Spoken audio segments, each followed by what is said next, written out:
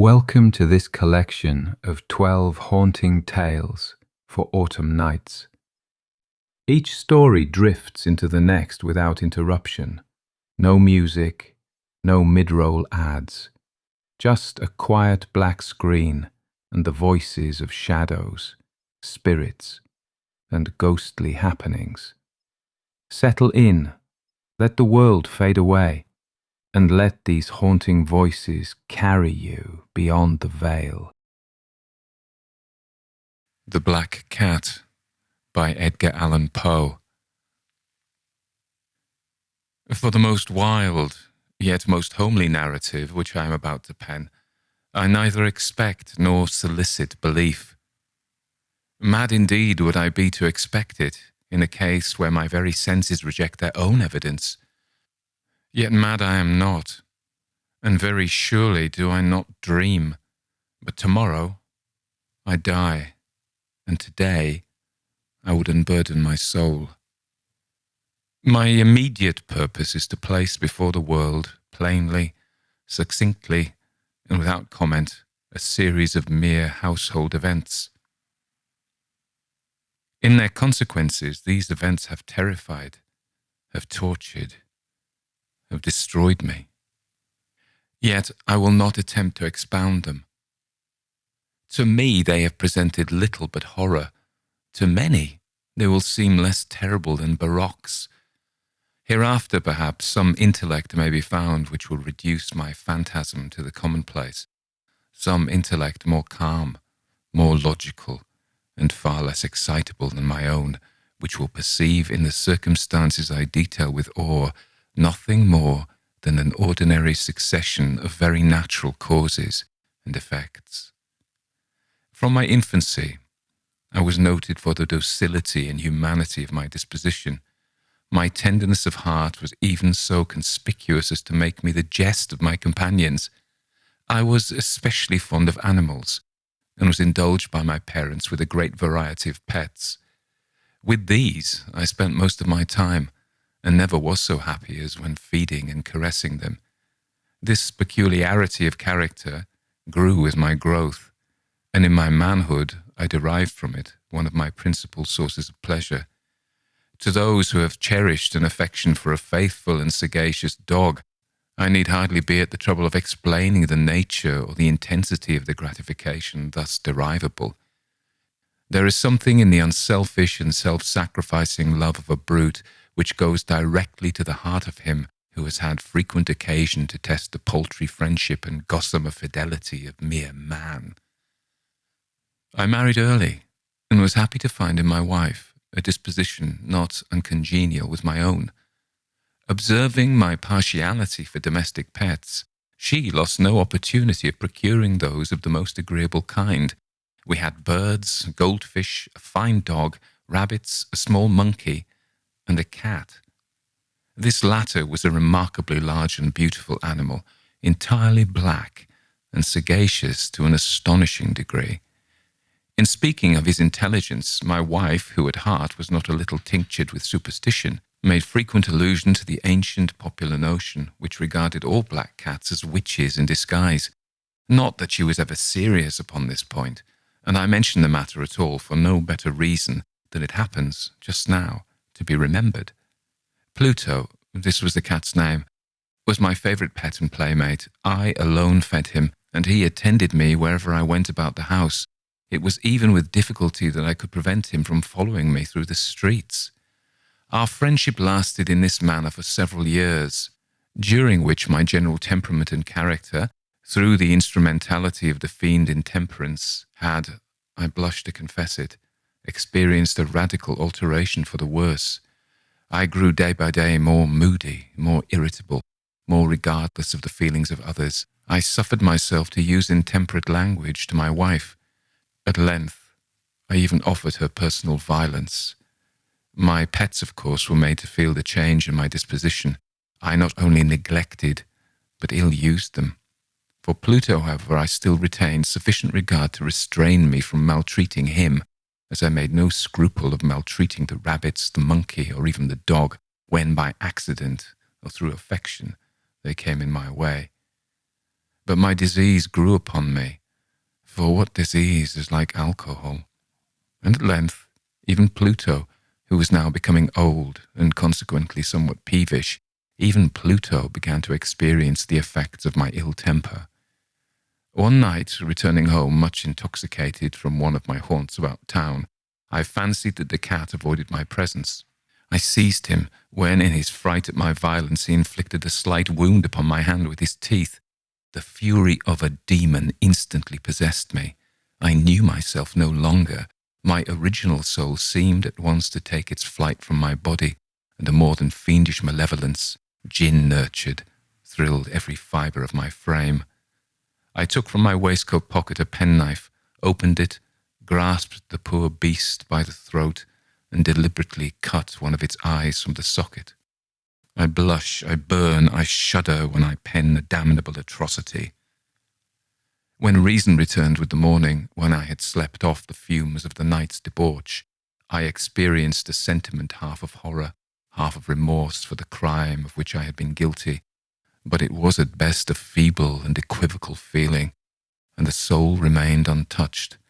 I again plunged into excess, and soon drowned in wine all memory of the deed.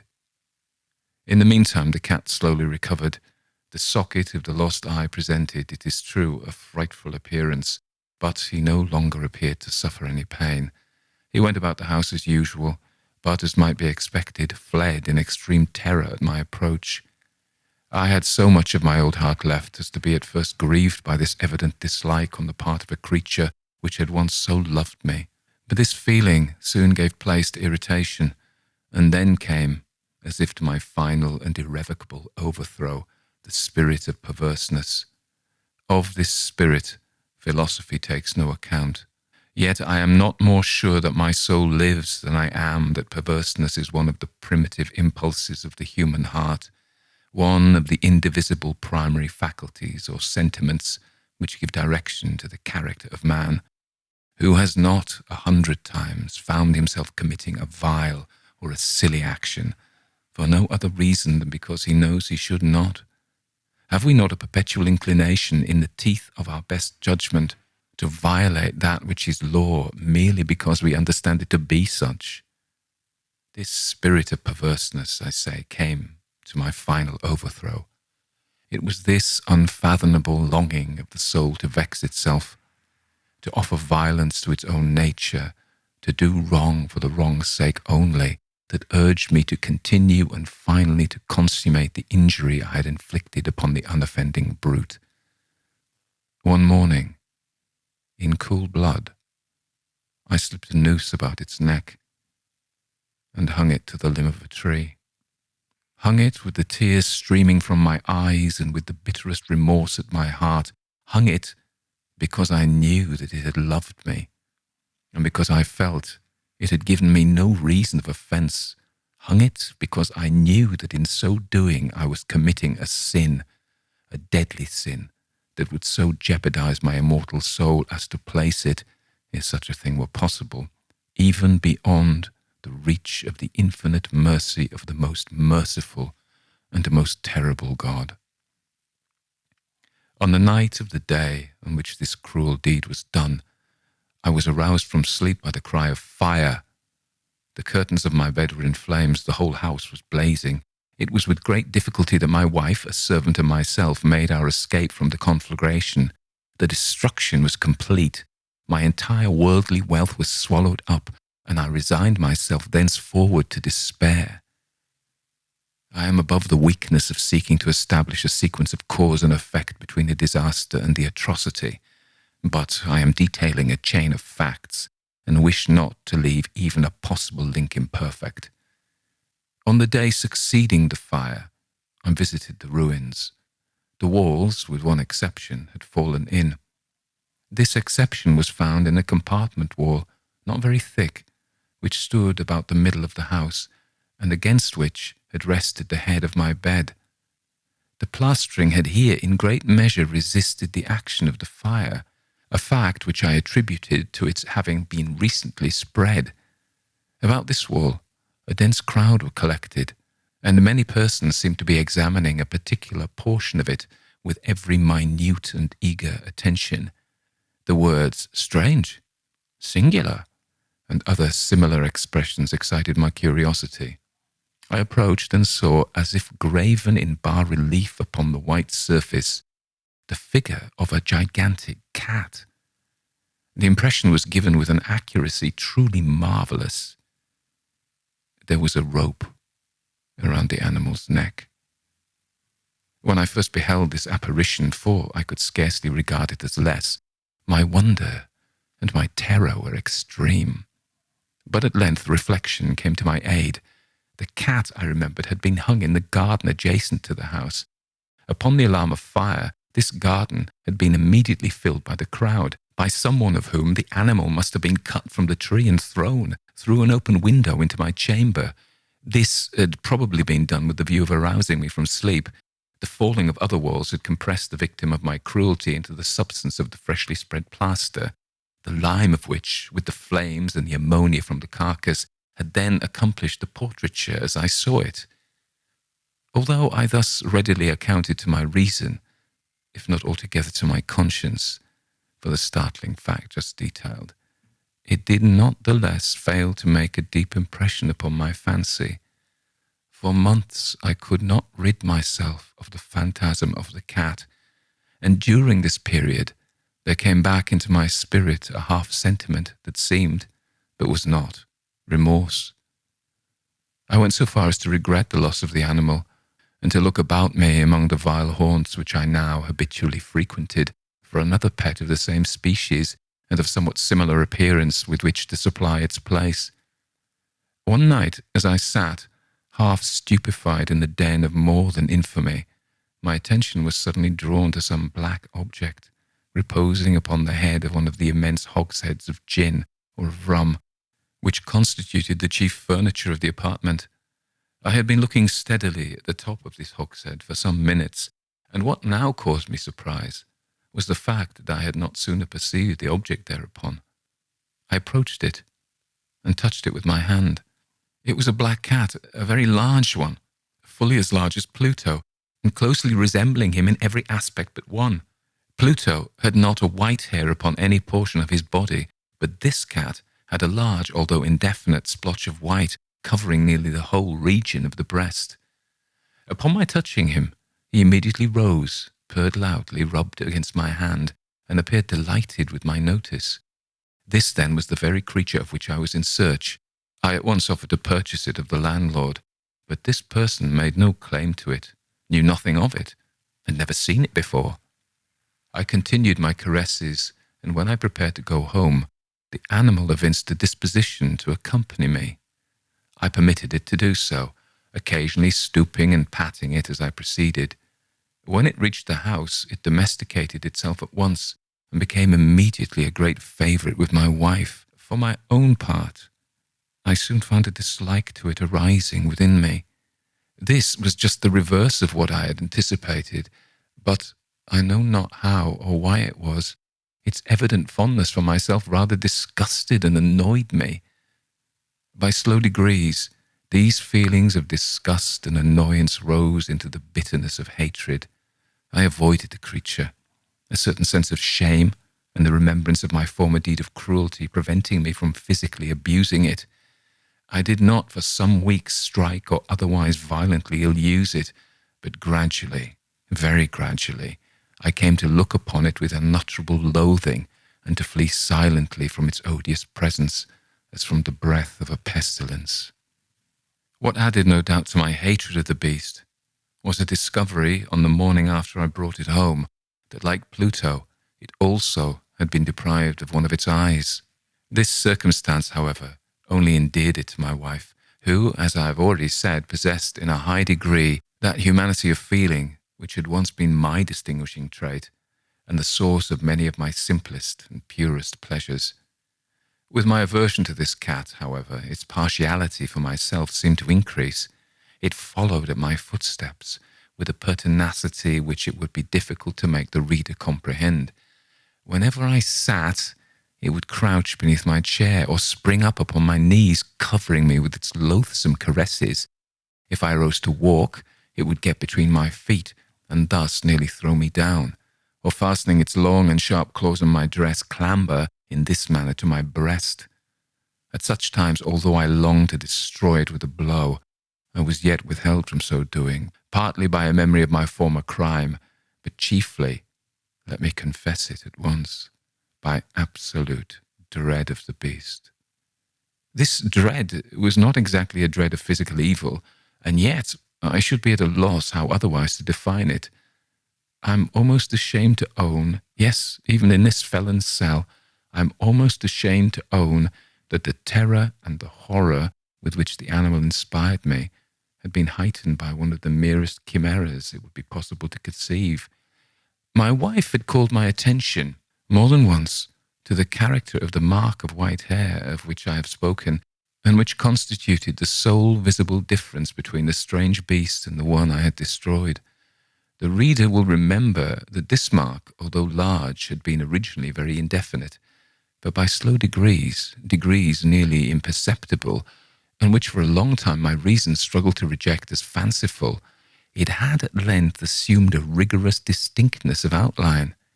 It was now the representation of an object that I shudder to name, and for this above all I loathed and dreaded, and would have rid myself of the monster had I dared. It was now, I say, the image of a ghastly thing, of the gallows. Oh, mournful and terrible engine of horror and of crime, of agony and of death. And now was I indeed wretched beyond the wretchedness of mere humanity, and a brute beast whose fellow I had contemptuously destroyed, a brute beast to work out for me a man fashioned in the image of the high God, so much of insufferable woe. Alas, neither by day nor by night knew I the blessing of rest any more. During the former, the creature left me no moment alone, and in the latter, I started hourly from dreams of unutterable fear to find the hot breath of the thing upon my face, and its vast weight, an incarnate nightmare that I had no power to shake off, incumbent eternally upon my heart. Beneath the pressure of torments such as these, the feeble remnant of the good within me succumbed. Evil thoughts became my sole intimates, the darkest and most evil of thoughts. The moodiness of my usual temper increased a hatred of all things and of all mankind, while from the sudden, frequent, and ungovernable outbursts of a fury to which I now blindly abandoned myself, my uncomplaining wife, alas, was the most usual and the most patient of sufferers. One day she accompanied me on some household errand into the cellar of the old building which our poverty compelled us to inhabit. The cat followed me down the steep stairs, and nearly throwing me headlong, exasperated me to madness. Uplifting an axe and forgetting in my wrath the childish dread which had hitherto stayed my hand, I aimed a blow at the animal which, of course, would have proved instantly fatal had it descended as I wished. But this blow was arrested by the hand of my wife. Goaded by the interference into a rage more than demoniacal, I withdrew my arm from her grasp and buried the axe in her brain. She fell dead upon the spot, without a groan. The hideous murder accomplished, I set myself forthwith, and with entire deliberation, to the task of concealing the body. I knew that I couldn't remove it from the house, either by day or by night, without the risk of being observed by the neighbours. Many projects entered my mind. At one period I thought of cutting the corpse into minute fragments and destroying them by fire. At another, I resolved to dig a grave for it in the floor of the cellar. Again, I deliberated about casting it in the well in the yard, about packing it in a box as if merchandise with the usual arrangements, and so getting a porter to take it from the house. Finally, I hit upon what I considered a far better expedient than either of these. I determined to wall it up in the cellar, as the monks of the Middle Ages recorded to have walled up their victims. For a purpose such as this, the cellar was well adapted. Its walls were loosely constructed, and had lately been plastered throughout with a rough plaster, which the dampness of the atmosphere had prevented from hardening. Moreover, in one of the walls was a projection caused by a false chimney or fireplace that had been filled up and made to resemble the rest of the cellar. I made no doubt that I could readily displace the bricks at this point, insert the corpse, and wall the hole up as before, so that no eye could detect anything suspicious. And in this calculation, I was not deceived. By means of a crowbar, I easily dislodged the bricks, and having carefully deposited the body against the inner wall, I propped it in that position, while, with little trouble, I relaid the whole structure as it originally stood. Having procured mortar, sand, and hair with every possible precaution, I prepared a plaster which could not be distinguished from the old, and with this, I very carefully went over the new brickwork. When I had finished, I felt satisfied that all was right. The wall did not present the slightest appearance of having been disturbed. The rubbish on the floor was picked up with the minutest care. I looked around triumphantly and said to myself, "Here at least, then, my labour has not been in vain." My next step was to look for the beast which had been the cause of so much wretchedness, for I had at length firmly resolved to put it to death. Had I been able to meet with it at the moment, there could have been no doubt of its fate, but it appeared that the crafty animal had been alarmed at the violence of my previous anger, and forbore to present itself in my present mood. It is impossible to describe or to imagine the blissful sense of relief which the absence of the detested creature occasioned in my bosom. It did not make its appearance during the night, and thus, for one night at least, since its introduction into the house, I soundly and tranquilly slept. I slept, even with the burden of murder upon my soul. The second and the third day passed, and still my tormentor came not. Once again I breathed as a free man. The monster in terror had fled the premises for ever. I should behold it no more. My happiness was supreme. The guilt of my dark deed disturbed me but little. Some few inquiries had been made, but these had been readily answered. Even a search had been instituted, but of course nothing was to be discovered. I looked upon my future felicity as secured. Upon the fourth day of the assassination, a party of the police came very unexpectedly into the house and proceeded again to make rigorous investigation of the premises. Secure, however, in the inscrutability of my place of concealment, I felt no embarrassment whatever. The officers bade me accompany them in their search. They left no nook or corner unexplored. At length, for the third or fourth time, they descended into the cellar. I quivered not a muscle. My heart beat calmly as that of one who slumbers in innocence. I walked the cellar from end to end. I folded my arms upon my bosom and roamed easily to and fro. The police were thoroughly satisfied and prepared to depart. The glee in my heart was too strong to be restrained. I burned to say if but one word by way of triumph, and to render doubly sure their assurance of my guiltlessness. "Gentlemen," I said at last as the party ascended the steps, "I delight to have allayed your suspicions. I wish you all health and a little more courtesy. By the by, gentlemen, this is a very well-constructed house." In the rabid desire to say something easily, I scarcely knew what I uttered at all. "I may say an excellently well-constructed house. These walls— are you going, gentlemen? These walls are solidly put together." And here, through the mere frenzy of bravado, I rapped heavily with a cane which I held in my hand upon that very portion of the brickwork behind which stood the corpse of the wife of my bosom. But may God shield and deliver me from the fangs of the arch-fiend. No sooner had the reverberation of my blow sunk into silence than I was answered by a voice from within the tomb, by a cry, at first muffled and broken like the sobbing of a child, and then quickly swelling into one long, loud, and continuous scream, utterly anomalous and inhuman, a howl, a wailing shriek, half of horror and half of triumph, such as might have arisen only out of hell, conjointly from the throats of the damned in their agony and of the demons that exult in the damnation. Of my own thoughts it is folly to speak. Swooning, I staggered to the opposite wall. For one instant the party upon the stairs remained motionless through extremity of terror and of awe. In the next, a dozen stout arms were toiling at the wall. It fell bodily. The corpse, already greatly decayed and clotted with gore, stood erect before the eyes of the spectators.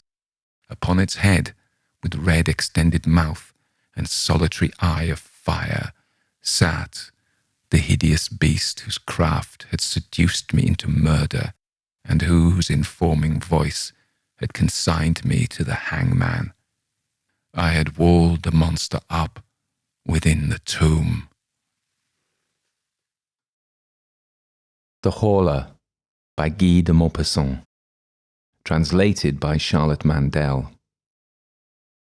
May the 8th. What a wonderful day! I spent all morning stretched out on the grass in front of my house, beneath the huge plane tree that completely covers, shelters and shades the lawn.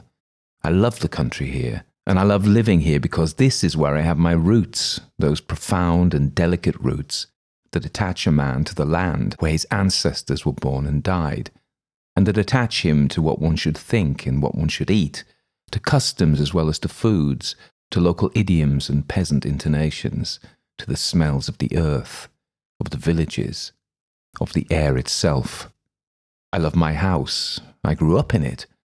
From my windows I can see the Seine flowing along the whole length of my garden.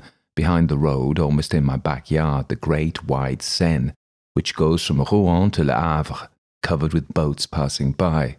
To the left, over there, Rouen, the vast blue-roofed city beneath the peaked crowd of Gothic bell towers. They are countless, slender or broad, dominated by the iron spire of the cathedral, and full of bells that ring in the blue air on fine mornings, carrying towards me their gentle, distant metal drone.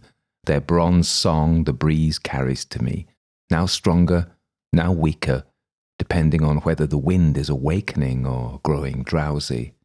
How fine it was this morning. Around 11 o'clock, a long procession of ships pulled by a tugboat fat as a fly, groaning from the effort and vomiting a thick plume of smoke, filed past my gate. After two English schooners whose red flags rippled on the sky, came a superb Brazilian three-master, all white, admirably clean and gleaming. I saluted it. I don't know why.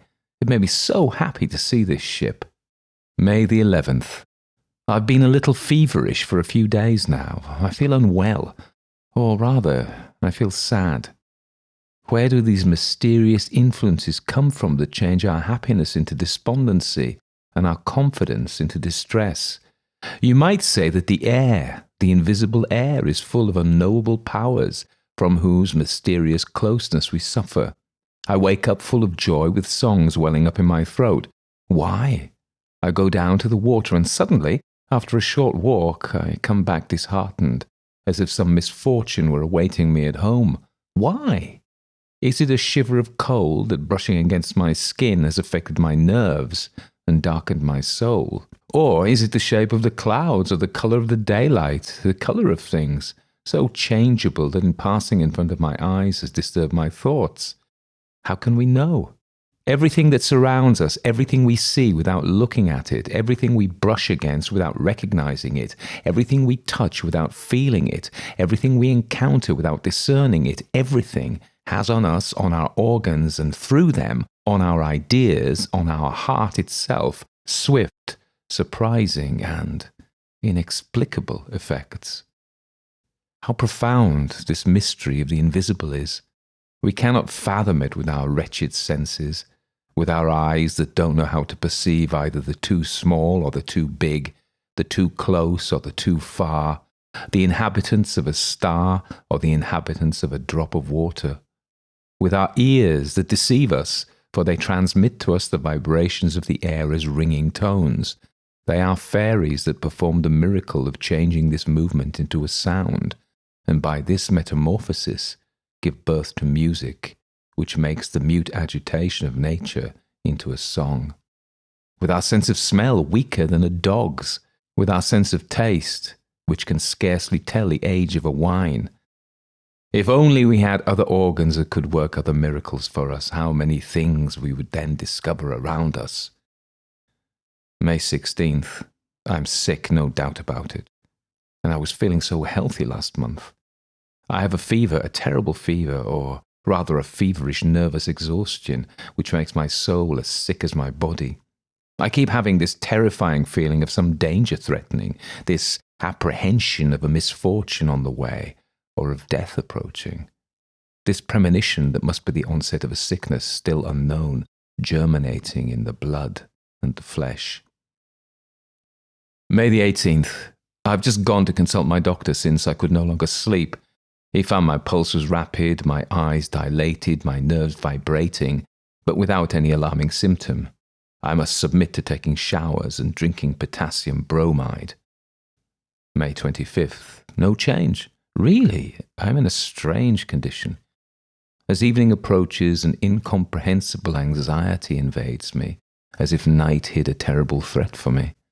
I dine quickly, then I try to read, but I do not understand the words. I can scarcely make out the letters.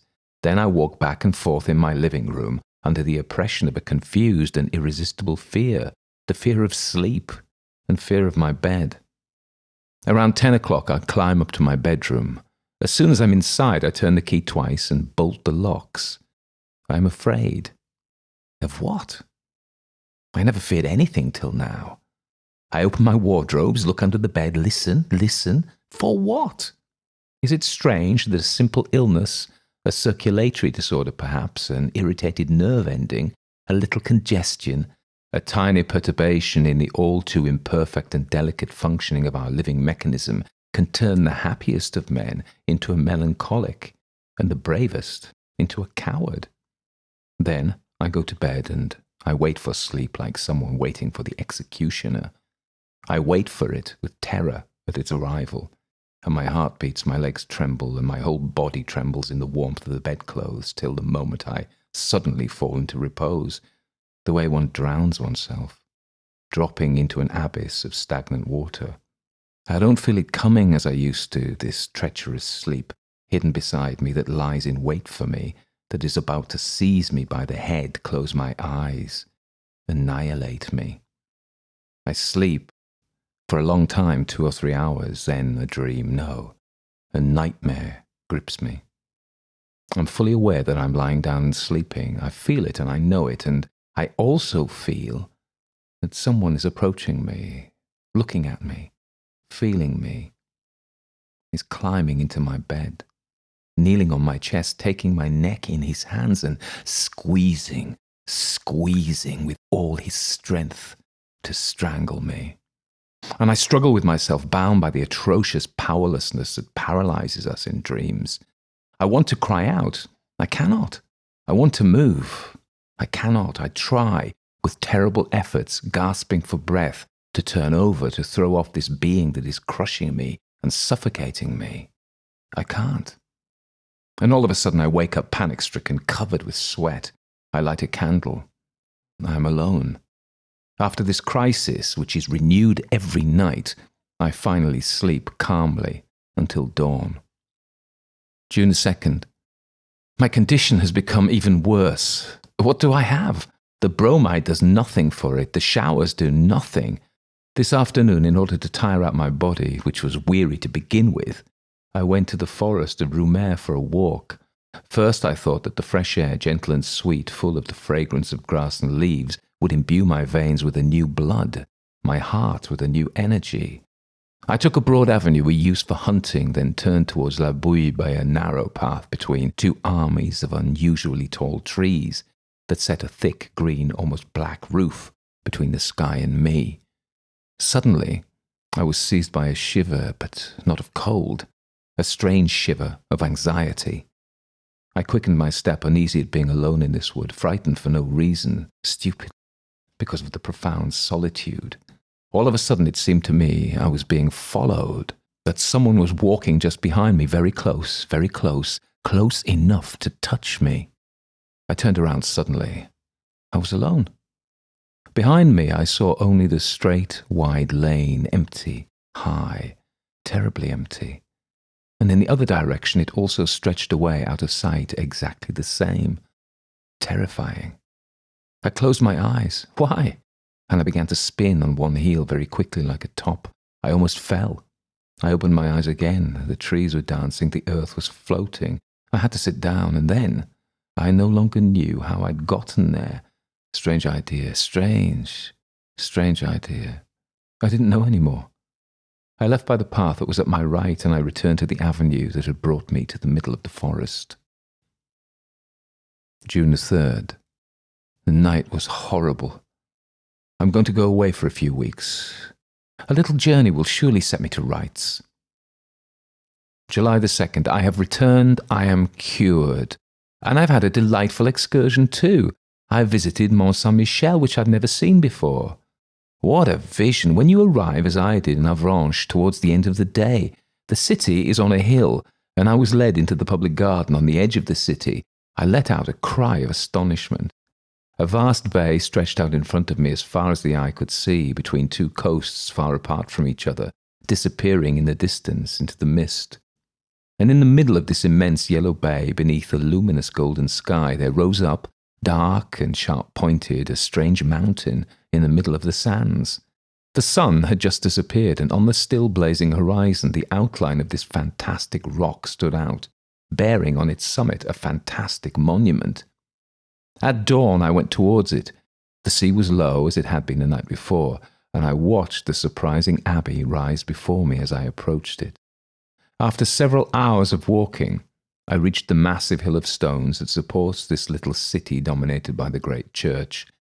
After climbing the narrow, steep street, I entered the most wonderful Gothic dwelling built for God on earth, vast as a city, full of low chambers crushed beneath vaults and high galleries supported by frail columns.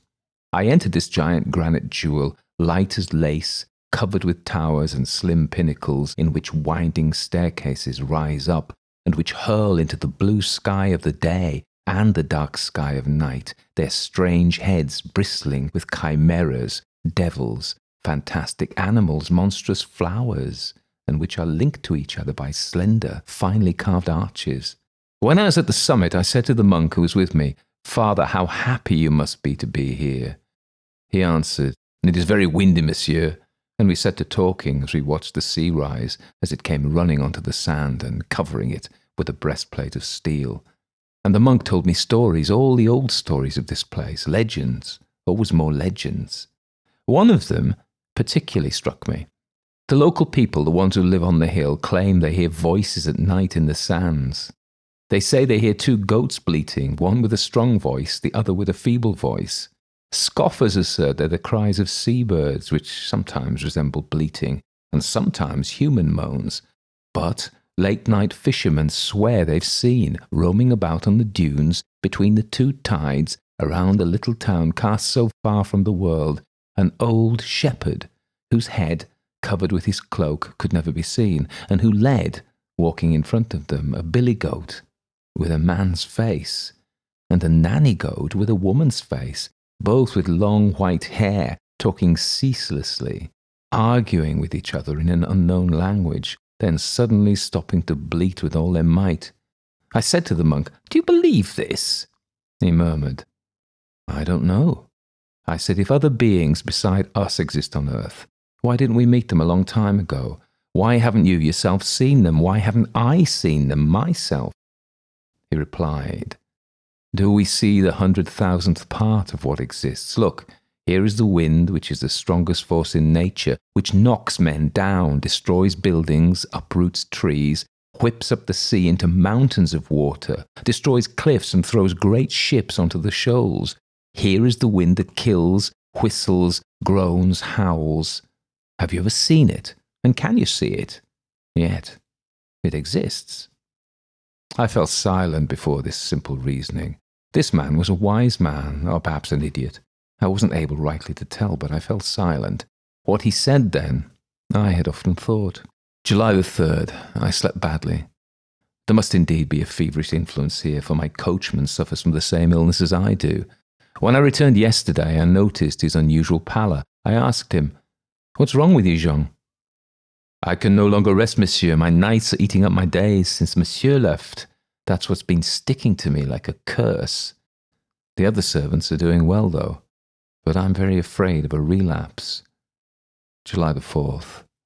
Without doubt, I've caught it again. My old nightmares are coming back. Last night I felt someone squatting over me who, with his mouth over mine, was drinking in my life through his lips. Yes, he was sucking it in from my throat just like a leech. Then he rose, sated, and I woke up so wounded, broken and annihilated that I could no longer move. If that goes on for a few more days, I will definitely go away again. July the 5th. Have I lost my reason? What I saw last night is so strange that my head spins when I think of it. As I do now, each evening I had locked my door. Then, since I was thirsty, I drank half a glass of water, and I noted by chance that my carafe was full to its crystal stopper. Then I went to bed, and I fell into one of my dreadful sleeps, from which I was snatched after about 2 hours by an even more frightful shock. Imagine a man asleep who is being killed, and who wakes up with a knife in his lung, with a death rattle, covered in blood, who can no longer breathe, who will die, and doesn't understand why. That's what it was like. Having finally come to my senses, I was thirsty again. I lit a candle and went towards the table where my carafe was. I raised it and tipped it over my glass. Nothing poured out. It was empty. It was completely empty. First, I was at a complete loss. Then, all of a sudden, I experienced such a terrible emotion that I had to sit down, or rather fall into a chair. Then I bounded up again to look around me. Then I sat down again, overcome with astonishment and fear before the transparent crystal. I contemplated it fixedly, trying to comprehend. My hands were trembling. Someone must have drunk this water. Who? Me? It must be me. It could only be me. So I was a sleepwalker then, and was living, without knowing it, this double, mysterious life, which makes us suspect that there are two beings inside us, or that a foreign being, unknowable and invisible, animates our captive body when our soul is dulled, and our body obeys this other being as it does ourselves, or obeys it more than ourselves. Who can understand my abominable anguish? Who can understand the emotion of a man of healthy mind, wide awake, full of reason, who looks through the glass of a carafe, terrified that a little water has disappeared while he slept? And I stayed there till daylight without daring to return to my bed. July the 6th. I'm going mad. Again, someone drank the entire contents of my carafe last night, or rather I drank it. But is it me? Is it me? Who could it be? Who? Oh my God, I'm going mad. Who can save me? July the 10th. I have just carried out some surprising experiments. Without a doubt, I am mad, and yet. On July the 6th, before I went to bed, I placed on my table some wine, some milk, some water, some bread, and some strawberries. Someone drank, I drank, all the water and a little milk. They didn't touch the wine or the bread or the strawberries. On July the 7th, I repeated the same test, which gave the same result.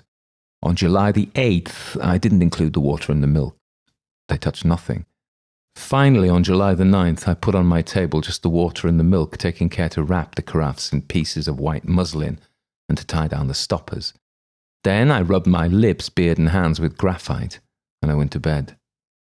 The invincible sleep seized me, followed soon by the atrocious awakening. I had not moved at all. My covers themselves did not have any stains. I rushed over to my table. The pieces of cloth enclosing the bottles had remained spotless. I undid the strings, quivering with fear. Someone had drunk all the water and all the milk. Oh my God, I'm going to leave soon for Paris. July the 12th, Paris. I must have lost my head those last few days. I must have been the plaything of my exhausted imagination, unless I am actually a sleepwalker, or have undergone one of those influences which have been observed, but are yet to be explained, that are called suggestive. In any case, my panic was bordering on madness, but 24 hours in Paris have sufficed to restore my composure. Yesterday, after I did some shopping and paid some visits which made me enter into the mood of the fresh, invigorating air, I ended my evening at the Théâtre Français. They were performing a play by Alexandre Dumas the Younger, and that alert, powerful wit completed my cure. Solitude is indeed dangerous for a working intelligence. We need to have around us people who think and speak. When we're alone for a long time, we people the void with phantoms. I came back to the hotel very happy by way of the boulevards, rubbing shoulders with the crowd, I thought not without irony, of my recent terrors and surmises, when I believed, yes, I believed, an invisible being was living beneath my roof. How weak our head is, how easily alarmed it is, how quickly it wanders as soon as a little incomprehensible fact strikes us. Instead of concluding with these simple words, I do not understand because the cause escapes me, we immediately imagine terrifying mysteries and supernatural powers. July the 14th, Bastille Day. I walked about in the streets. I was delighted by the firecrackers and flags as a child. It's idiotic, though, to be happy on schedule on a day decreed by the government. The people are an imbecilic herd, sometimes stupidly patient, and sometimes ferociously rebellious. They are told, have fun. They have fun. They are told, go fight with your neighbor. They go fight. They are told, vote for the emperor. They vote for the emperor. Then they're told, vote for the republic. And they vote for the republic. Those who run it are also fools. But instead of obeying people, they obey principles which can only be inane, impotent, and false because of the very fact that they are principles. That is, ideas imagined to be definite and immutable in this world where we are sure of nothing, since light is an illusion, since sound is an illusion. July the 16th. I saw some things yesterday that troubled me very much. I was dining at my cousin's, Madame Sablé, whose husband is in command of the 76 chasseurs in Limoges. I was there as a guest along with two young women, one of whom had married a doctor, Dr. Parent, who spends much of his time studying nervous illnesses and the extraordinary symptoms that experiments with hypnotism and suggestion are producing these days. He told us at great length about the incredible results obtained by English scholars and by doctors in the Nancy school. The facts he mentioned seemed to me so bizarre that I told him I didn't believe him at all. We are, he asserted, on the verge of discovering one of the most important secrets of nature. I mean, one of its most important secrets on this earth, for nature must have far more important ones up there in the stars. Ever since man has thought, ever since he has known how to speak and write his thoughts, he has felt touched by a mystery impenetrable to his coarse and imperfect senses, and he has tried by the effort of his intelligence to compensate for the powerlessness of his organs. When this intelligence was still in its rudimentary state, this haunting by invisible phenomena took frightening forms of the most commonplace kind. Hence, popular beliefs in the supernatural were born. Legends of wandering spirits, fairies, gnomes, ghosts. I will even say the legend of God. For our concepts of the artificer creator, from whatever religion they come to us, are indeed the most mediocre inventions, the stupidest, the most unacceptable ones ever to have come from the frightened brains of creatures. Nothing is truer than this saying of Voltaire's, God made man in his image, but man has returned favour. But for a little more than a century there's been a presentiment of something new. Mesmer and a few others have put us on an unexpected track, and we have truly arrived, especially in the last 4 or 5 years, at surprising results. My cousin, also very sceptical, smiled. Dr. Parent said to her, "And you want me to try to put you to sleep, madame?" "Yes, I'd like that very much." She sat down in an armchair and he began to look at her fixedly, hypnotizing her. I felt all of a sudden a little troubled. My heart was beating and my throat tightened. I saw Madame Sablé's eyes becoming heavier, her mouth clenching, her chest heaving. After 10 minutes, she was asleep. "Position yourself behind her," the doctor said to me. So I sat down behind her. He placed in her hands a visiting card and said to her, "This is a mirror. What do you see in it?" She replied, "I see my cousin. What is he doing?" "He's twisting his moustache." "And now?" "He's taking a photograph out of his pocket." "What does his photograph show?" "Himself." It was true, and this photograph had just been delivered to me that very evening at the hotel. "How is he shown in this portrait?" "He's standing with his hat in his hand." So she could see in this card, in this white pasteboard, as she would have seen in a mirror. The other young women, terrified, said, "That's enough, enough, enough!" But the doctor commanded, You will get up tomorrow at 8 o'clock, then you will go find your cousin at his hotel, and you will beg him to lend you 5,000 francs, which your husband asks you for, and which he needs to get from you for his next trip. Then he woke her up. As I was returning to the hotel, I thought about this curious séance, and I began to be assailed by doubts, not about the absolute, unquestionable good faith of my cousin, whom I have known like my sister since childhood, but about the possible trickery of the doctor. Might he not have been hiding a mirror in his hand, which he was showing to the young woman asleep at the same time as his visiting card? Professional magicians are known to do even more unusual things. I returned then and went to bed. This morning, around 8:30, I was awakened by my valet who said to me, "Madame Sablé is here, asking to speak to Monsieur right away." I dressed myself in haste and invited her in. She sat down, very agitated, her eyes lowered, and without raising her veil, she said to me, "My dear cousin, I have a great favour to ask you." "What is it, cousin?" "It embarrasses me very much to tell you, but I must. I am in dire need of 5,000 francs. "Really? You?" "Yes, me, or rather my husband, who has asked me to get them." I was so stupefied that I stammered out my replies. I wondered if she and Dr. Parent weren't making fun of me, if this weren't simply a farce prepared in advance and very well played. But as I looked at her attentively, all my doubts disappeared. She was trembling with anxiety, so painful was this task to her, and I could tell that her throat was choking with sobs. I knew she was very wealthy, and I continued, "But doesn't your husband have 5,000 francs at his disposal? Think about it. Are you really sure he told you to ask me for them?" She hesitated for a few seconds, as if she were making a great effort to search through her memory, then replied, Yes, I'm sure." "He wrote to you?" She hesitated again, thinking. I could see how hard it was for her to think. She didn't know, she just knew that she had to borrow 5,000 francs from me for her husband. So she dared to lie. "Yes, he wrote to me." "When? You never mentioned it to me yesterday." "I only received his letter this morning." "Can you show it to me?" No, it contained private matters, too personal. I burned it." "So, your husband has debts then?" She hesitated again, then murmured, I don't know." I stated flatly, "The fact is, I can't give you 5,000 francs right now, my dear cousin." She let out a sort of cry of anguish. "Oh, I implore you, find them!" She became distraught, joining her hands together as if she were praying to me. I heard her voice change tone. She cried and stammered, tormented, dominated by the irresistible order she had received. "Oh, I beg you, if you only knew how much I'm suffering. I must have the money today." I took pity on her. "You'll have it this afternoon, I swear to you." She cried out, "Oh, thank you, how good you are." I continued, "Do you remember what happened yesterday at your house?" "Yes." "Do you remember that Dr. Parent put you to sleep?" "Yes." "Well, he ordered you to come to me this morning to borrow 5,000 francs from me, and you're obeying his suggestion right now." She thought for a few seconds, then she replied, "But it's my husband who wants them." I tried to convince her for an hour, but didn't succeed. When she had left, I ran over to the doctor's. He was about to go out, and he listened to me, smiling. Then he said, "Do you believe now?"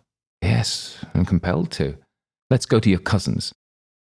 She was already napping on a chaise longue, overwhelmed with fatigue. The doctor took her pulse, looked at her for some time, then raised his hand over her eyes. Gradually they closed under the irresistible force of this magnetic power. When she had fallen asleep, "Your husband no longer needs the 5,000 francs. You're going to forget that you begged your cousin to lend them to you. If he speaks to you about it, you will not understand." Then he woke her up. I took the wallet out of my pocket. "Here, dear cousin, is what you asked me for this morning." She was so surprised that I didn't dare insist. I did try to revive her memory, but she strongly denied anything. Thought I was making fun of her, and in the end, almost became angry. There you have it. I have just returned. I couldn't eat lunch, so upsetting this experience was for me. Many people to whom I reported this adventure made fun of me. I no longer know what to think. The wise man says, perhaps. July 21st. I went out to dine in Bougival. Then I spent the evening at a dance at the rowing club.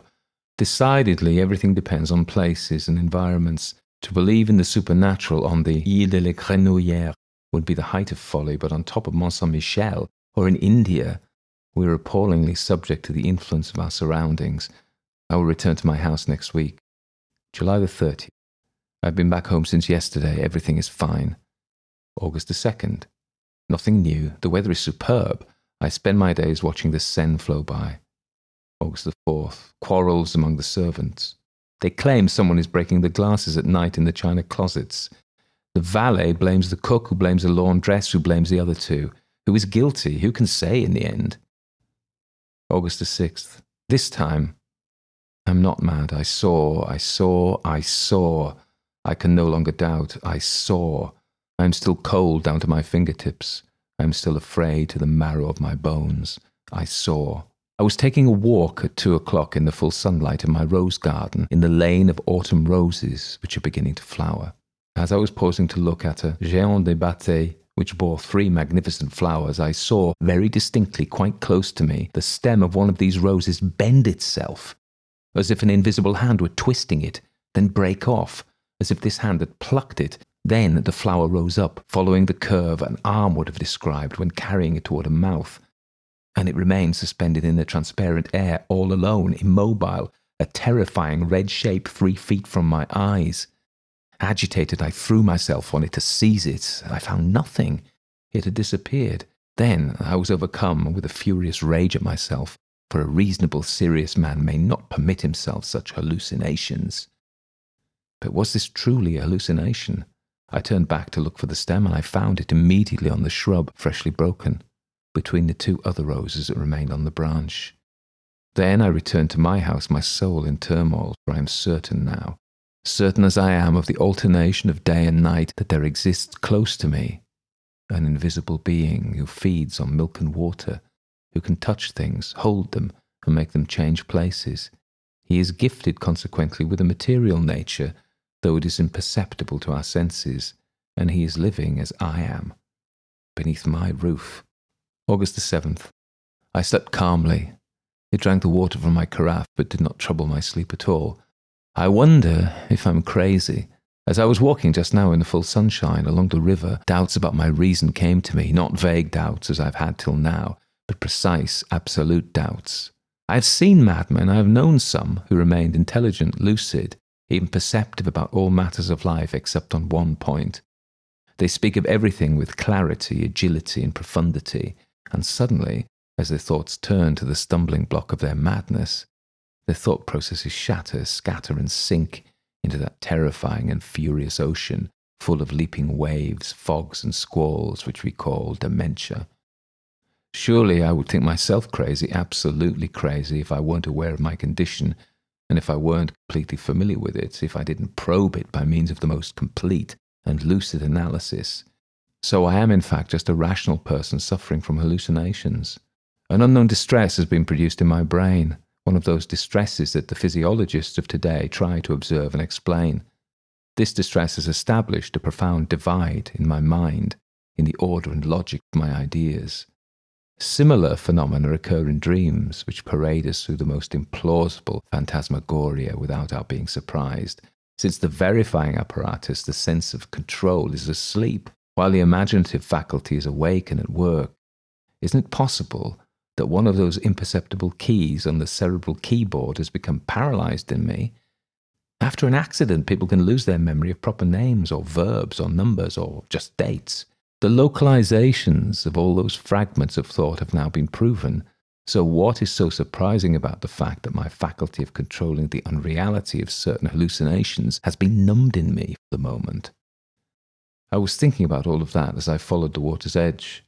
The sun was coating the river with brightness, making the land delightful, filling my gaze with love for life, for the swallows, whose agility is a joy to my eyes, for the grasses on the shore, whose rustling is a delight to my ears.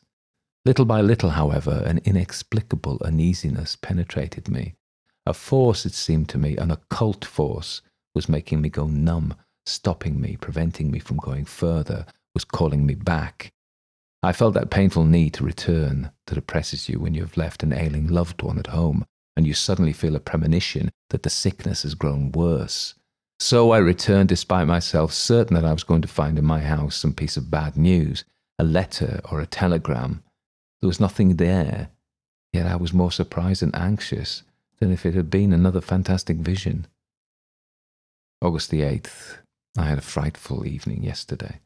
It no longer manifests itself, but I feel it, close to me, spying on me, watching me, penetrating me, dominating me, being all the more dreadful by hiding itself than if it gave some sign of its invisible and constant presence by means of supernatural phenomena. Yet I slept.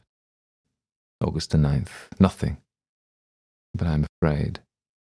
August the 10th. Nothing. What will happen tomorrow? August the 11th. Still nothing. I can no longer remain at home with this fear and this thought always in my soul. I'm going to go away. August the 12th, 10 o'clock in the evening. All day I wanted to leave, but I couldn't. I wanted to perform this act of freedom that's so easy, so simple, going out, climbing into my carriage to go to Rouen, but I could not. Why? August 13th. When one is stricken with certain illnesses, all the resources of the physical being seem to be destroyed, all energies annihilated, all muscles limp. The bones seem to have become soft as flesh, and the flesh liquid as water. I am experiencing exactly that in my moral fibre, in a strange and distressing way. I have lost all strength, all courage, all self-control, even all power to put my will in motion. I can no longer want anything, but someone wants for me, and I obey. August the 14th, I'm lost. Someone possesses my soul and governs it. Someone controls all my actions, all my movements, all my thoughts. I'm nothing inside, nothing but a slave, spectator, terrified of all the things I do. I want to go out. I cannot. It doesn't want to. So I remain distraught, trembling, in the armchair where it's keeping me seated. I just want to get up, to stand up, just to believe I'm still master of myself. I can't. I'm riveted to my chair. My chair sticks to the floor so that no strength can raise us. Then, all of a sudden, I must go to the back of my garden and pick strawberries and eat them. And I go. I pick strawberries and eat them. Oh, my God, is there a God? If there is, set me free, save me, help me, forgive me, have pity on me, mercy, save me from this suffering, this torture, this horror. August the 15th. Surely this is how my poor cousin was possessed and dominated when she came to borrow 5,000 francs from me. She was undergoing a strange will that had entered her like another soul, like a parasitic and dominating soul. Is the world about to end? But the one that is governing me, what is it? This invisible thing, this unknowable thing, this prowler from a supernatural race. So invisible beings do exist. But why haven't they ever revealed themselves in a clear way since the beginning of the world as they're doing for me? I've never read anything that resembles what has been going on in my house. If only I could leave it, if only I could go out, flee, and not come back, I would be saved. But I cannot. August the 16th. I was able to escape today for 2 hours, like a prisoner who finds a door of his dungeon left open by chance. I felt I was free all of a sudden, and that he was far away. I ordered the carriage to be harnessed quickly, and I reached Rouen. What joy it was to be able to say to someone else who obeys, go to Rouen.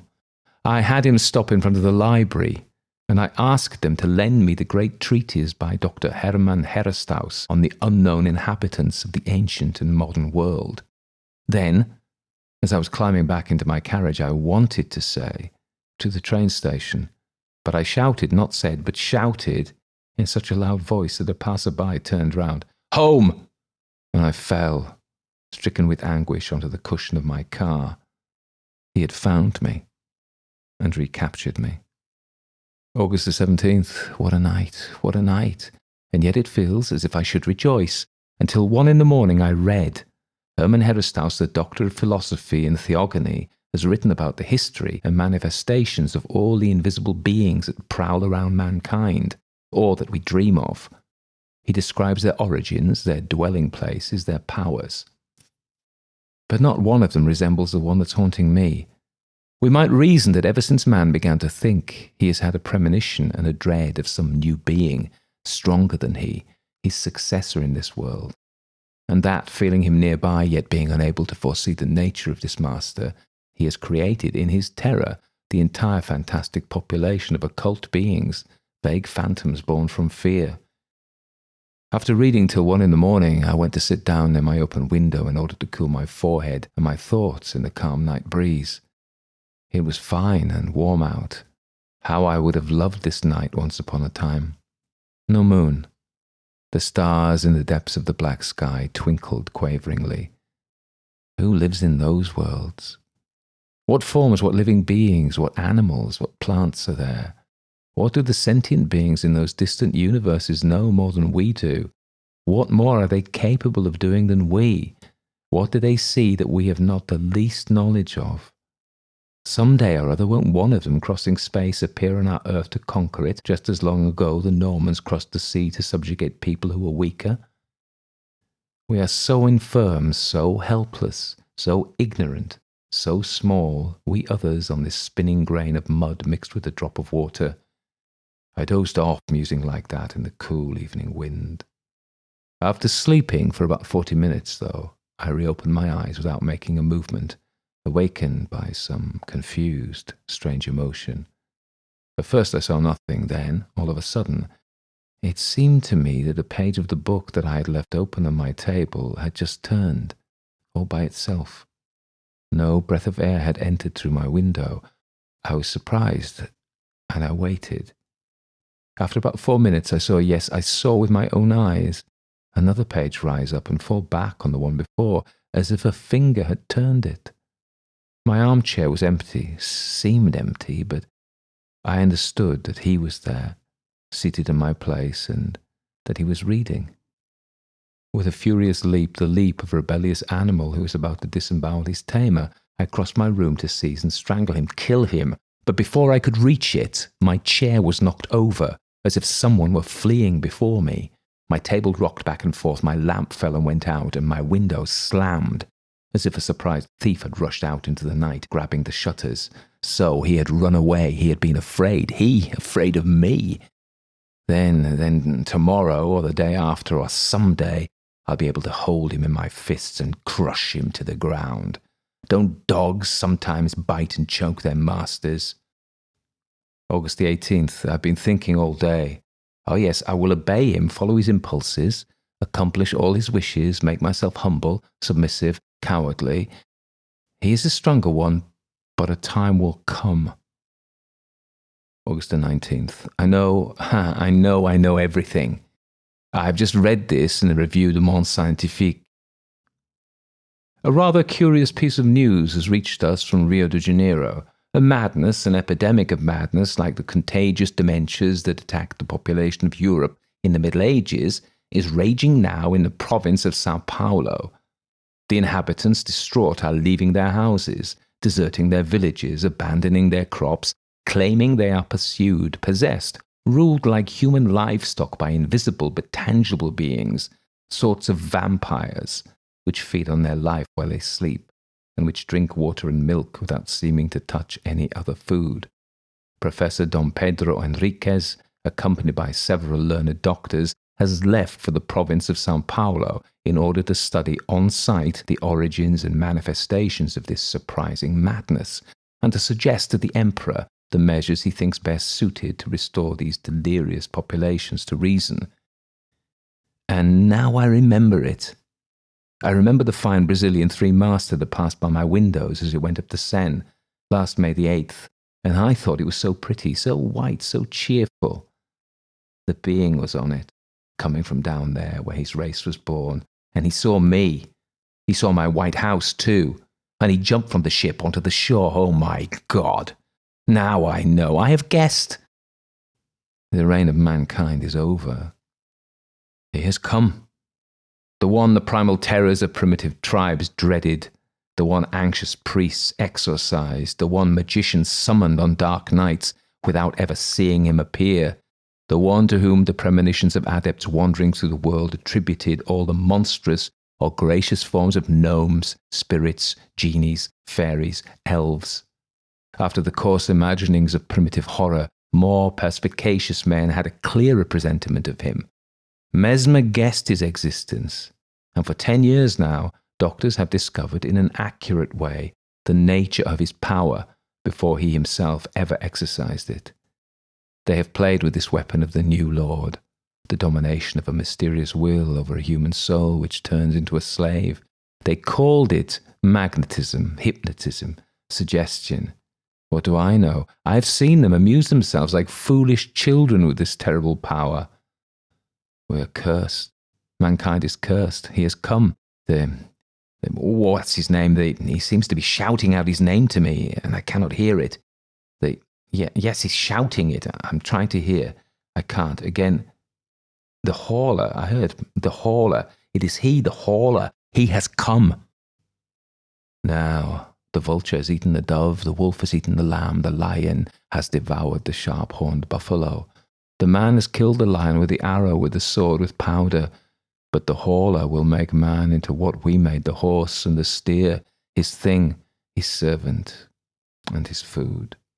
By the simple power of his will, our woe is upon us. But the animal sometimes rebels and kills the ones who tamed him. I too want to do this. I could. But I must recognize him, touch him, see him. Scholars say that the eyes of an animal, different from our own, cannot distinguish objects as our eyes do. And my eyes cannot distinguish this newcomer who oppresses me. Why? Now I remember the words of the monk of Mont Saint-Michel.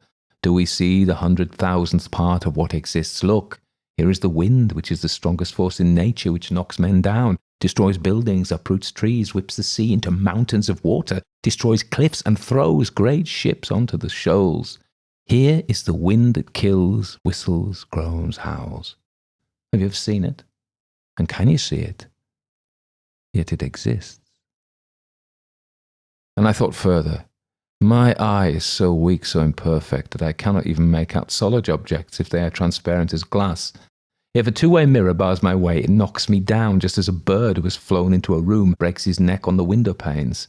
1,000 other things deceive our sight and lead it astray. What is so surprising about our not knowing how to perceive a new body, one that light can pass through? A new being, why not? Surely it had to come. Why should we be the last people? If we can't distinguish him as we can all the other creatures before us, it's because his nature is more perfect, his body finer and more absolute than ours, which is so weak, so clumsily conceived, encumbered with organs that are always weary, always strained, like machinery that's too complex. Our body, which lives like a plant, like an animal, feeding with difficulty on air, grass, and meat. An animal machine, prey to sicknesses, deformations, putrefactions, short-winded, unstable, simple, and strangely, naively, poorly made. A coarse and delicate work, a rough outline of a being that could become intelligent and superb. There are just a few of us in this world, so few species between oysters and men. Why not one more entity now that the era is over, when all the various species appeared in orderly succession? Why not one more? And why not other trees with immense dazzling flowers perfuming entire regions? And why not other elements besides fire, air, earth, and water? There are 4 of them, just 4, those foster parents of beings. What a pity. Why aren't there 40 elements instead? Or 400? Or 4,000? How paltry everything is, how miserly, how wretched. Stingily given, aridly invented, heavily made. Look at the elephant, the hippopotamus, such grace. The camel, such elegance. But you'll say, what about the butterfly? A flower that flies. I dream of one that would be as large as 100 universes, with wings whose shape, beauty, colour, and movement I cannot even describe. But I can see it. It goes from star to star, refreshing them and soothing them with the harmonious and light breath of its journey. And the people's up there, ecstatic and ravished. Watch it go by. What is wrong with me? It is he, the Horla, who is haunting me, making me think these mad thoughts. He's inside me. He is becoming my soul. I will kill him. August the 19th, I will kill him. I've seen him. I had sat down at my table last night and I pretended to write with great concentration.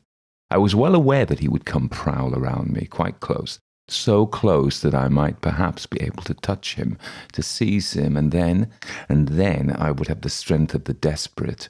I would have my hands, my knees, my chest, my forehead, my teeth to strangle him, crush him, bite him, tear him apart. And I watched for him with all my overexcited organs. I had lit both my lamps along with the 8 candles on my mantelpiece, as if, in this brightness, I might expose him. Opposite me, my bed, an old oaken 4-poster. To my right, my fireplace. To my left, my door, which I had carefully shut, after having left it open for a long time in order to lure him in. Behind me, a very high wardrobe with a mirror, which I used every day to shave and dress, and in which I had the habit of looking at myself from head to foot every time I passed in front of it. I was just pretending to write in order to trick him, for he too was spying on me.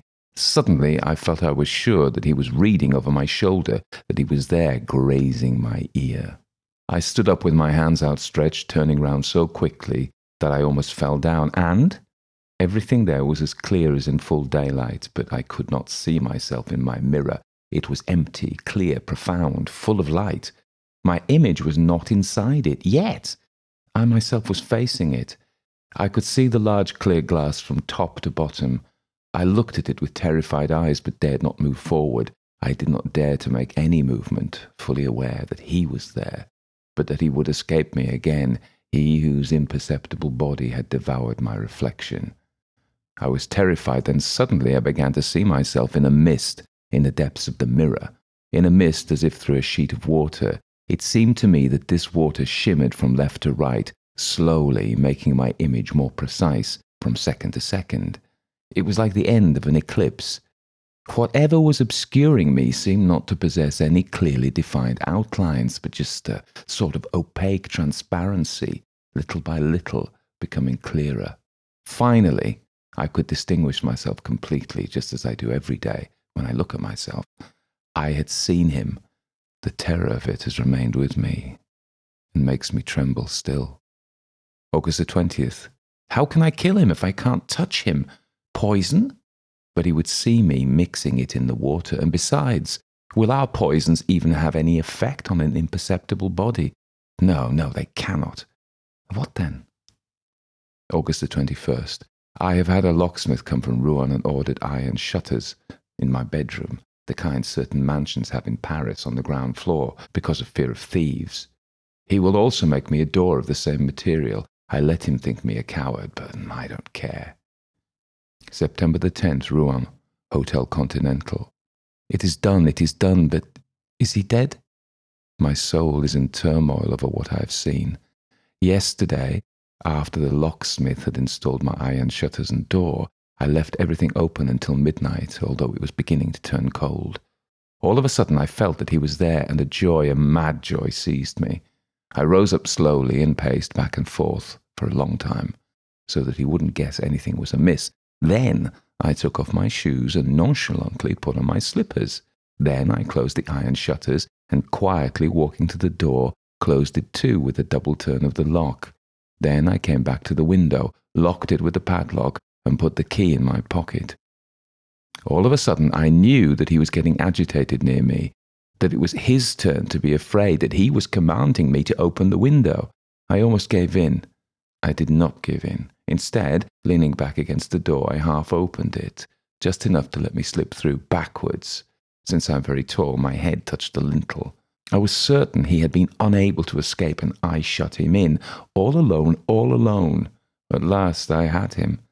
Then I ran downstairs. I picked up both the lamps in my drawing room, which was underneath my bedroom, and poured out all the oil onto the rug, the furniture everywhere. Then I set fire to it, and I ran out, after having carefully closed the large front door with a double turn of the lock. I ran to the back of my garden to hide in a clump of bay trees. How long it took! Everything was dark, silent, motionless, not a breath of air, not a star, just mountains of clouds that couldn't be seen, but that weighed so heavy on my soul. I watched my house and I waited. How long it took! I was beginning to think the fire had put itself out, or that he had put it out.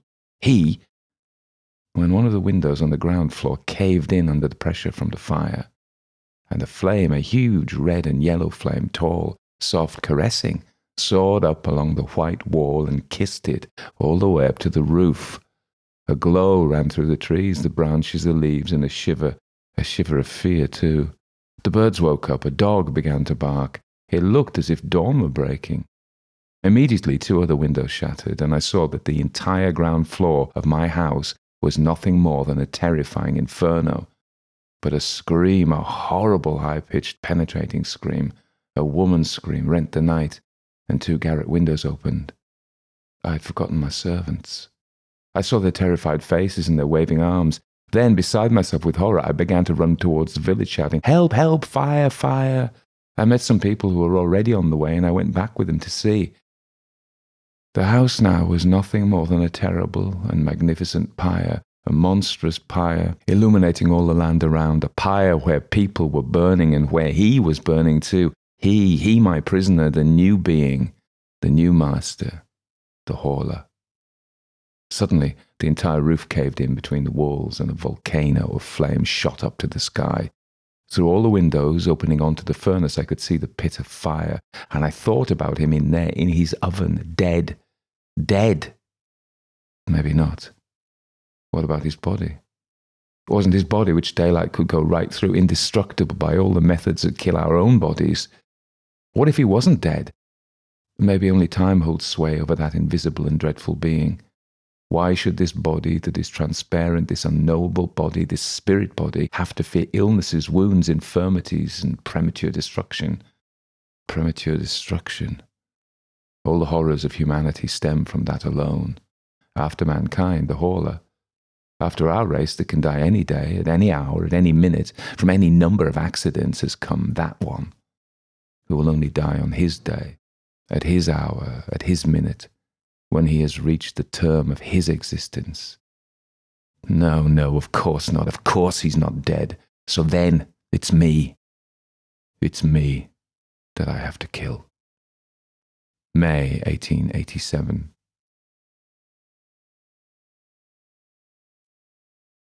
Killer clowns. It was 7 p.m. on Halloween.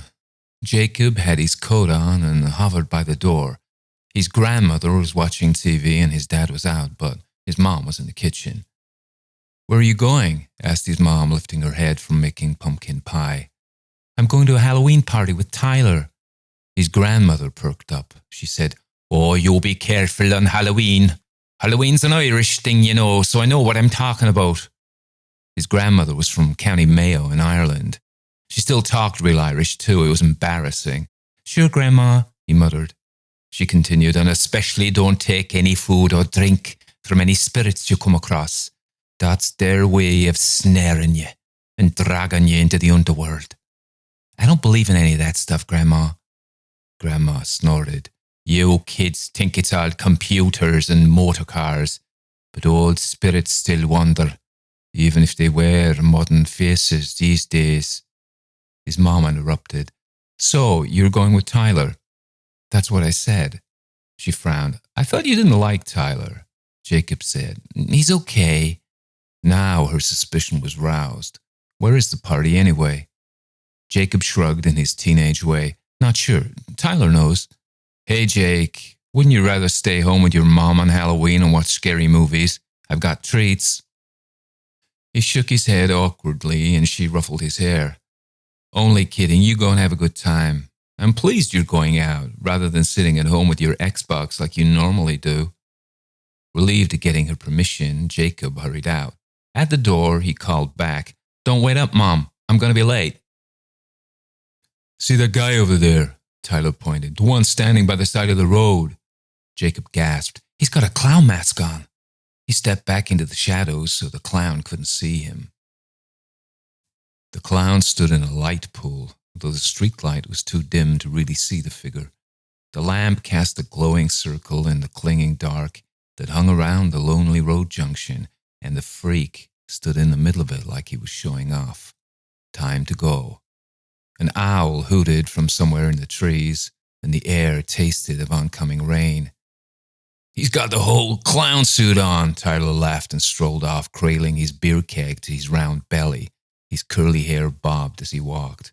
"What a loser," Jacob muttered. The clown had freaked him. He had a particular phobia of clowns, but tried to hide the fear in his voice because Tyler would mock him for it. "He's only a clown. It's Halloween, dude. What do you expect? I think it's great." Jacob shook his head. He had a bottle of vodka taken from his dad's secret stash in his bag that he hoped would ingratiate him to Tyler, but his hands were clammy as he drew the bag straps tight. In his heart, Jacob didn't think coming out here to this out-of-the-way place was such a good idea, but Tyler insisted there was a party at one of the houses, and Jacob didn't want to seem scared or uncool. "Come on," Tyler said. "The house is down here." He scratched his head. "I think. Anyway." Tyler moved off. "What about the clown? Do you think he'll follow us?" Jacob cast a wary glance over his shoulder. The figure still stood in the light, studying them with his evil clown eyes. "Fuck the clown," Tyler said. "We got a party to get to." They trudged along the deserted country road.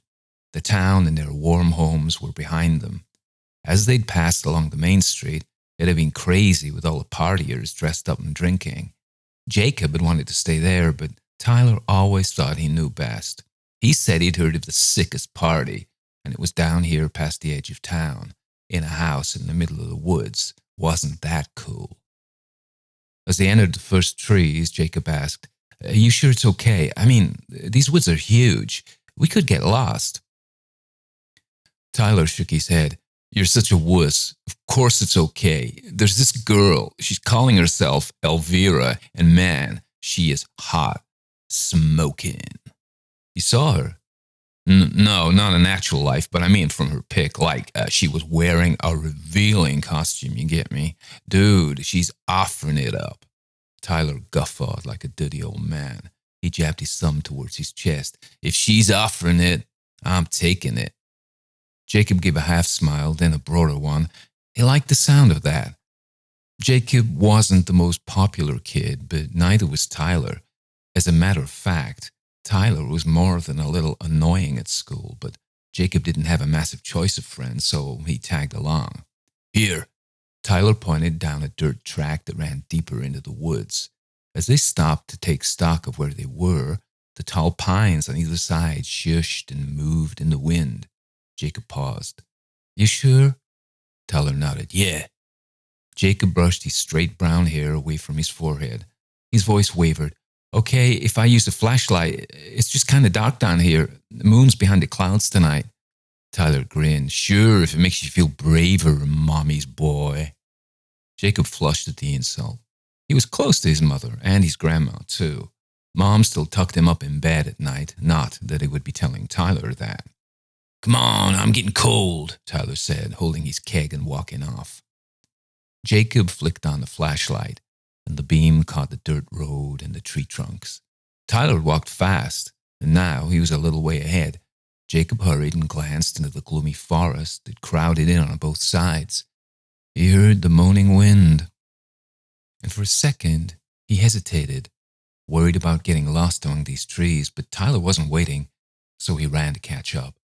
Out of breath, he came level with Tyler at last, and they trudged on. Jacob's flashlight wavered feebly in the darkness. They were way out in the wilds now. Jacob heard their feet crunch on the dirt, and he changed his grip on the bag to put it over his shoulder. Beside him, Tyler cradled the beer keg like a baby. "So, there's going to be girls?" Jacob's voice sounded shrill. Truth to tell, he wouldn't know what to do with a girl if he found one, but he hoped showing interest in girls would make him seem more manly. "Yep, hot chicks," Tyler nodded, "and all waiting for us. Not many people will come out this far, so we've got a better chance. The male-to-female ratio will be in our favor. Sex is a sure thing for us. Well, for me."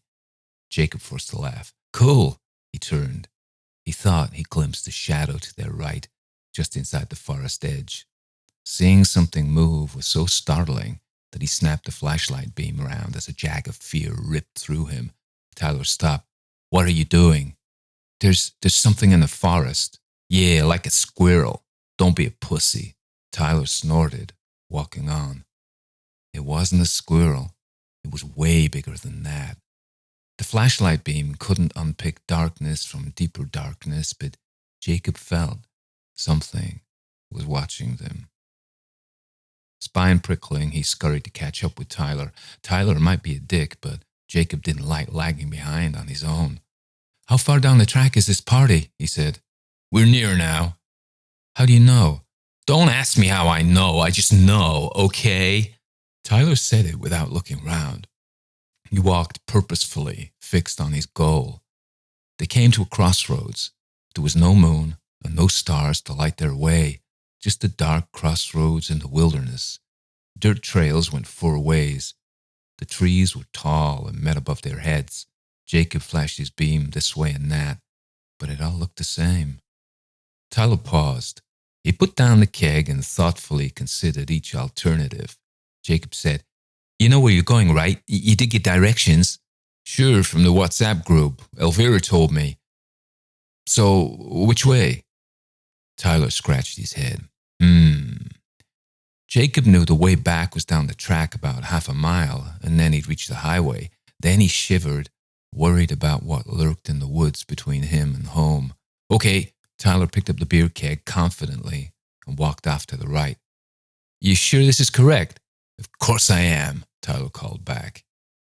Jacob stared down the track that went the opposite way. It was too dark to make much out, but he still had a feeling this was wrong. "Come on," Tyler yelled. He was some way ahead now. Jacob lingered and shined his flashlight into the gloom. The whispering of the trees disturbed him. It was almost as if they were muttering together. Then, among the shadows, Jacob saw a man-sized shape. It moved. His heart nearly jumped up his throat, but then he thought maybe it was another partygoer who could give them directions. He stared into the dark, and the shape moved again. As it got closer, Jacob saw it was another clown. He jumped backward. This wasn't the same clown as the first one. The face was different, painted in hideous, jolly colors. Leaving the clown behind, Jacob sprinted down the path to where Tyler was still going, head down. Jacob panicked. "There's another clown behind us," Tyler said. "He's probably going to the party." Jacob was silent, catching his breath. Yes, that's what it was. Another partygoer in fancy dress. Neither he nor Tyler had dressed for the occasion. Fancy dress made Jacob feel even more awkward than he usually did. For him, there was no comfort of disguise or putting on another persona. He just thought he was inviting more insults. Jacob and Tyler walked on for another mile until they reached a further crossroads. Tyler hesitated only briefly this time before plunging down a path through the woods. But now, the trails were far from straight. These weren't loggers' tracks anymore, but felt more ancient. They might even go back to the days before the Europeans came, when the continent dreamed and spirits haunted the endless groves. After a further 20 minutes, they got to a branch in the track. Tyler stopped and looked around while Jacob blurted, "We're lost, aren't we?" Tyler grunted, I wouldn't say lost, but you do know the way to the party house." Tyler sucked his lips audibly. He put down the beer keg. "Sure, I'm just a bit disorientated." "So, what about the way back to town? Do you know that?" Tyler flapped his hands. "Of course I do." "Which way then?" "Just straight back, obviously." "We've made about 5 turns and it's so dark, they all look the same." Jacob gestured to the rows of trees that lined the path, dense on both sides. "This all looks the same." "Oh, okay, let's go back." Tyler picked up his keg. Jacob shook his head. His flashlight beam was getting faint, so he clicked it off. It did no good anyway. They slouched their way back the way they came. Neither of them spoke now, and the bad atmosphere between them got worse. "It was maybe bullshit anyway, the party," Tyler muttered finally. "What? You tell me that now?" Jacob heard the anger in his voice. It wasn't like him to lose his temper, but Tyler had brought him into the middle of a woods on Halloween and got him lost. Damn it, he could have stayed home and watched Halloween 13 with his mom and grandma. A branch broke in the woods to his right. Tyler heard it as well, and they stopped dead.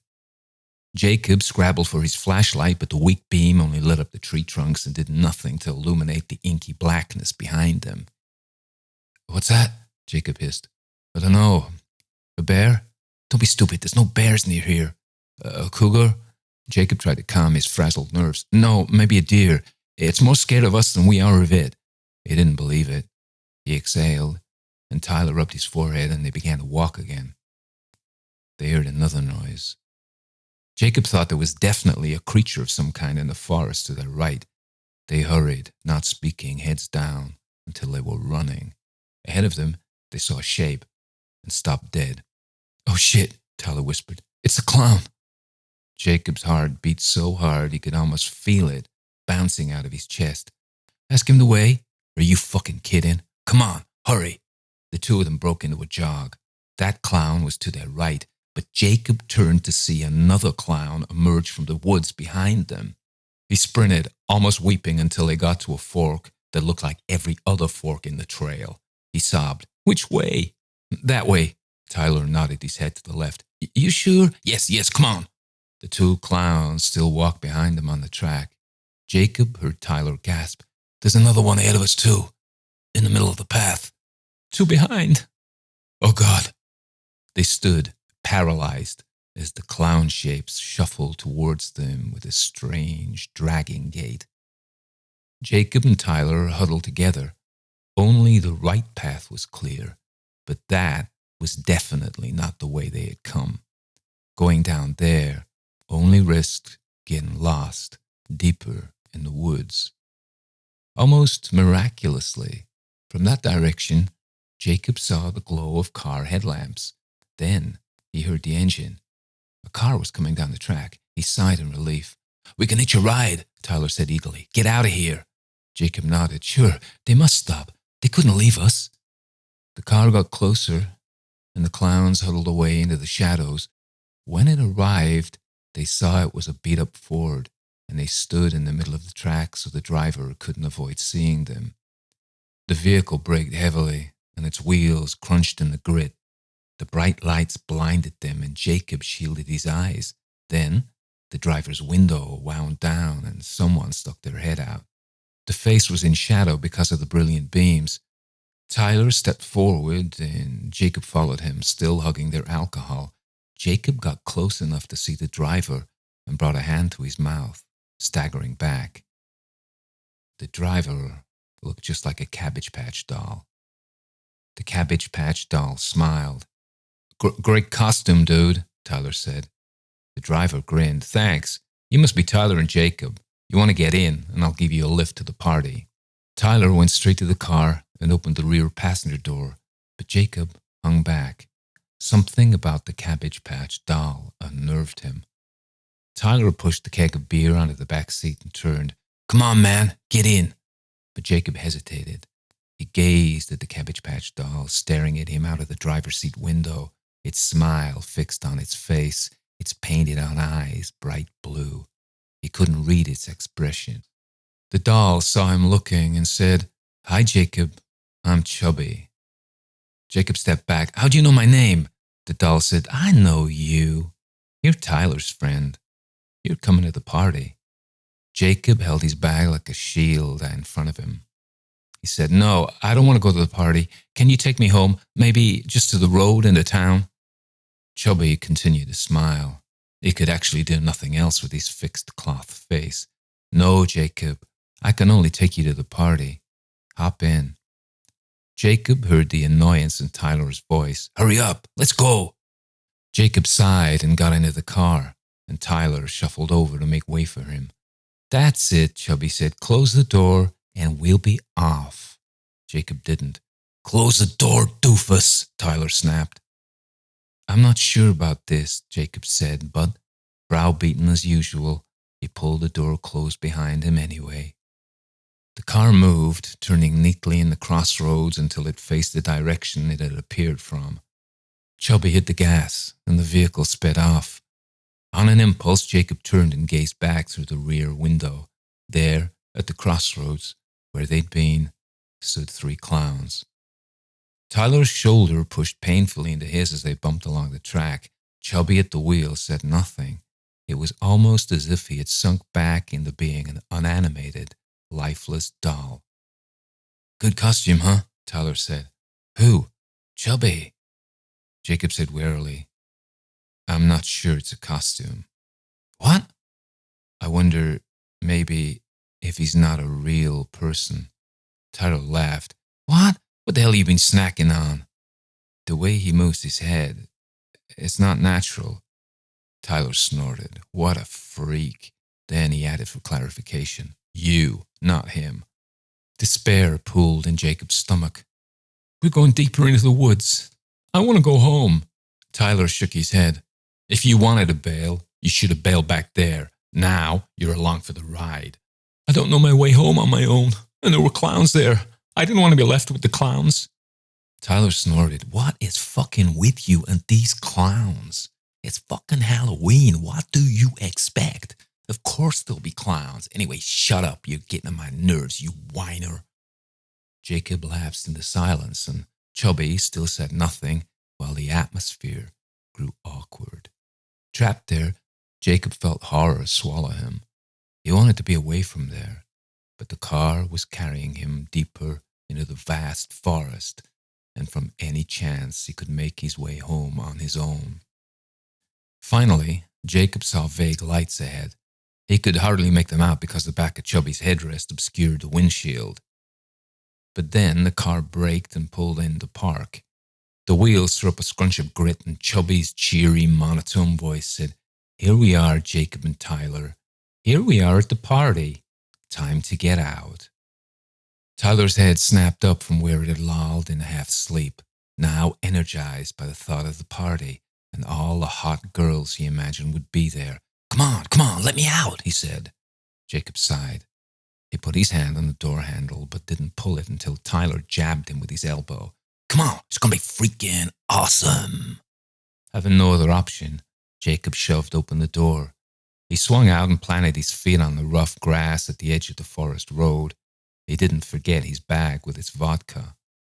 Tyler eagerly shoved past him, holding his keg in front of him. Jacob shivered. It was cold here. Standing on the grass, Jacob took in the house. It was made of wood, but half dilapidated. The logs in its walls were covered in moss, and where the wood could be seen, it was rotten with damp.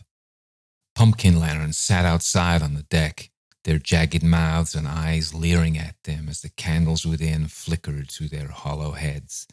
The cabin door hung open, but there was no sign of any party. I don't like this, Jacob said.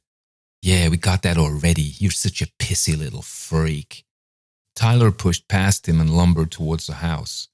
Kerosene lanterns hung inside. In their orange light, Jacob made out the silhouettes of figures standing there. He felt a prickle of fear at his throat. They didn't look right. They were clowns, standing silently. Bring the vodka, Tyler called back. Then, the driver door opened and the Cabbage Patch doll Chubby got out. He swayed slightly until he got his balance and stepped forward with the gait of something clockwork. Jacob stared. Chubby didn't move like a person at all. Chubby turned, and with his painted smile and plastic button eyes, he beckoned. Come on, Jacob. There's fun inside. Jacob glanced again through the windows. It didn't look like fun. There was no music, no party lights, just the pumpkins, flickering candles, and the silent, standing clowns. His voice wavered. I'm not sure. Then a figure appeared at the door. It was a young woman dressed like Elvira with long black hair, pale face, and lips painted luscious crimson. Well, hello, Tyler said. The woman grinned. You must be Elvira, Tyler said. I got your Snapchat. He looked her up and down like a piece of meat hanging in an old-time butcher's window. I follow your TikTok channel. Thank you, kind sir, she said. No need to thank me, Tyler leered. You're hot. So are you, big boy, Elvira said. Then she looked over to where Jacob stood still in the shadows away from the house. And it's Jacob, isn't it? Why so shy? Despite himself, Jacob blushed. He was not used to talking to women other than his mom and some of the teachers. Elvira extended an elegant hand, the sharp fingernails painted bright red.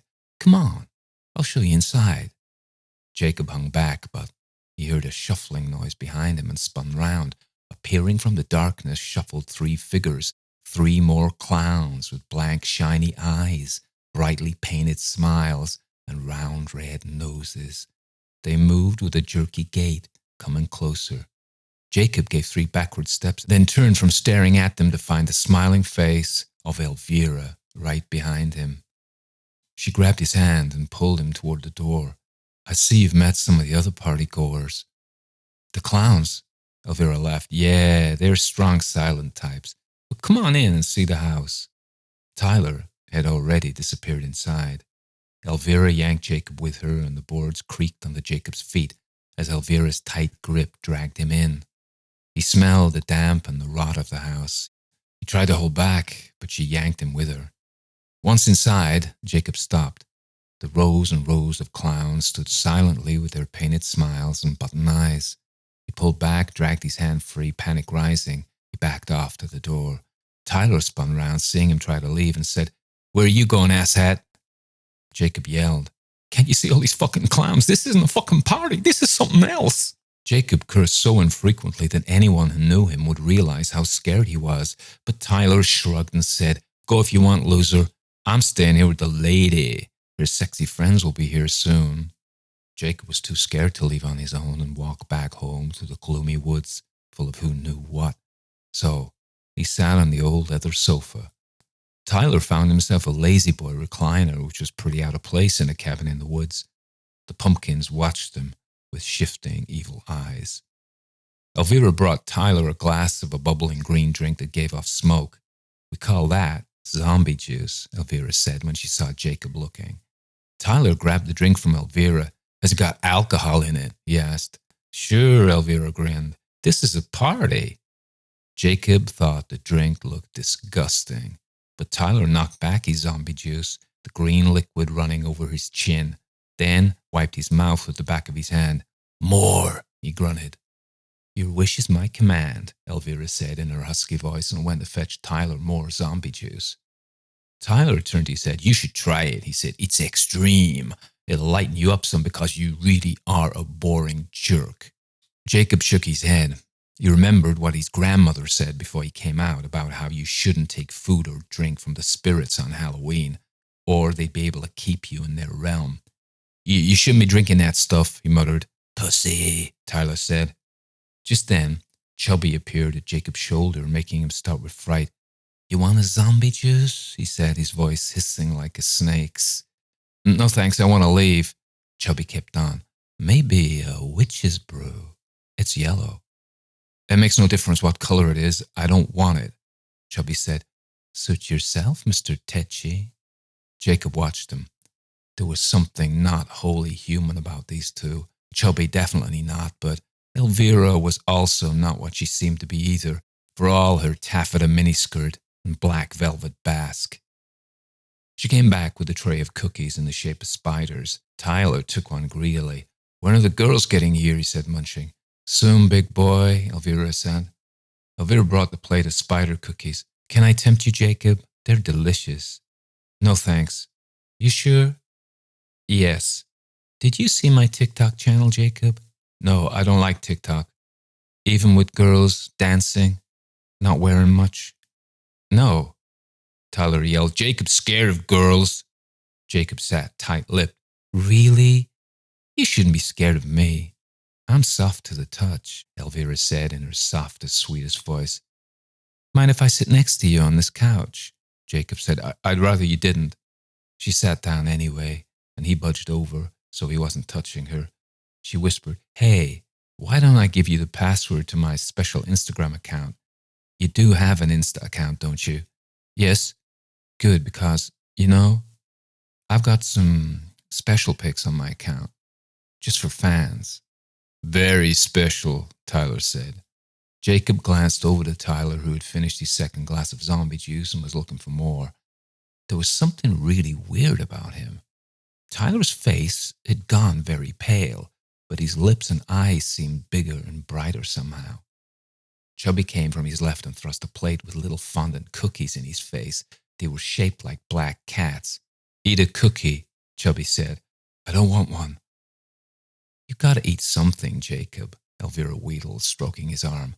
You'll waste away. Hey, can I get you a Bloody Mary? They are luscious.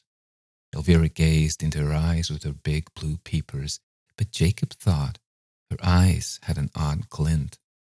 They were glassy, but didn't look like glass, more like the glaze on a tile. Elvira's voice was low and sweet. She sat closer, and Jacob felt conflicting emotions. She looked maybe 23, but she must be older than that, though her tight clothes showed off a remarkable figure. He cleared his throat. No, thank you.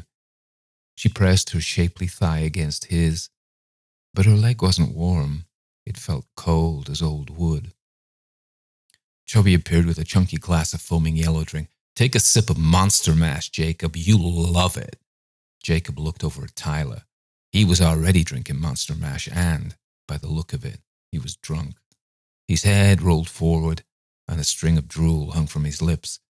Jacob saw Tyler's face was definitely whiter now, and his lips were red like paint.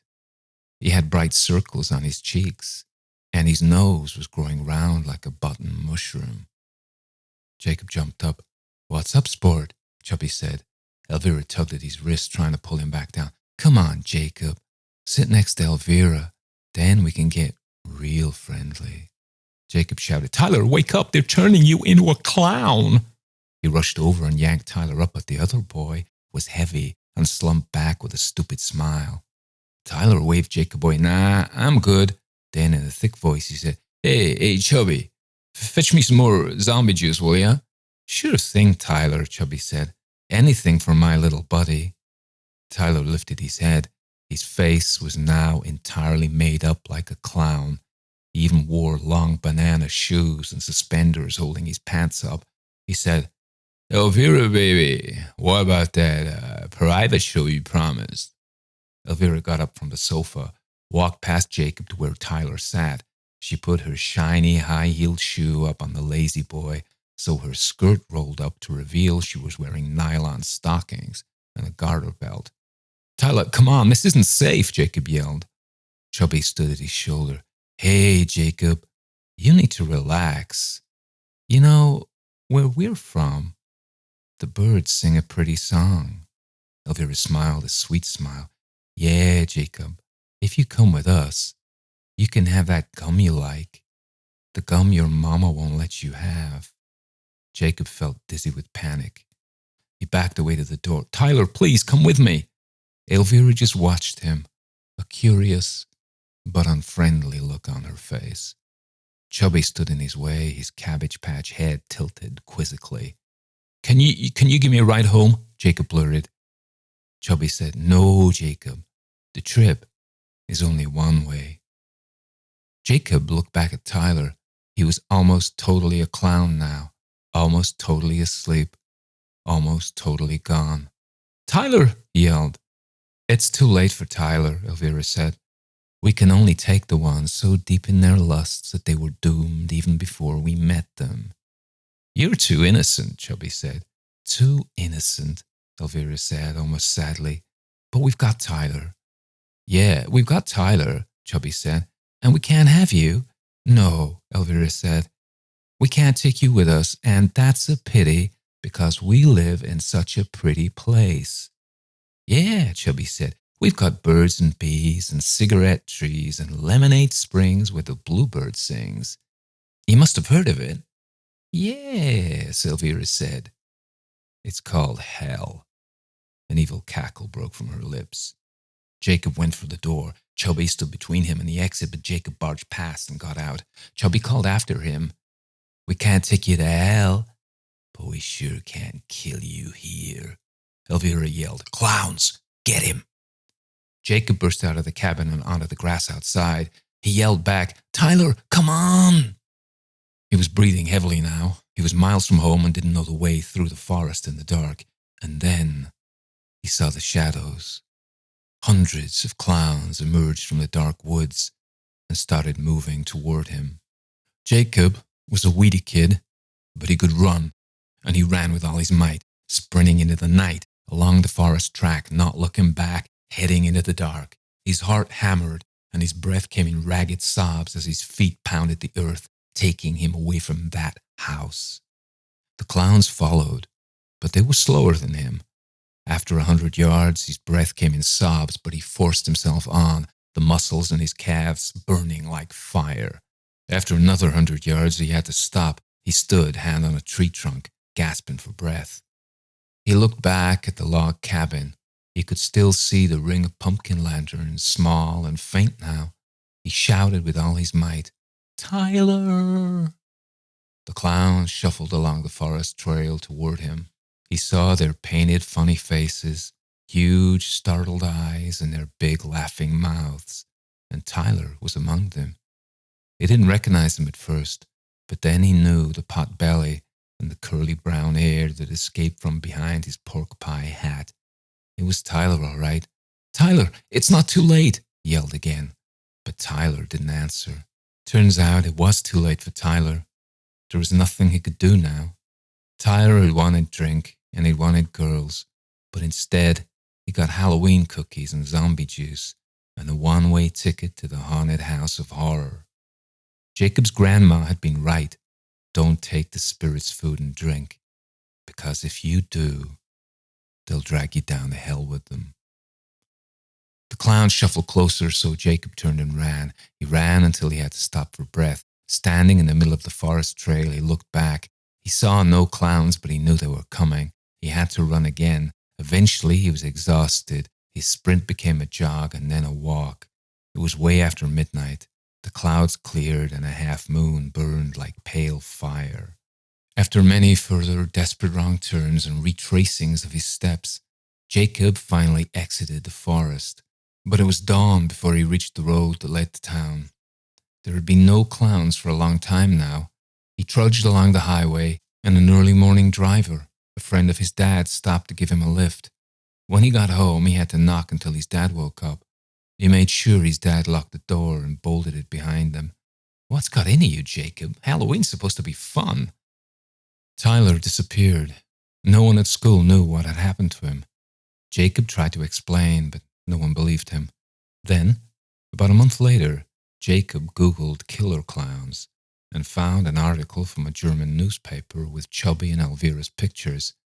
He hit the button and translated the page. It was an urban myth about a traveling circus of ghouls and freaks that tricked kids into going to parties, then killed them and resurrected them as creepy clowns. There was a joke at the end of the article. It read, "Question: what do you do when attacked by a group of clowns? Answer: go for the juggler." The Room in the Tower by F Benson, read by Tony Walker. It is probable that everybody who is at all a constant dreamer has had at least one experience of an event or a sequence of circumstances which have come to his mind in sleep being subsequently realized in the material world. But in my opinion, so far from this being a strange thing, it would be far odder if this fulfillment did not occasionally happen, since our dreams are, as a rule, concerned with people whom we know and places with which we are familiar, such as might very naturally occur in the awake and daylit world. True, these dreams are often broken into by some absurd and fantastic incident which puts them out of court in regard to their subsequent fulfillment. But on the mere calculation of chances, it does not appear in the least unlikely that a dream imagined by anyone who dreams constantly should occasionally come true. Not long ago, for instance, I experienced such a fulfillment of a dream, which seems to me in no way remarkable, and to have had no kind of psychical significance. The manner of it was as follows. A certain friend of mine, living abroad, is amiable enough to write to me about once a fortnight. Thus, when 14 days or thereabouts have elapsed since I last heard from him, my mind, probably either consciously or subconsciously, is expectant of a letter from him. One night last week I dreamed that as I was going upstairs to dress for dinner, I heard, as I often heard, the sound of the postman's knock on my front door, and diverted my direction downstairs instead. There, among other correspondence, was a letter from him. Thereafter, the fantastic entered, for on opening it I found inside the ace of diamonds, and scribbled across it in his well-known handwriting, "I am sending you this for safe custody. As you know, it is running an unreasonable risk to keep aces in Italy." The next evening, I was just preparing to go upstairs to dress when I heard the postman's knock, and did precisely as I had done in my dream. There, among other letters, was one from my friend, only it didn't contain the ace of diamonds. Had it done so, I should have attached more weight to the matter, which as it stands seems to me a perfectly ordinary coincidence. No doubt I consciously or subconsciously expected a letter from him, and this suggested to me my dream. Similarly, the fact that my friend had not written to me for a fortnight suggested to him that he should do so.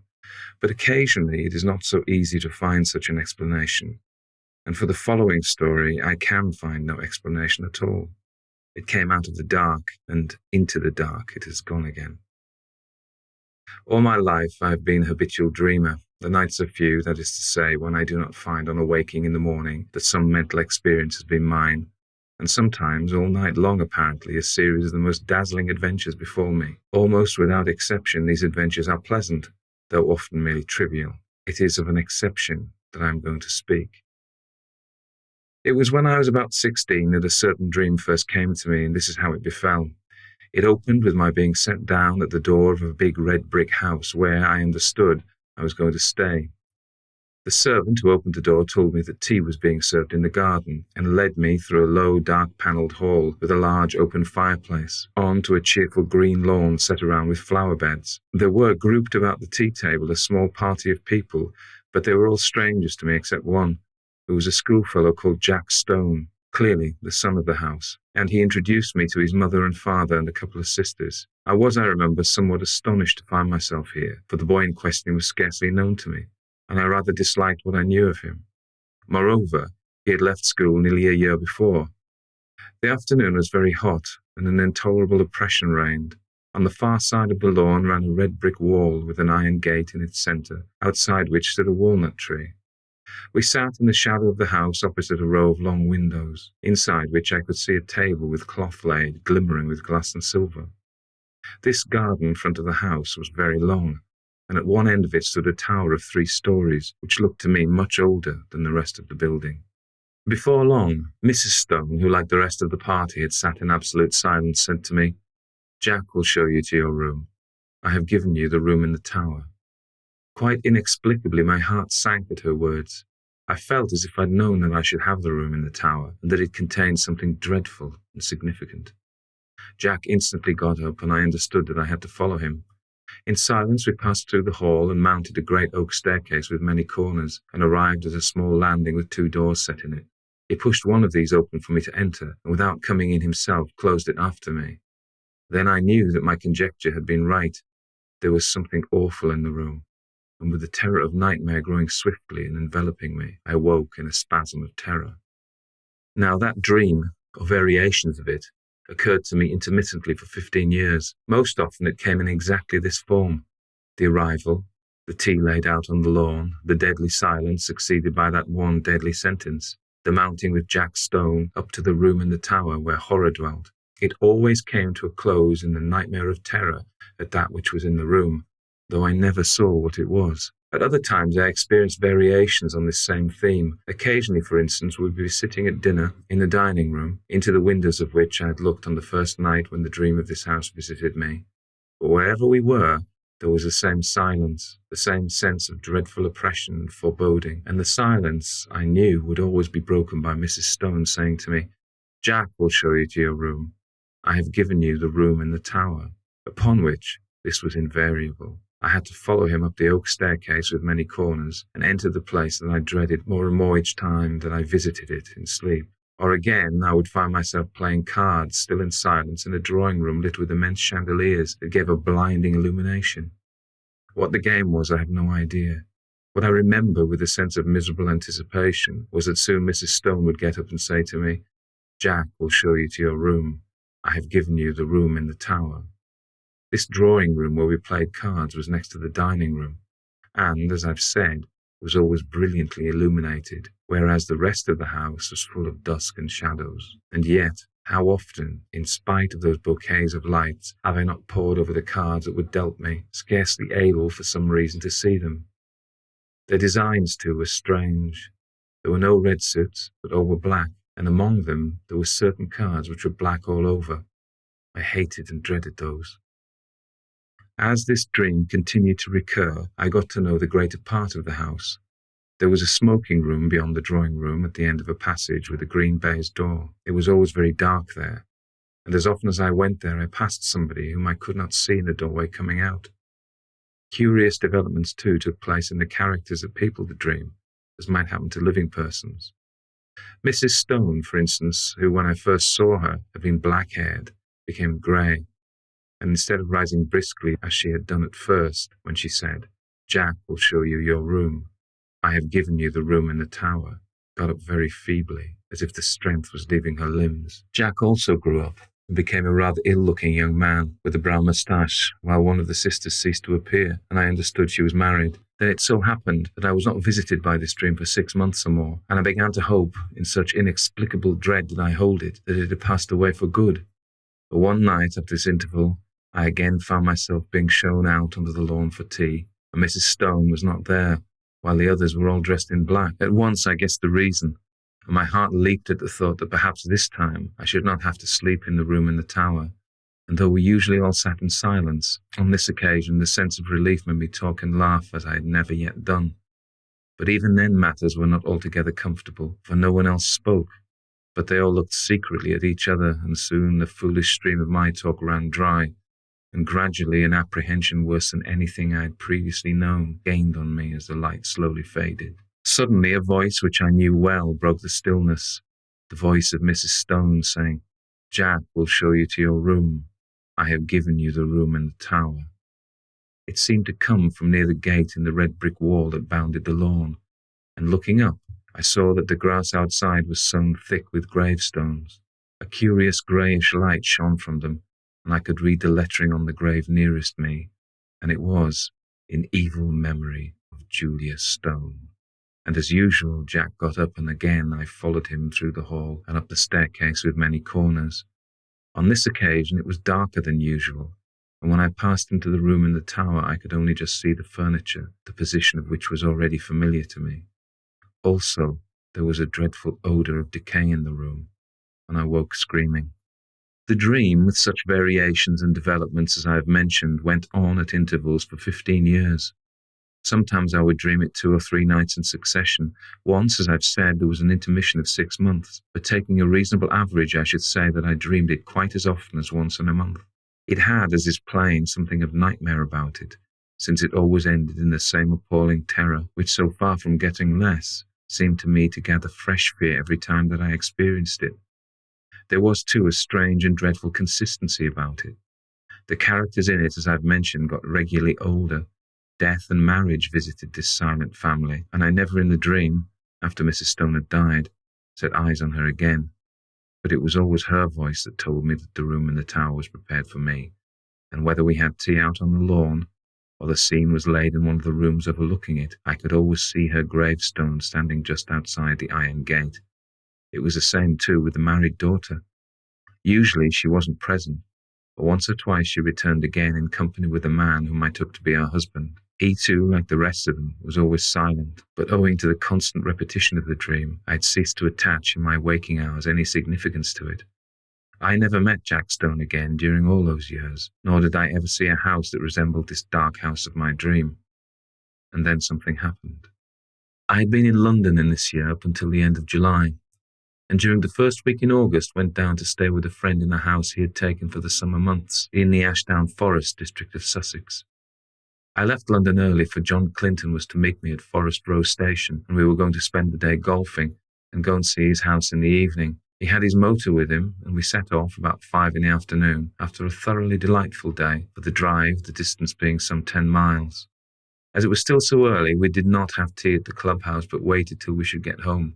As we drove, the weather, which up until then had been, though hot, deliciously fresh, seemed to me to alter in quality and become very stagnant and oppressive, and I felt that indefinable sense of ominous apprehension that I am accustomed to before thunder. John, however, did not share my views, attributing my loss of lightness to the fact that I had lost both my matches.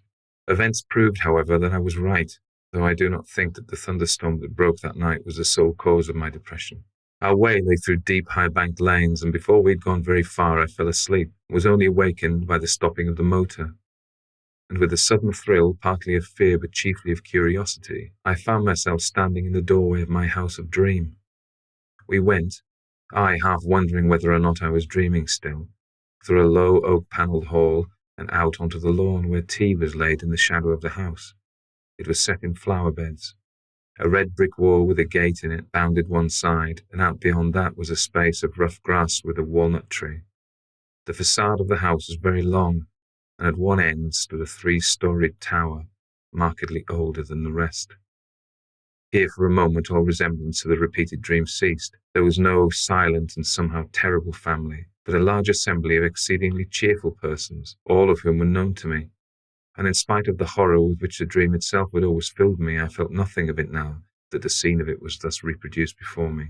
But I felt intensest curiosity as to what was going to happen. Tea pursued its cheerful course, and before long Mrs. Clinton got up, and at that moment I think I knew what she was going to say.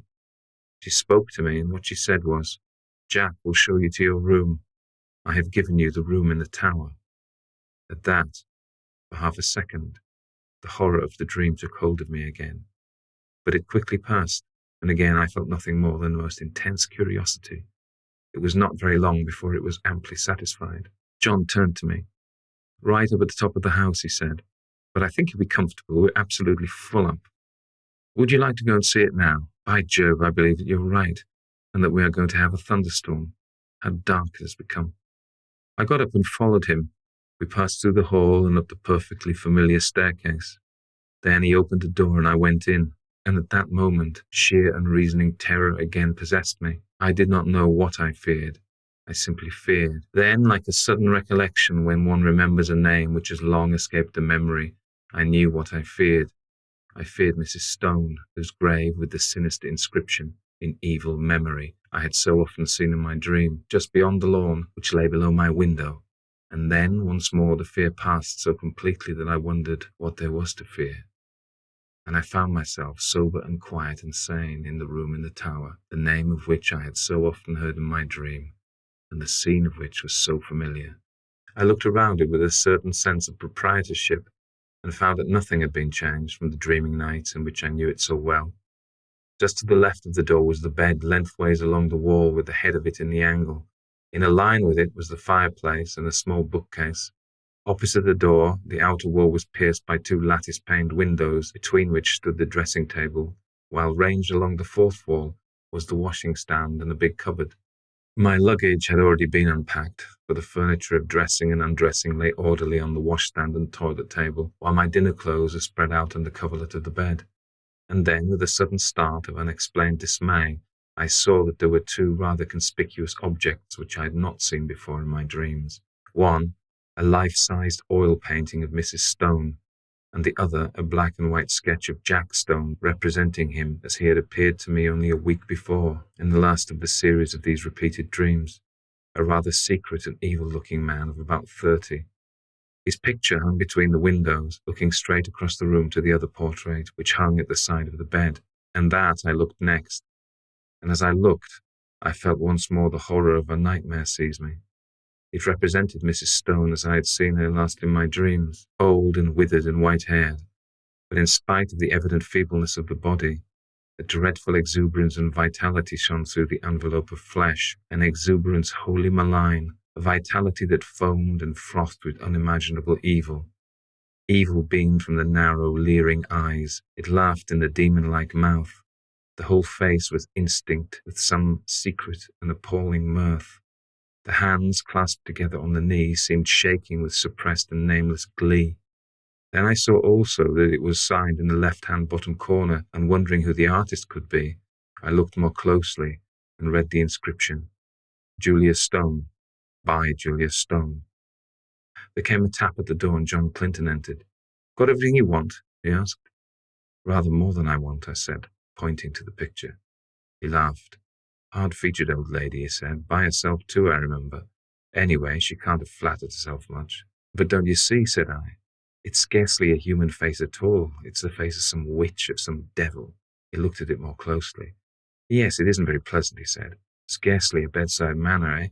Yes, I can imagine getting the nightmare if I went to sleep with that close by my bed. I'll have it taken down if you like." I really wish you would, I said. He rang the bell, and with the help of a servant we detached the picture and carried it out onto the landing and put it with its face to the wall. By Jove, the old lady is awake, said John, mopping his forehead. I wonder if she had something on her mind.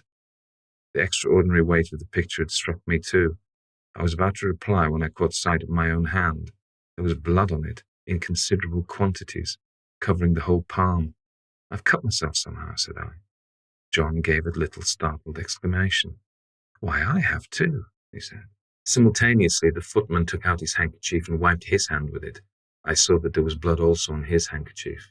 John and I went back into the tile room and washed the blood off. Neither on his hand nor on mine was there the slightest trace of a scratch or cut. It seemed to me that having ascertained this, we both, by a sort of tacit consent, did not allude to it again. Something in my case had dimly occurred to me that I did not wish to think about. It was but a conjecture, but I fancied that I knew the same thing had occurred to him. The heat and oppression of the air for the storm we had expected was still undischarged, increased very much after dinner. For some time most of the party, among whom were John Clinton and myself, sat outside on the path bounding the lawn, where we had had tea. The night was absolutely dark, and no twinkle of a star or moon ray could penetrate the pall of cloud that overset the sky. By degrees our assembly thinned. The women went up to bed, men dispersed to the smoking or billiard room, and by 11 o'clock my host and I were the only two left. All the evening I thought that he had something on his mind, and as soon as we were alone he spoke. The man who helped us with the picture had blood on his hand too, did you notice? He said. I asked him just now if he'd cut himself, and he said he supposed he had, but that he could find no mark of it. Now where did that blood come from? By dint of telling myself that I was not going to think about it, I had succeeded in not doing so, and I did not want, especially just at bedtime, to be reminded of it. I don't know, said I, and I don't really care so long as the picture of Mrs. Stone is not by my bed. He got up. But it's odd, he said. Ha! Now you'll see another odd thing. A dog of his, an Irish terrier by breed, had come out of the house as we talked. The door behind us into the hall was open, and a bright oblong of light shone across the lawn to the iron gate which led onto the rough grass outside, where the walnut tree stood. I saw that the dog had all of his hackles up, bristling with rage and fright. His lips were curled back from his teeth, as if he was ready to spring at something, and he was growling to himself. He took not the slightest notice of his master or me, but stiffly and tensely walked across the grass to the iron gate. There he stood for a moment, looking through the bars and still growling. Then, of a sudden, his courage seemed to desert him. He gave one long howl and scuttled back to the house with a curious crouching sort of movement.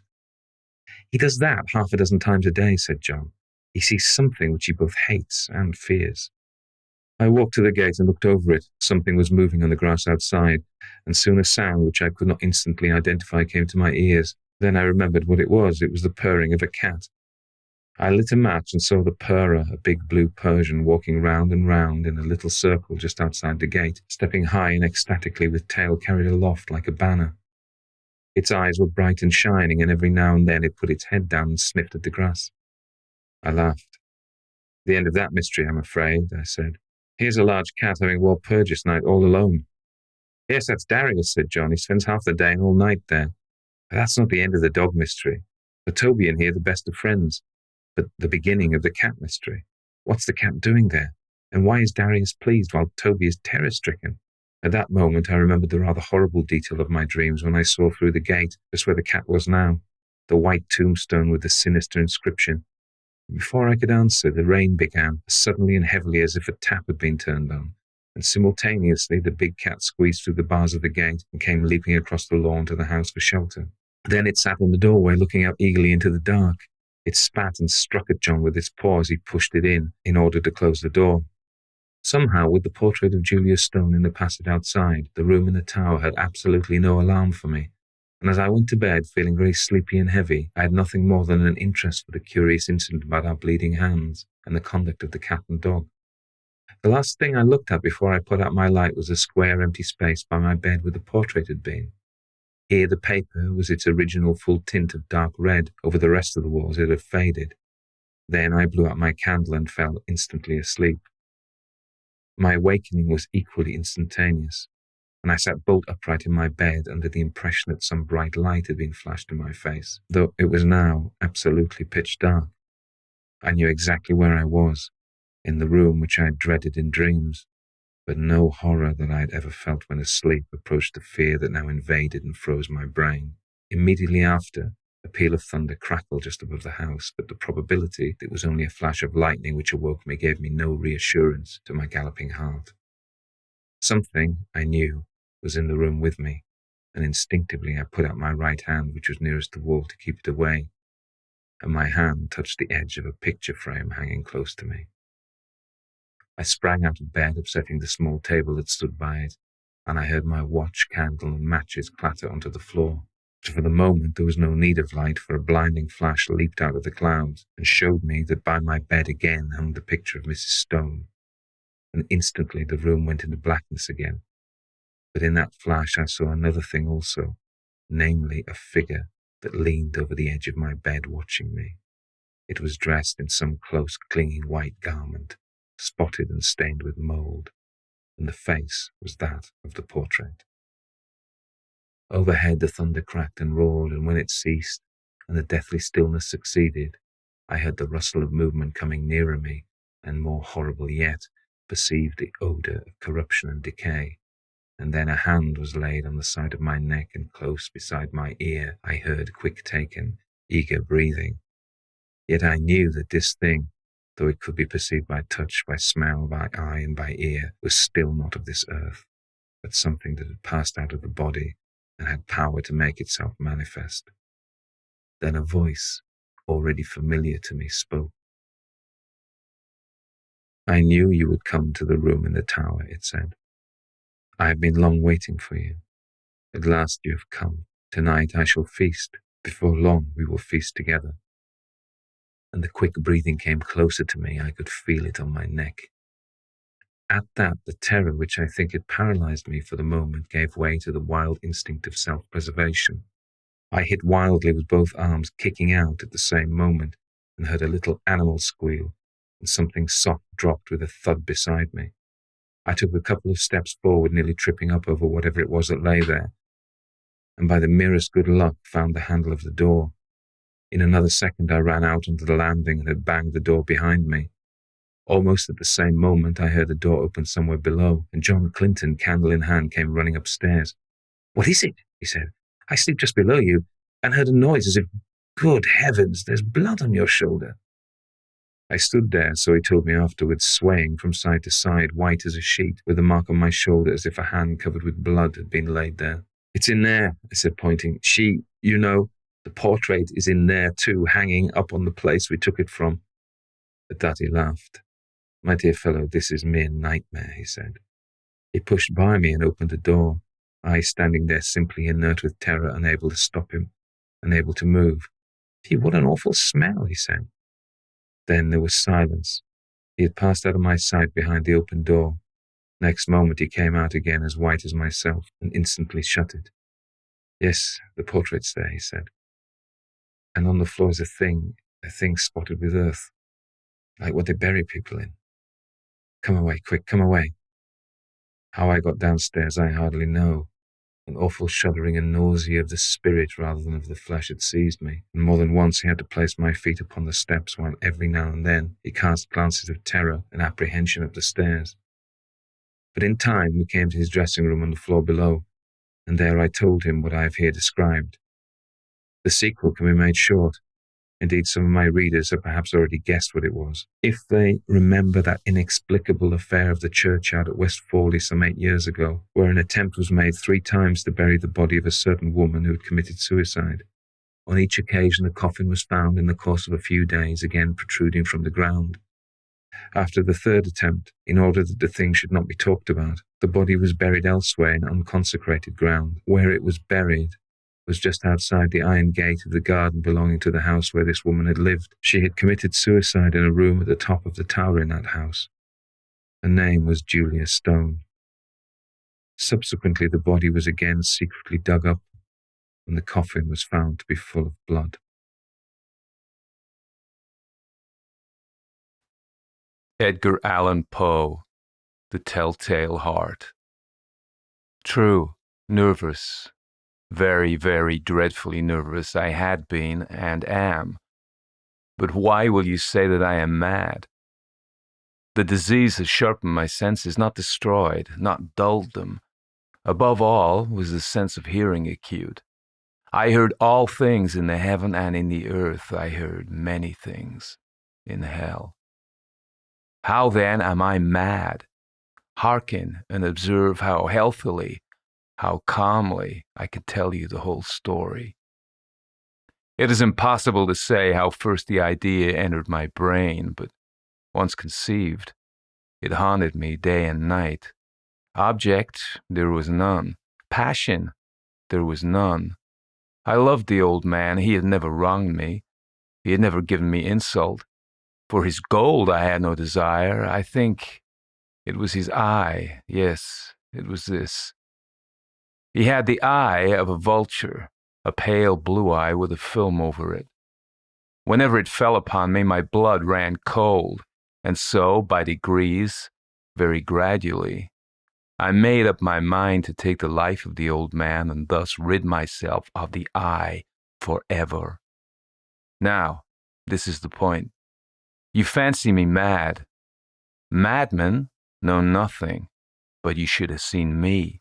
You should have seen how wisely I proceeded, with what caution, with what foresight, with what dissimulation I went to work. I was never kinder to the old man than during the whole week before I killed him, and every night, about midnight, I turned the latch of his door and opened it, oh, so gently.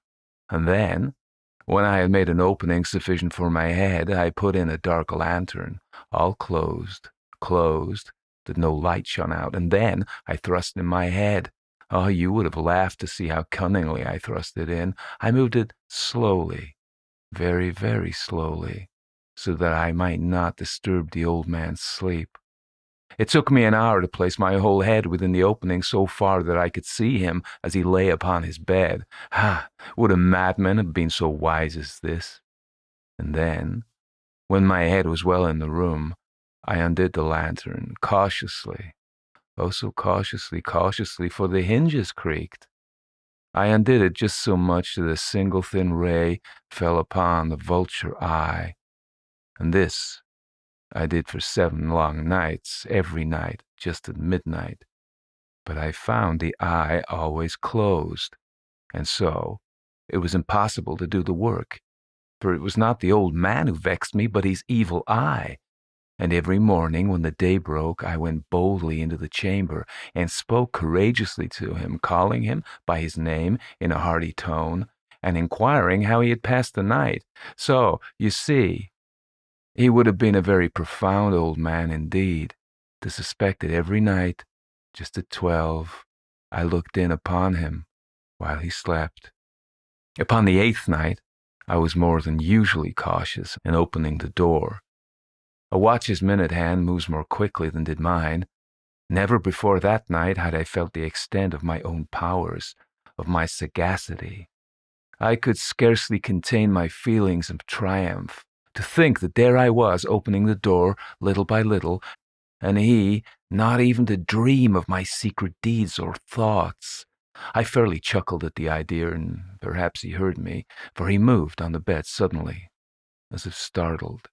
Now, you may think that I drew back, but no. His room was as black as pitch with the thick darkness, for the shutters were close fastened through fear of robbers, and so I knew that he could not see the opening of the door, and I kept pushing it on steadily, steadily.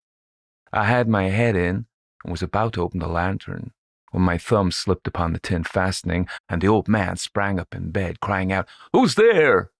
I kept quite still and said nothing. For a whole hour I did not move a muscle, and in the meantime I did not hear him lie down. He was still sitting up in the bed, listening, just as I have done, night after night, hearkening to the death watches in the wall. Presently I heard a slight groan, and I knew it was the groan of mortal terror. It was not the groan of pain or of grief, oh no. It was the low, stifled sound that arises from the bottom of the soul when overcharged with awe. I knew the sound well. Many a night, just at midnight, when all the world slept, it has welled up from my own bosom, deepening, with its dreadful echo, the terrors that distracted me. I say I knew it well. I knew what the old man felt and pitied him, although I chuckled in my heart. I knew that he had been lying awake ever since the first slight noise, when he had turned in the bed. His fears had been ever since growing upon him. He had been trying to fancy them causeless, but could not. He had been saying to himself, "It is nothing but the wind in the chimney. It is only a mouse crossing the floor, or it is merely a cricket which has made a single chirp." Yes, he had been trying to comfort himself with these suppositions, but he had found all in vain, because death, in approaching him, had stalked with his black shadow before him and enveloped the victim. And it was the mournful influence of the unperceived shadow that caused him to feel, although he neither saw nor heard, to feel the presence of my head within the room. When I had waited a long time, very patiently without hearing him lie down, I resolved to open a very little crevice in the lantern. So I opened it. You cannot imagine how stealthily, until, at length, a simple dim ray like the thread of a spider shot from out the crevice and fell full upon the vulture eye. It was open, wide open, and I grew furious as I gazed upon it. I saw it with perfect distinctness, all a dull blue, with a hideous veil over it that chilled the very marrow in my bones, but I could not see anything else of the old man's face or person, for I had directed the rays, if by instinct, precisely upon the damned spot. And have I not told you that what you mistake for madness is but an over-acuteness of the sense? Now, I say, there came to my ears a low, dull, quick sound, such as a watch makes when enveloped in cotton. I knew that sound well, too. It was the beating of the old man's heart. It increased my fury as the beating of a drum stimulates the soldier into courage. But even yet, I refrained and kept still. I scarcely breathed. I held the lantern motionless. I tried, how steadily I could, maintain the ray upon the eye. Meantime, the hellish tattoo of the heart increased. It grew quicker and louder every instant. The old man's terror must have been extreme. It grew louder, I say, louder every moment. Do you mark me well? I have told you that I am nervous, so I am. And now, at the dead hour of the night, amid the dreadful silence of that old house, so strange a noise as this excited me to uncontrollable terror. Yet, for some minutes longer, I refrained and stood still, but the beating grew louder. I thought the heart must burst. And now a new anxiety seized me, a sound. The sound would be heard by a neighbor. The old man's hour had come. With a loud yell, I threw open the lantern and leaped into the room. He shrieked once only. In an instant, I dragged him to the floor and pulled the heavy bed over him. I then smiled gaily to find the deed so far done, but for many minutes the heart beat on with a muffled sound. This, however, did not vex me. It would not be heard through the wall. At length it ceased. The old man was dead. I removed the bed and examined the corpse. Yes, he was stone dead. I placed my hand upon the heart and held it there many minutes. There was no pulsation. He was stone dead. His eye would trouble me no more.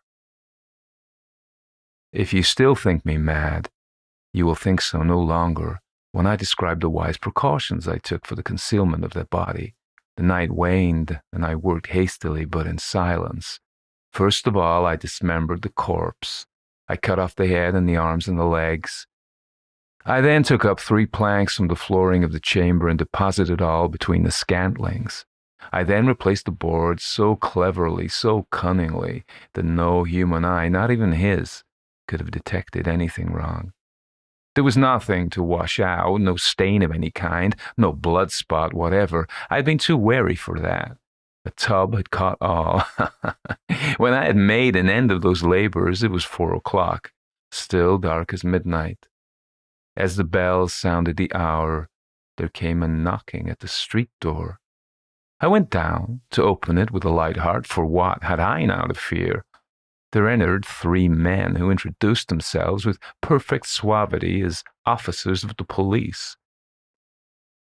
A shriek had been heard by a neighbor during the night. Suspicion of foul play had been aroused. Information had been lodged at the police office, and they, the officers, had been deputed to search the premises. I smiled, for what had I to fear?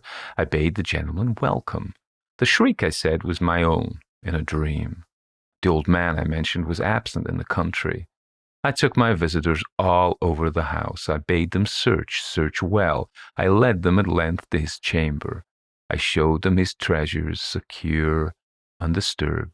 In the enthusiasm of my confidence, I brought chairs into the room and desired them here to rest from their fatigues, while I myself, in the wild audacity of my perfect triumph, placed my own seat upon the very spot beneath which reposed the corpse of the victim. The officers were satisfied. My manner had convinced them I was singularly at ease. They sat, and while I answered cheerily, they chatted of familiar things, but ere long I felt myself getting pale and wished them gone. My head ached, and I fancied a ringing in my ears, but still they sat and still chatted. The ringing became more distinct. It continued and became more distinct. I talked more freely to get rid of the feeling, but it continued and gained definiteness until at length I found that the noise was not within my ears. No doubt I now grew very pale, but I talked more fluently and with a heightened voice. Yet the sound increased, and what could I do? It was a low, dull, quick sound, much such a sound as a watch makes when enveloped in cotton. I gasped for breath, and yet the officers heard it not. I talked more quickly, more vehemently, but the noise steadily increased. I rose and argued about trifles in a high key and with violent gesticulations, but the noise steadily increased. Why would they not be gone? I paced the floor to and fro with heavy strides, as if excited to fury by the observations of the men, but the noise steadily increased. Oh God, what could I do? I foamed, I raved, I swore. I swung the chair upon which I had been sitting and grated it upon the boards. But the noise arose over all and continually increased. It grew louder, louder, louder, and still the men chatted pleasantly and smiled. Was it possible they heard not? Almighty God, no, no. They heard, they suspected, they knew. They were making a mockery of my horror. This, I thought, and this, I think. But anything was better than this agony. Anything was more tolerable than this derision. I could bear these hypocritical smiles no longer. I felt that I must scream or die, and now, again, hark, louder, louder, louder. Villains, I shrieked, dissemble no more. I admit the deed. Tear up the planks. Here, here, it is the beating of his hideous heart.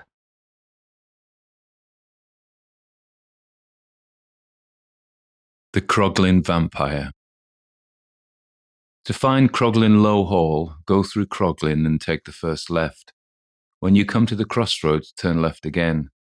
You'll pass by the farmhouse known as Croglin High Hall to your left. Croglin Low Hall lies a little further on to the right. Croglin Low Hall is where we're going. There is no public right of access to Croglin Low Hall, and tourists are not encouraged to visit. No one is. Not anymore.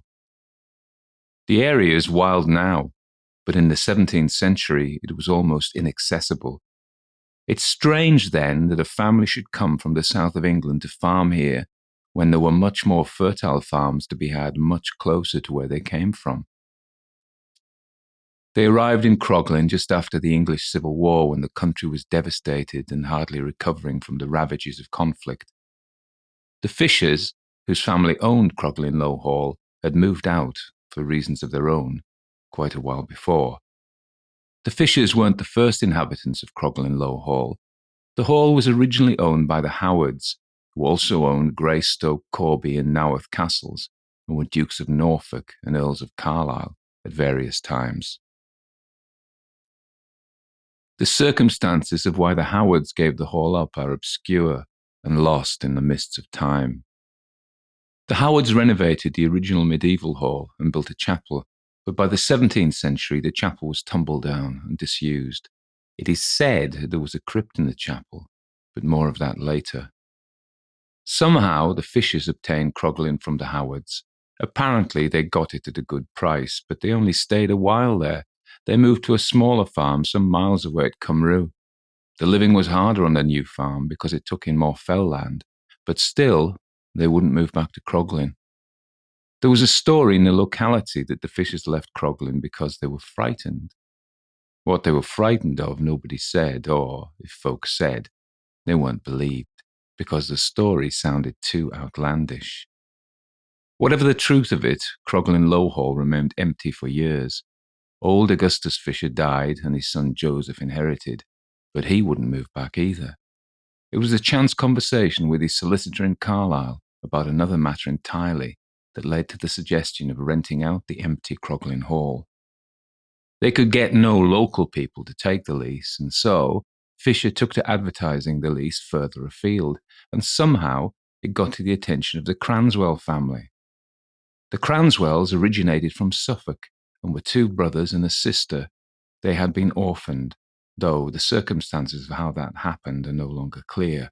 They were also Catholic, which meant the good Protestant folk of the Eden Valley shunned them and were suspicious of their loyalties. Why the Cranswells fled so far from Suffolk to Cumberland is lost.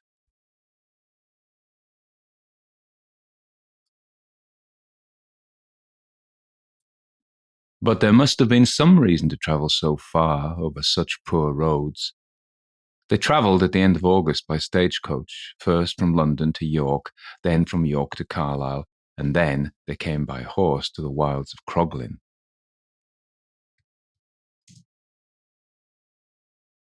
August that year was very rainy, with only a few days of sun here and there. The Cranswells were gentry rather than farmers and sublet the land to local farmers.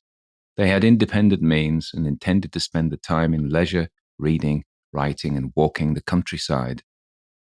The year turned, the harvest was brought in, and autumn turned the trees golden brown, and the leaves fell in damp heaps around Croglin Hall. Though Cromwell and his parliamentarians discouraged it, the local folk kept the customs of harvest, All Hallows and Christmas, much as their ancestors had. The Cranswells kept themselves to themselves and let local life go on about them without joining in. What they got up to on their lonely farm was a mystery to their neighbours. Though they spoke and greeted those they came across, they were rarely seen out and about. The flickering of candles was seen through the mullioned windows, though they did seem to go away, and for weeks at a time, Croglin Low Hall was shuttered up until they returned from wherever they'd been, London, Suffolk, or even further afield. Spring came with snowdrops, then daffodils. Bluebells filled the woods in April, and sweet yellow and white blossoms like foam coated the hedgerows in May, filling warm evenings with heady scents. June was warm, July hotter, and cloudless days extended from week to week. Dorothy was the youngest. Her two brothers, John and Jacob, had always looked after her since the death of their parents. She had always been a sickly girl with an overactive imagination.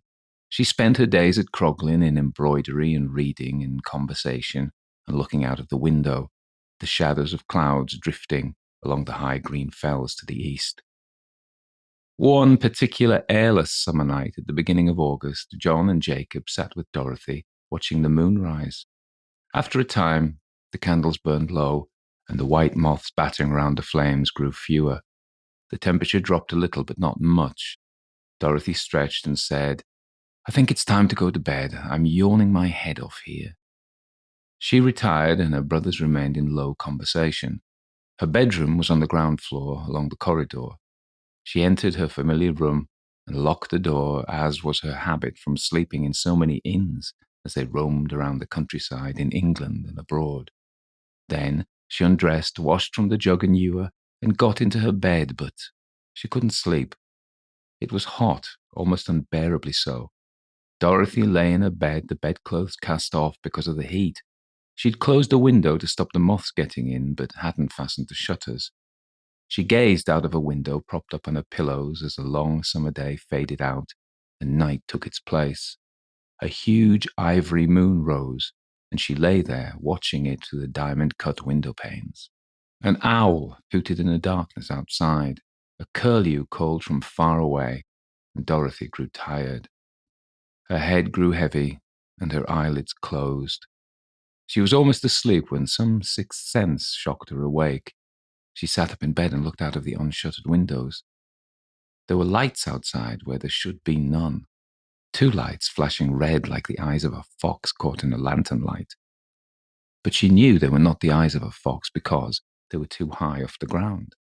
And then she started back, frightened that they were of a man, a stranger intruding onto their grounds late at night. But they did not seem to be the eyes of a man because of their color. They were a glimmering blood red. Dorothy thought of calling out to her brothers, but told herself she was being foolish.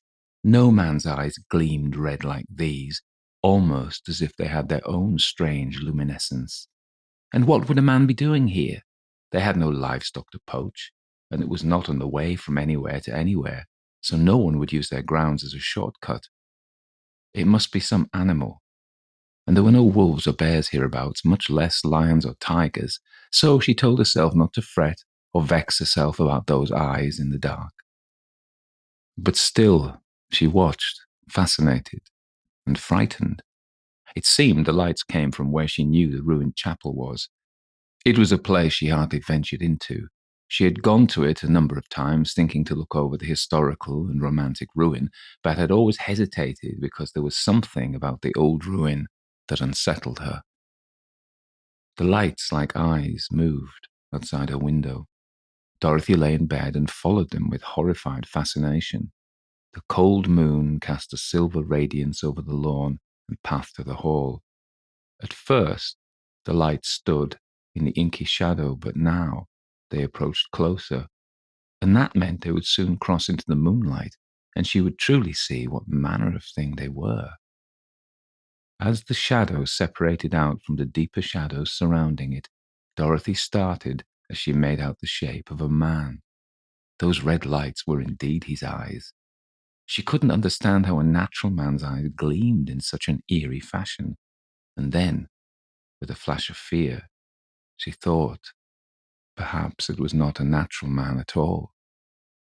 Normally, she would not give such a thought an instant's consideration. She was not a woman given to superstitious dread, and she laughed at the country folk for their beliefs in elves and trolls and all manner of dobbies and boggles. But now, a terrible horror seized her as the shape slithered and shuffled across the gravel path outside. The thing fully emerged into the moonlight, but still somehow she could not clearly see it. It was man-shaped, but thinner and more spindly.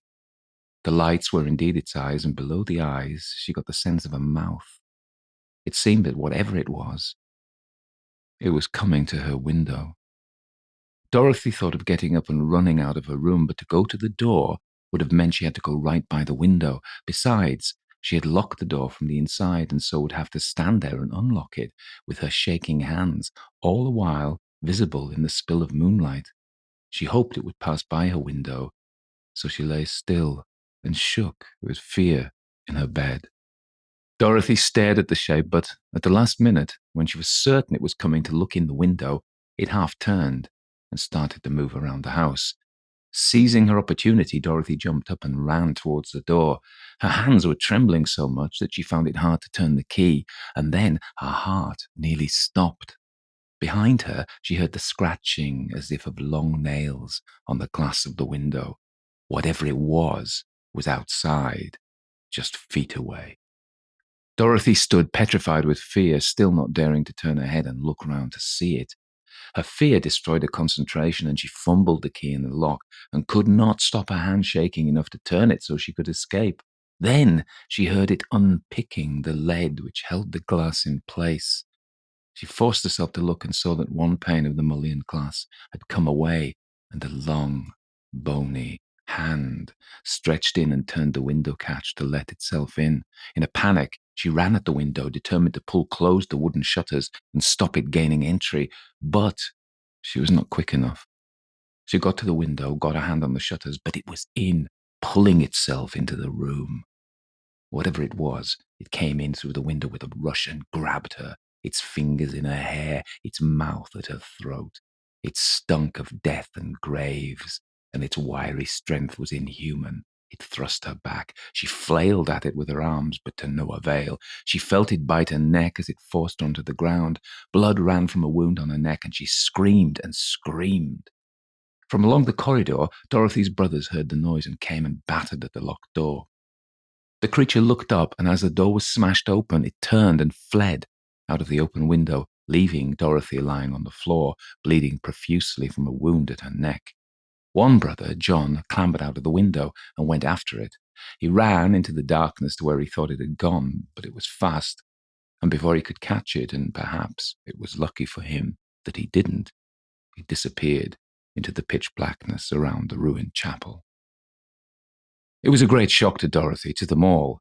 They had felt so safe there at Croglin, so far away from their political enemies. They thought they'd escaped all danger, but it was not so. John and Jacob had not seen the thing as clearly as Dorothy, and when she told them about its leathery skin and foul odor, they said it must be a vagrant, a madman loose in the countryside. And because Dorothy always wanted to believe the rational explanation, she herself eventually came to tell herself that it was indeed true. The creature that had seemed so supernatural at first must merely have been a dangerous lunatic. And it was not just merely because she had been terrified for her life. Her nerves were shredded. She said they could stay at Croglin, but seeing how fearful she'd become of the tiniest thing, the brothers felt it would be best to leave the area for a while. They had a standing invitation to visit friends in France, and so they took it up. And John and Jacob took Dorothy away from Croglin to recover, over to the continent. They did not give up the tenancy, though. Though they stayed away for a while, moving from friend to friend, spending time among those who plotted and conspired to return a Catholic king to England. Eventually, as autumn turned to winter, it was Dorothy who urged them to return to Croglin. She argued that they had paid for the tenancy, and besides, she joked, it would be very bad luck to come across two escaped lunatics in the same place. So, indeed, they returned to Croglin as the first snow fell and coated the eastern fells, and then the moors, woods, and bogland around Croglin Hall grew thick with white drifts, and travel around the locality became impossible. They got in fuel and food and spent the winter there. Dorothy had the same room, but always closed the wooden shutters. John and Jacob took to carrying loaded pistols with them around the house. But nothing happened until one night in March.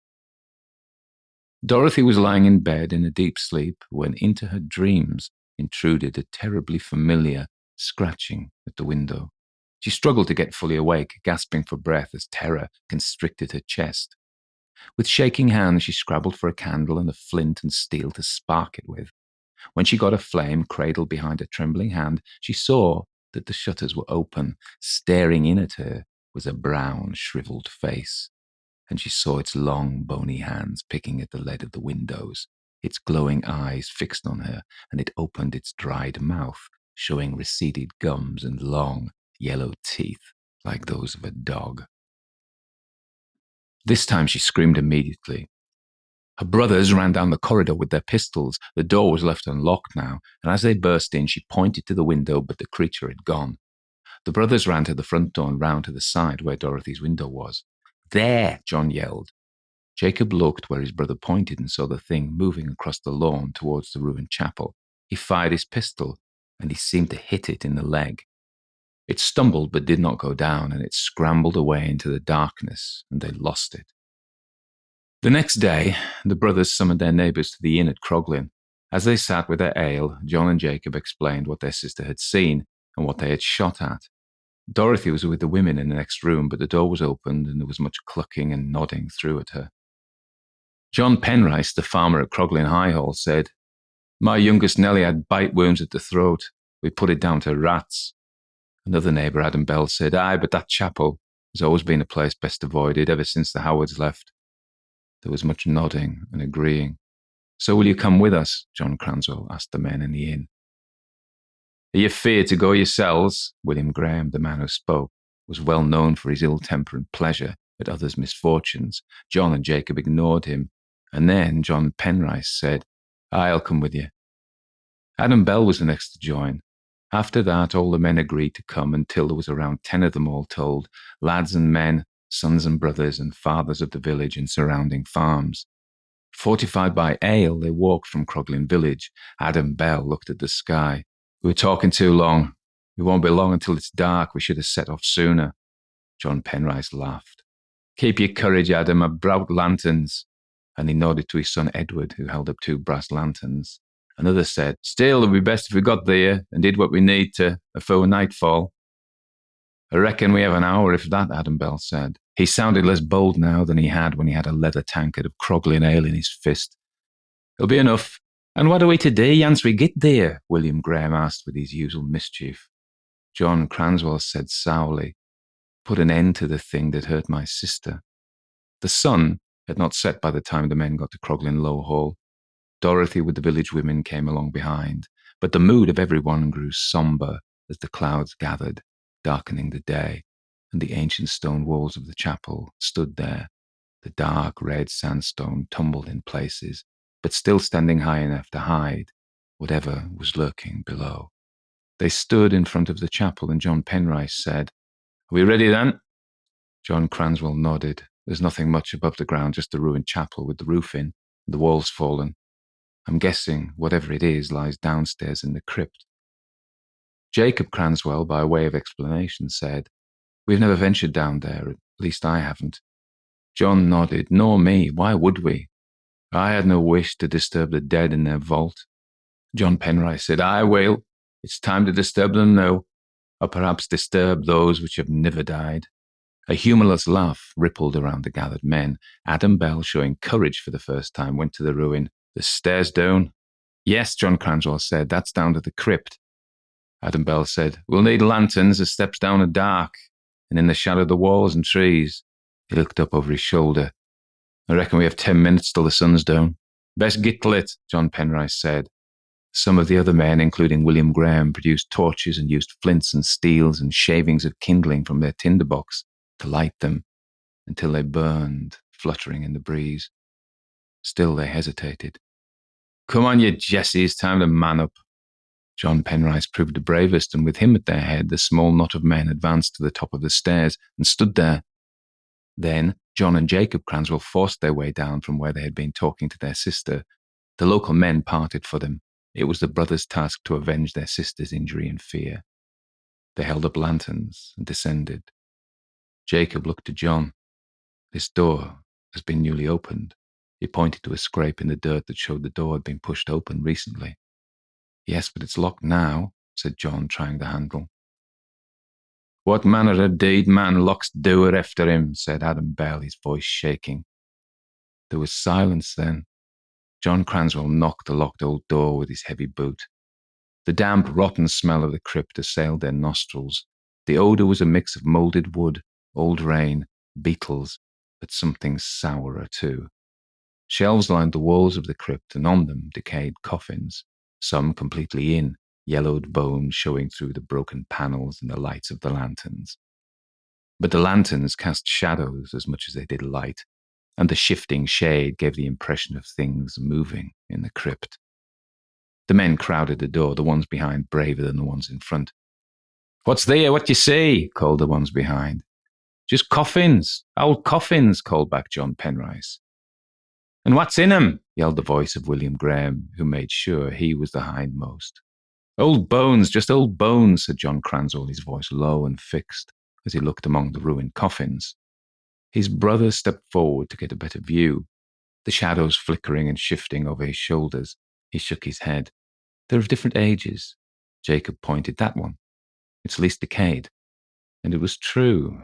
There was a coffin there of newer design and less rotted than the others, as if it had come from elsewhere and was ensconced here among the local caskets.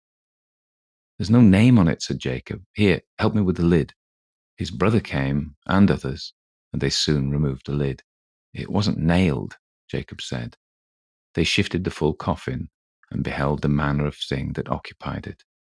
It was naked and withered, the shape of a man, but taller and thinner and spindled. Its fingers were like curled brown talons, and its thin brown lips drew back to show fangs like those of an animal. Dried on its chin was blood, as if it had recently fed on something living. "Call Dorothy," John said. Dorothy was outside at the top of the stairs with the women. "I don't want to come, brother," she called down. "But only you can say if this was the thing that attacked you," John said. "Still, I will not come. Say that it is. I don't need to see it again," Dorothy said. John Penrice nodded. He stood with the Cranswells looking at the thing in its coffin. "Let's burn it anyway." Adam Bell was behind, not daring to come closer. "There's only minutes left before the sun goes down. What if it's true that these things stir once the sun's gone?"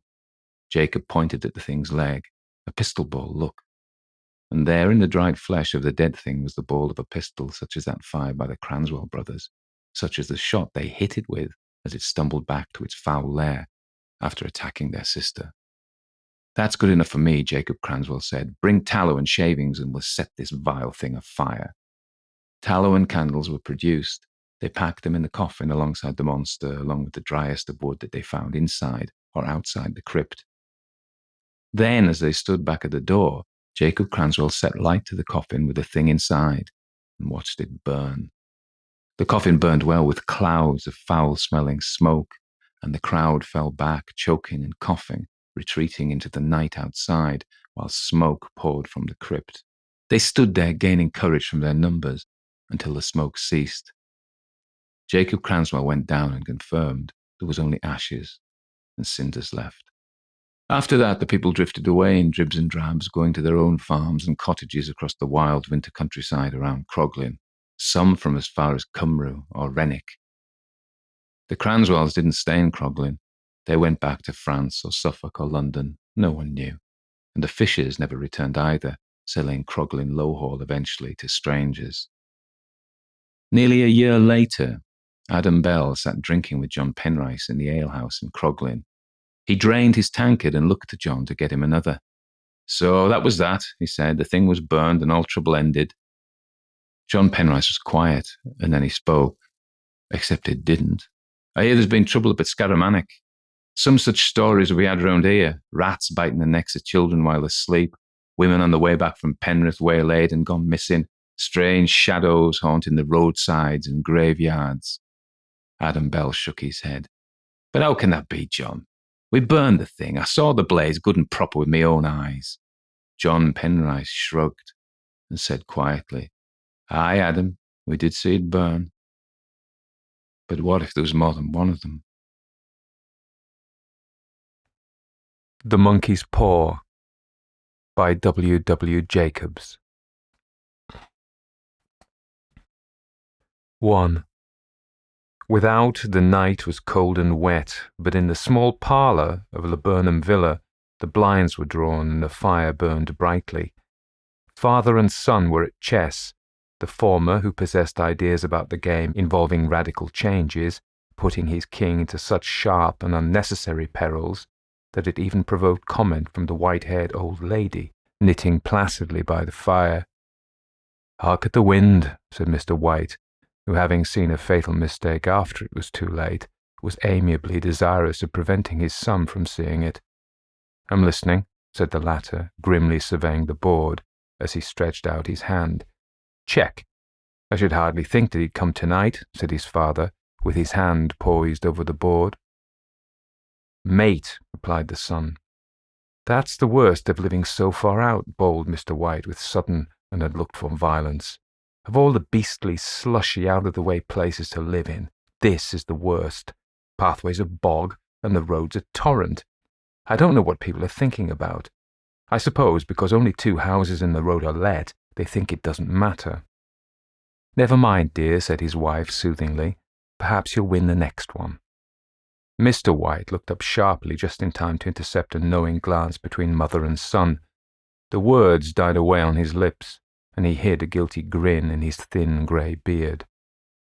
"There he is," said Herbert White as the gate banged to loudly, and heavy footsteps came toward the door. The old man rose with hospitable haste, and opening the door was heard condoling with the new arrival. The new arrival also condoled with himself, so that Mrs. White said tut-tut and coughed gently as her husband entered the room, followed by a tall, burly man, beady of eye and rubicund of visage. "Sergeant Major Morris," he said, introducing him. The sergeant major shook hands and, taking the proffered seat by the fire, watched contentedly while his host got out whiskey and tumblers and stood a small copper kettle on the fire.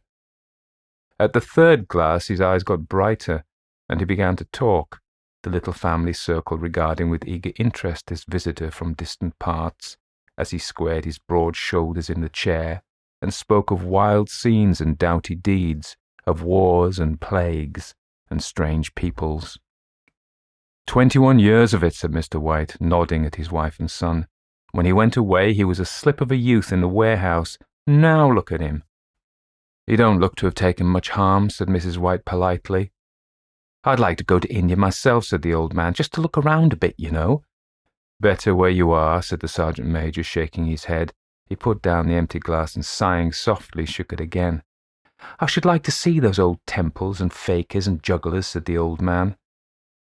What was that you started telling me the other day about a monkey's paw or something, Morris?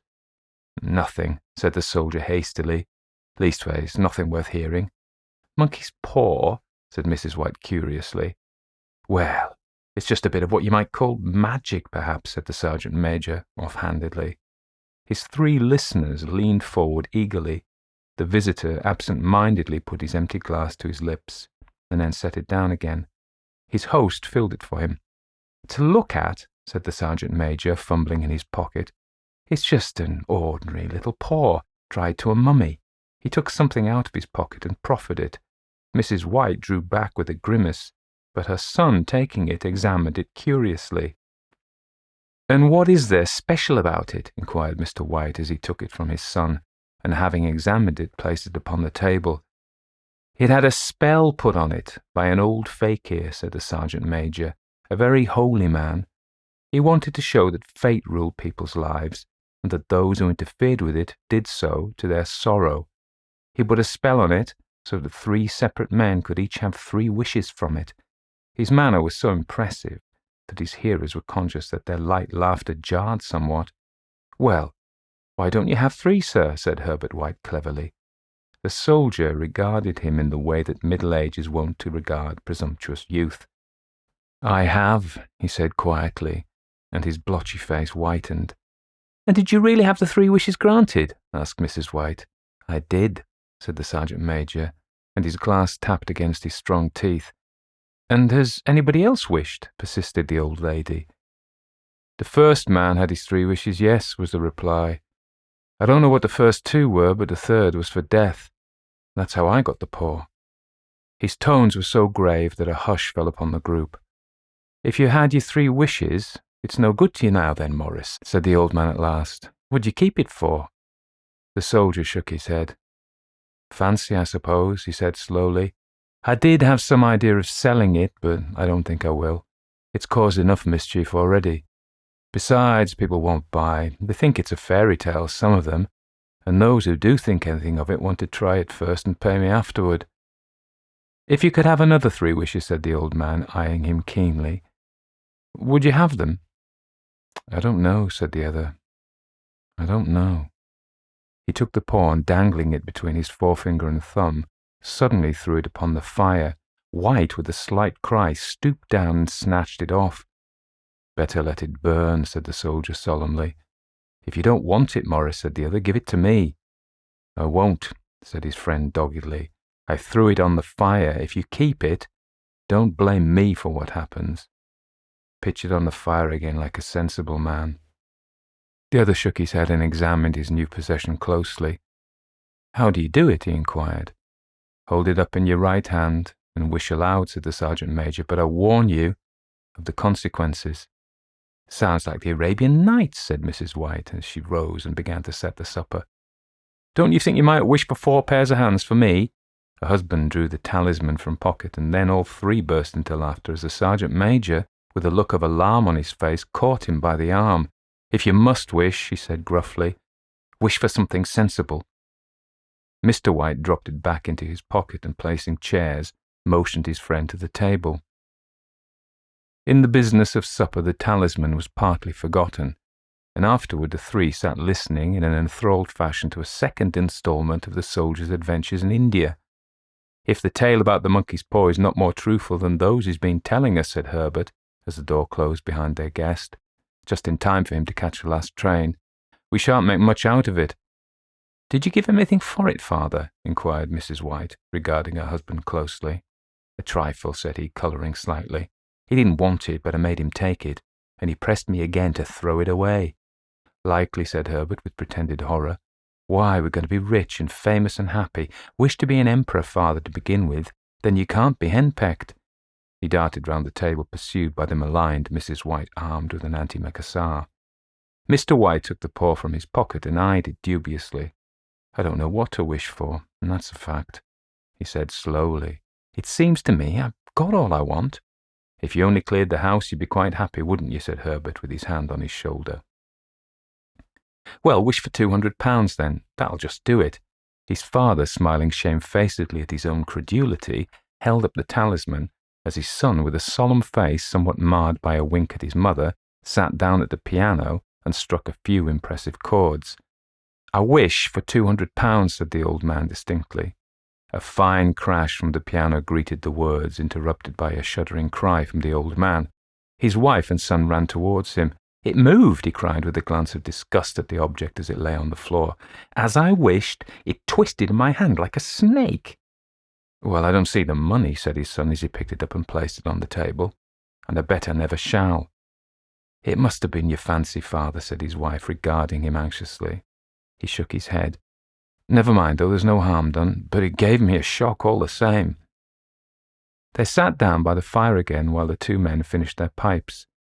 Outside, the wind was higher than ever, and the old man started nervously at the sound of a door banging upstairs.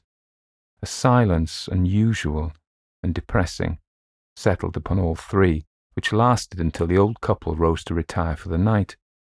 "I expect you'll find the cash tied up in a big bag in the middle of your bed," said Herbert, as he bade them good night, "and something horrible squatting on top of the wardrobe watching you as you pocket your ill-gotten gains."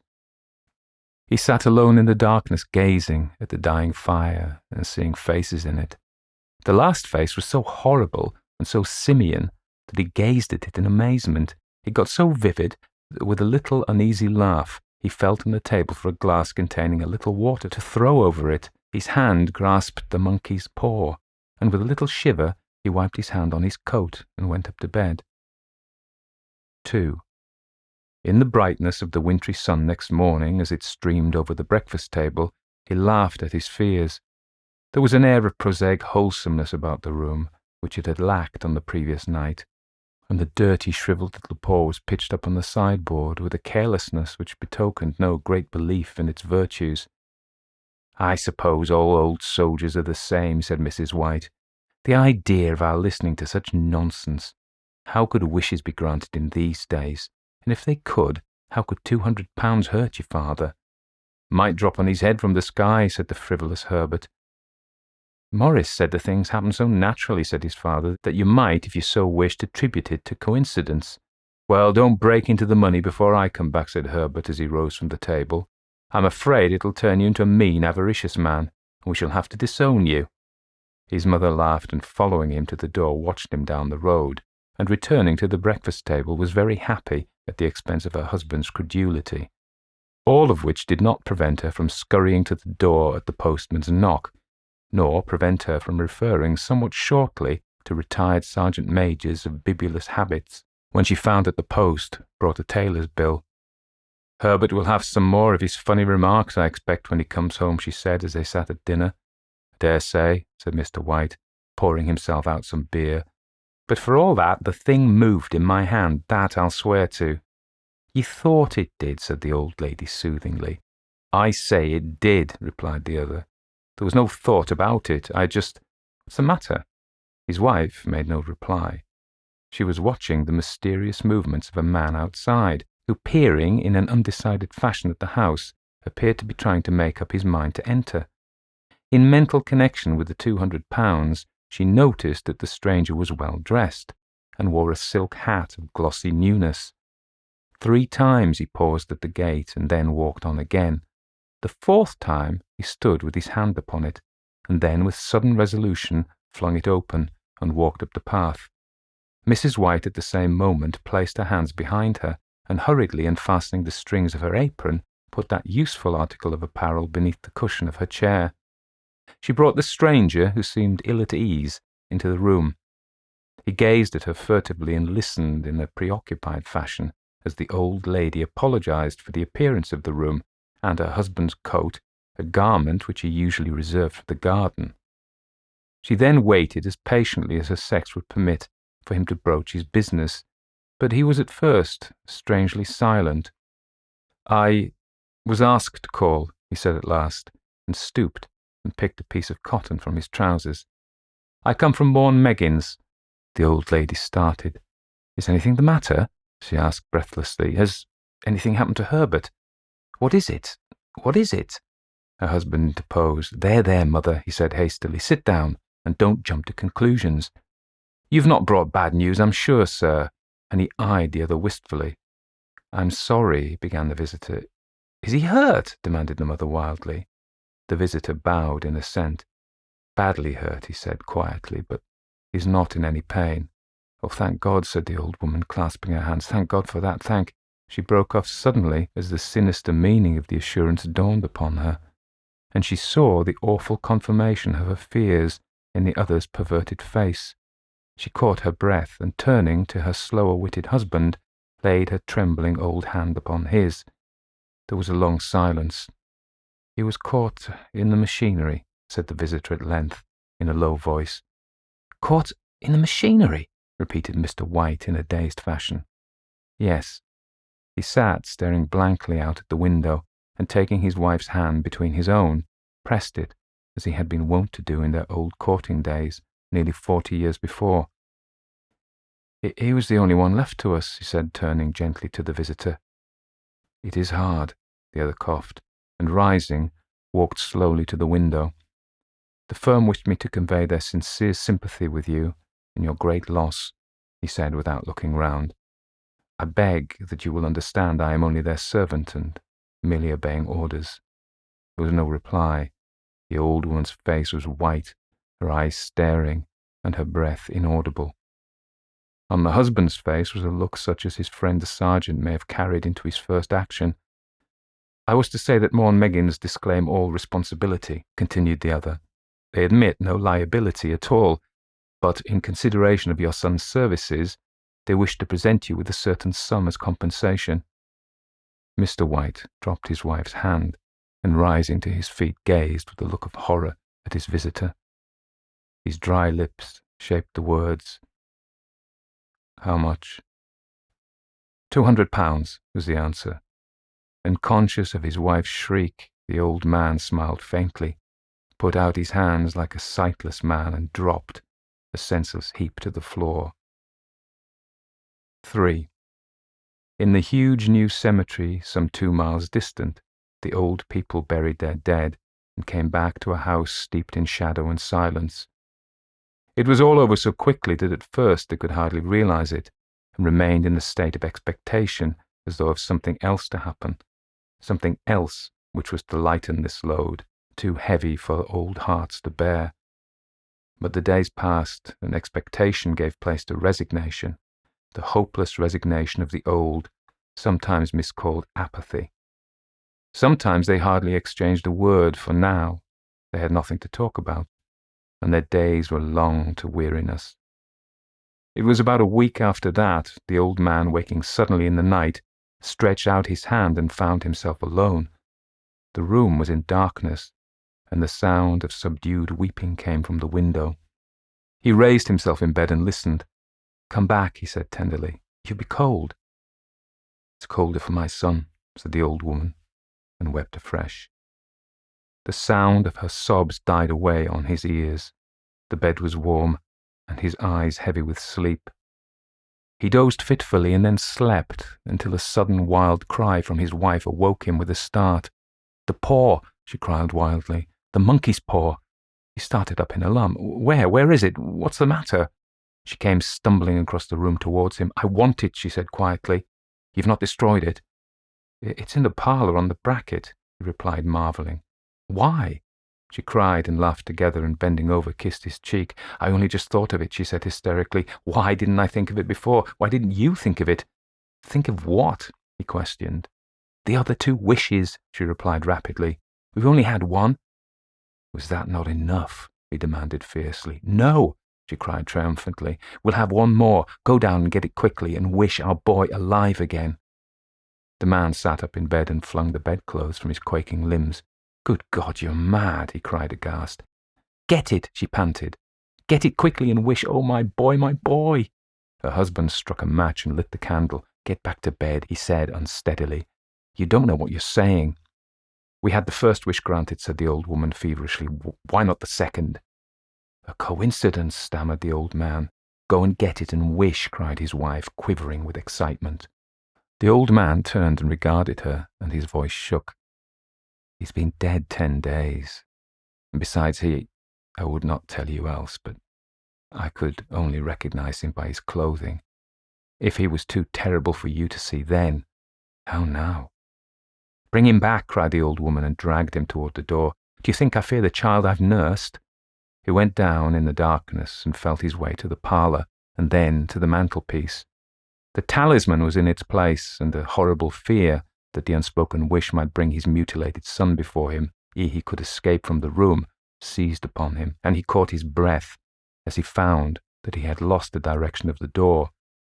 His brow cold with sweat, he felt his way round the table and groped along the wall until he found himself in the small passage with the unwholesome thing in his hand. Even his wife's face seemed changed as he entered the room. It was white and expectant, and to his fears seemed to have an unnatural look upon it. He was afraid of her. "Wish," she cried in a strong voice. "It's foolish and wicked," he faltered. "Wish," repeated his wife. He raised his hand. "I wish my son alive again." The talisman fell to the floor, and he regarded it fearfully. Then he sank, trembling, into a chair as the old woman with burning eyes walked to the window and raised the blind. He sat until he was chilled with the cold, glancing occasionally at the figure of the old woman peering through the window. The candle end, which had burned below the rim of the china candlestick, was throwing pulsating shadows on the ceiling and walls, until, with a flicker larger than the rest, it expired.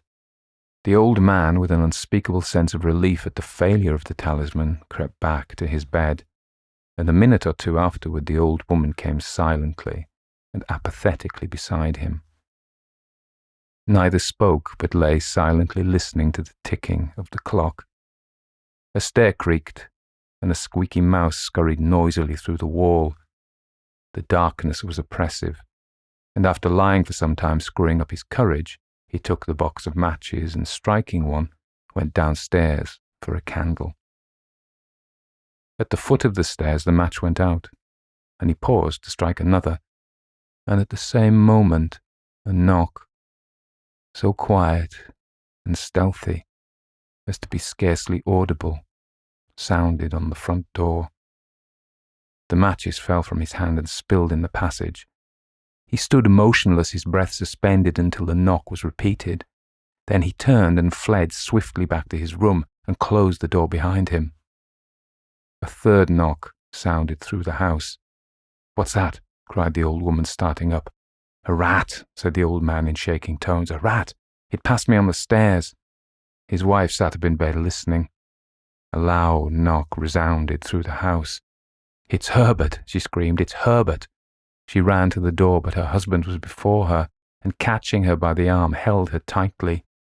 "What are you going to do?" he whispered hoarsely. "It's my boy, it's Herbert," she cried, struggling mechanically.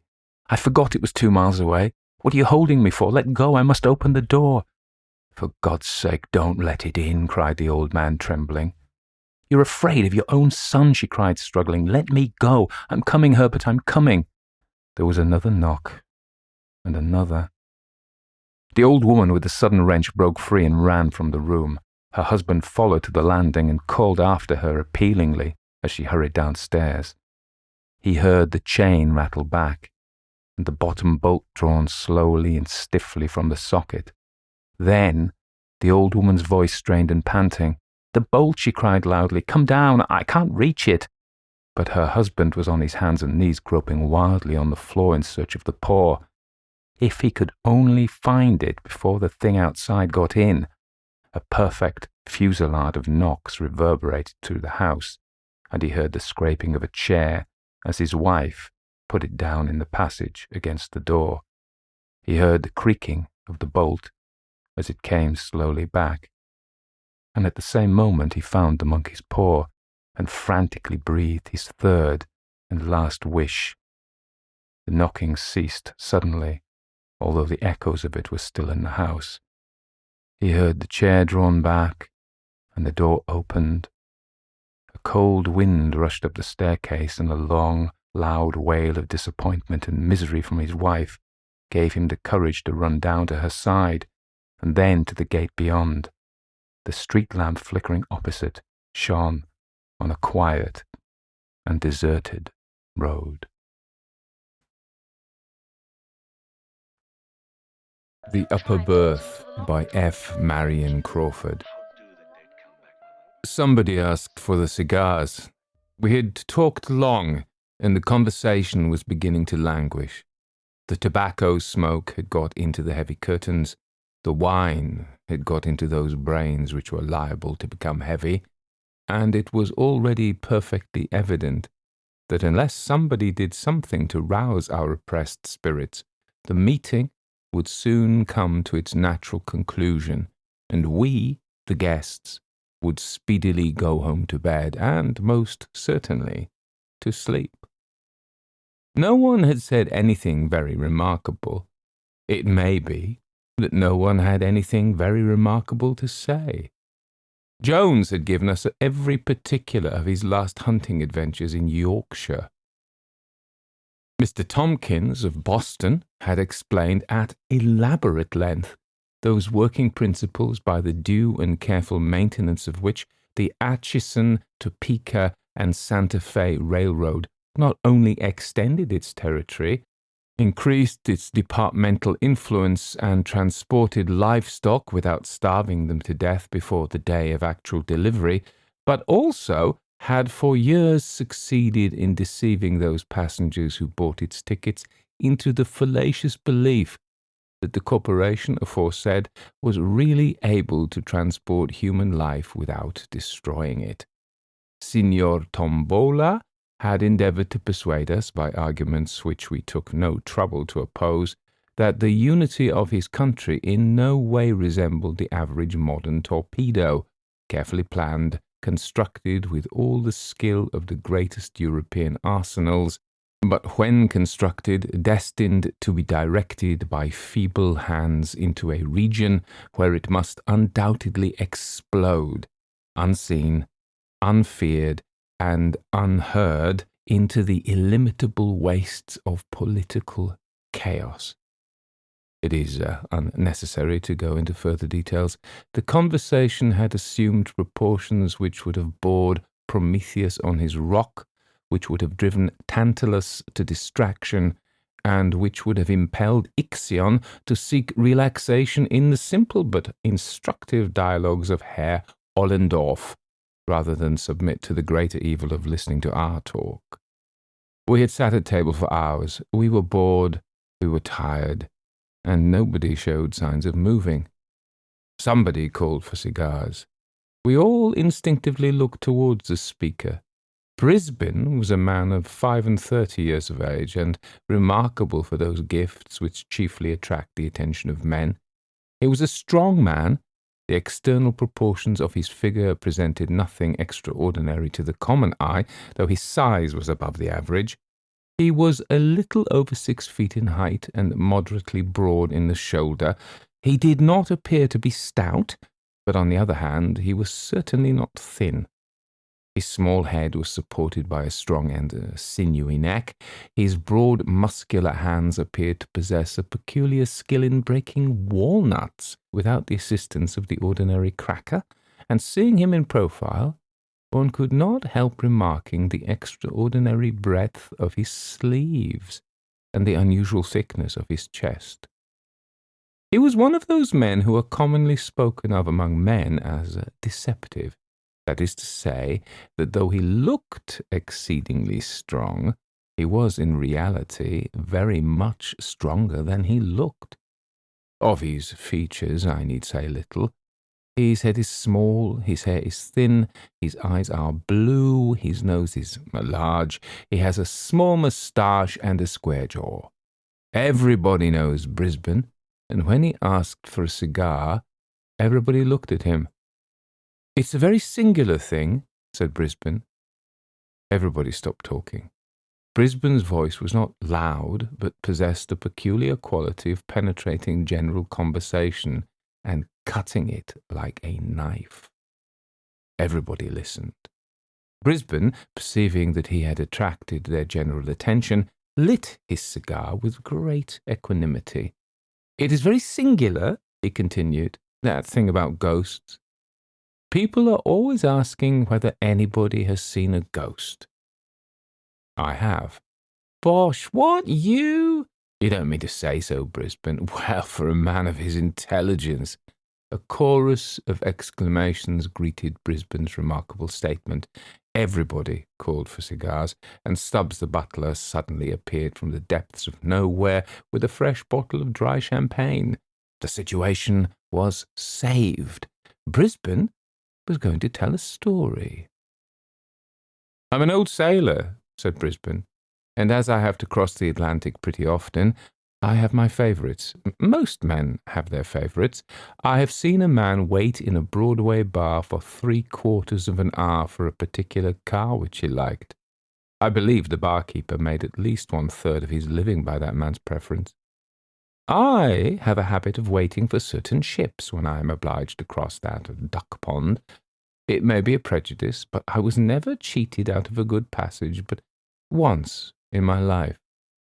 I remember it very well. It was a warm morning in June, and the custom house officials, who were hanging about waiting for a steamer already on her way up from the quarantine, presented a peculiarly hazy and thoughtful appearance. I had not much luggage, I never have. I mingled with the crowd of passengers, porters, and officious individuals in blue coats and brass buttons, who seemed to spring up like mushrooms from the deck of a moored steamer to obtrude their unnecessary services upon the independent passenger. I have often noticed, with a certain interest, the spontaneous evolution of these fellows. They're not there when you arrive. 5 minutes after the pilot has called, "Go ahead," they, or at least their blue coats and brass buttons, have disappeared from deck and gangway as completely as though they had been consigned to that locker which tradition unanimously ascribes to Davy Jones. But at the moment of starting, there they are, clean-shaved, blue-coated, and ravenous for fees. I hastened on board. The Kamchatka was one of my favourite ships. I say was because she emphatically no longer is. I cannot conceive of any inducement which would entice me to make another voyage in her. Yes, I know what you are going to say. She is uncommonly clean in the run aft. She has enough bluffing off in the bows to keep her dry, and the lower berths are most of them double. She has a lot of advantages, but I won't cross in her again. Excuse the digression. I got on board. I hailed the steward, whose red nose and red whiskers were equally familiar to me. 105 lower berths, said I, in the business-like tone peculiar to men who think no more of crossing the Atlantic than taking a whisky cocktail at downtown Delmonico's. The steward took my portmanteau, greatcoat, and rug. I shall never forget the expression of his face. Not that he turned pale. It is maintained by the most eminent divines that even miracles cannot change the course of nature. I have no hesitation in saying that he did not turn pale, but from his expression I judged that he was either about to shed tears, to sneeze, or to drop my portmanteau. As the latter contained 2 bottles of particularly fine old sherry presented to me for my voyage by my old friend Snigginson van Pickens, I felt extremely nervous, but the steward did none of these things. "Well, I'm damned," said he in a low voice, and led the way. I suppose my Hermes, as he led me to the lower regions, had had a little grog, but I said nothing, and followed him. 105 was on the port side well aft. There was nothing remarkable about the stateroom. The lower berth, like most of those upon the Kamchatka, was double. There was plenty of room. There was the usual washing apparatus calculated to convey an idea of luxury to the mind of a North American Indian. There were the usual inefficient racks of brown wood, in which it is more easy to hang a large-sized umbrella than the common toothbrush of commerce. Upon the uninviting mattresses were carefully folded together those blankets which a great modern humorist has aptly compared to cold buckwheat cakes. The question of towels was left entirely to the imagination. The glass decanters were filled with a transparent liquid faintly tinged with brown, but from which an odour less faint but not more pleasing ascended to the nostrils, like a far-off seasick reminiscence of oily machinery. Sad-coloured curtains half-closed the upper berth. The hazy June daylight shed a faint illumination upon the desolate little scene. Ah, how I hate that stateroom! The steward deposited my traps and looked at me as though he wanted to get away, probably in search of more passengers and more fees. It is always a good plan to start in favour with those functionaries, and I accordingly gave him certain coins there and then. "I'll try and make you comfortable all I can," he remarked as he put the coins in his pocket. Nevertheless, there was a doubtful intonation in his voice which surprised me. Possibly his scale of fees had gone up, and he was not satisfied. But on the whole, I was inclined to think that, as he himself would have expressed it, he was the better for a glass. I was wrong, however, and did the man injustice. 2. Nothing especially worthy of mention occurred during that day. We left the pier punctually, and it was very pleasant to be fairly under way, for the weather was warm and sultry, and the motion of the steamer produced a refreshing breeze. Everybody knows what the first day at sea is like. People pace the decks and stare at each other, and occasionally meet acquaintances whom they did not know to be on board. There is the usual uncertainty as to whether the food will be good, bad, or indifferent, until the first 2 meals have put the matter beyond a doubt. There is the usual uncertainty about the weather, until the ship is fairly off Fire Island. The tables are crowded at first, and then suddenly thinned. Pale-faced people spring from their seats and precipitate themselves towards the door, and each old sailor breathes more freely as his seasick neighbour rushes from his side, leaving him plenty of elbow room and an unlimited command over the mustard.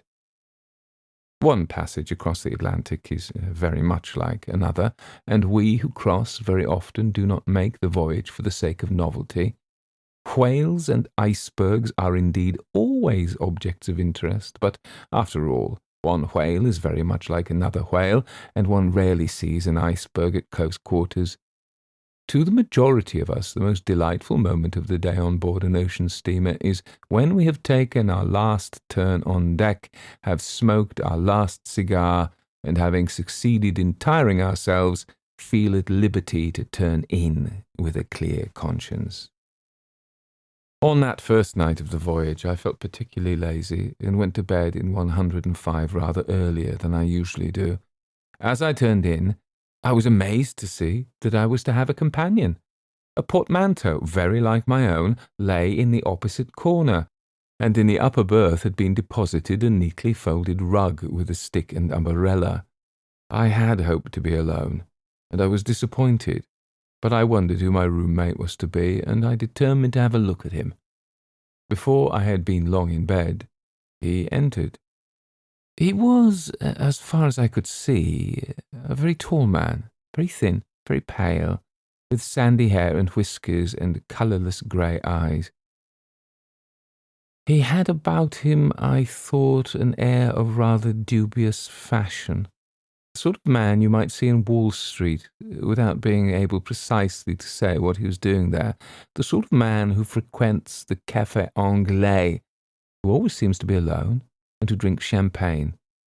You might meet him on a race course, but he would never appear to be doing anything there either. A little overdressed, a little odd. There are 3 or 4 of his kind on every ocean steamer. I made up my mind that I did not care to make his acquaintance, and I went to sleep saying to myself that I would study his habits in order to avoid him. If he rose early, I would rise late. If he went to bed late, I would go to bed early. I did not care to know him. If you once know people of that kind, they're always turning up. Poor fellow. I need not have taken the trouble to come to so many decisions about him, for I never saw him again after that first night in 105. I was sleeping soundly when I was suddenly waked by a loud noise. To judge from the sound, my roommate must have sprung with a single leap from the upper berth to the floor. I heard him fumbling with the latch and bolt of the door, which opened almost immediately, and then I heard his footsteps as he ran at full speed down the passage, leaving the door open behind him.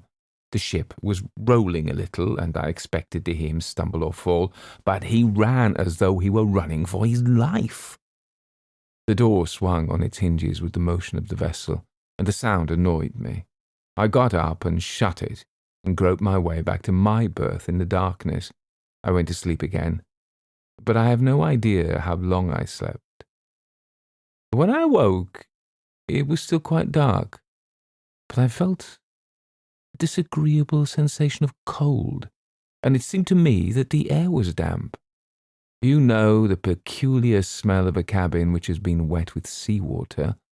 I covered myself up as well as I could and dozed off again, framing complaints to be made the next day, and selecting the most powerful epithets in the language. I could hear my roommate turn over in the upper berth. He had probably returned when I was asleep. Once I thought I heard him groan, and I argued that he was seasick. That is particularly unpleasant when one is below. Nevertheless, I dozed off and slept till early daylight. The ship was rolling heavily, much more than on the previous evening, and the grey light which came in through the porthole changed in tint with every movement, according as to the angle of the vessel's side turned the glass seawards or skywards. It was very cold, unaccountably so for the month of June. I turned my head and looked at the porthole, and saw to my surprise that it was wide open and hooked back. I believe I swore audibly. Then I got up and shut it. As I turned back, I glanced at the upper berth. The curtains were drawn close together. My companion had probably felt cold as well as I. It struck me that I had slept enough. The stateroom was uncomfortable, though, strange to say, I could not smell the dampness which had annoyed me in the night. My roommate was still asleep, excellent opportunity for avoiding him, so I dressed at once and went on deck. The day was warm and cloudy, with an oily smell on the water. It was 7 o'clock as I came out, much later than I had imagined. I came across the doctor, who was taking his first sniff of the morning air. He was a young man from the west of Ireland, a tremendous fellow with black hair and blue eyes, already inclined to be stout. He had a happy-go-lucky, healthy look about him, which was rather attractive. "Fine morning," I remarked by way of introduction. "Well," said he, eyeing me with an air of ready interest, "it's a fine morning, and it's not a fine morning. I don't think it's much of a morning." "Well, no, it is not so very fine," said I. "It's just what I call fuggly weather," replied the doctor. "It was very cold last night, I thought," I remarked. However, when I looked about, I found that the porthole was wide open. I hadn't noticed it when I went to bed, and the stateroom was damp too. Damp, said he. Whereabouts are you? 105. To my surprise, the doctor started visibly and stared at me. What is the matter? I asked. Oh, nothing, he answered. Only everybody has complained of that stateroom for the last 3 trips. I shall complain too, I said. It has certainly not been properly aired. It's a shame. I don't believe it can be helped, answered the doctor. I believe there is something. Well, it's not my business to frighten passengers. You need not be afraid of frightening me, I replied. I can stand any amount of damp. If I should get a bad cold, I will come to you. I offered the doctor a cigar, which he took and examined very critically.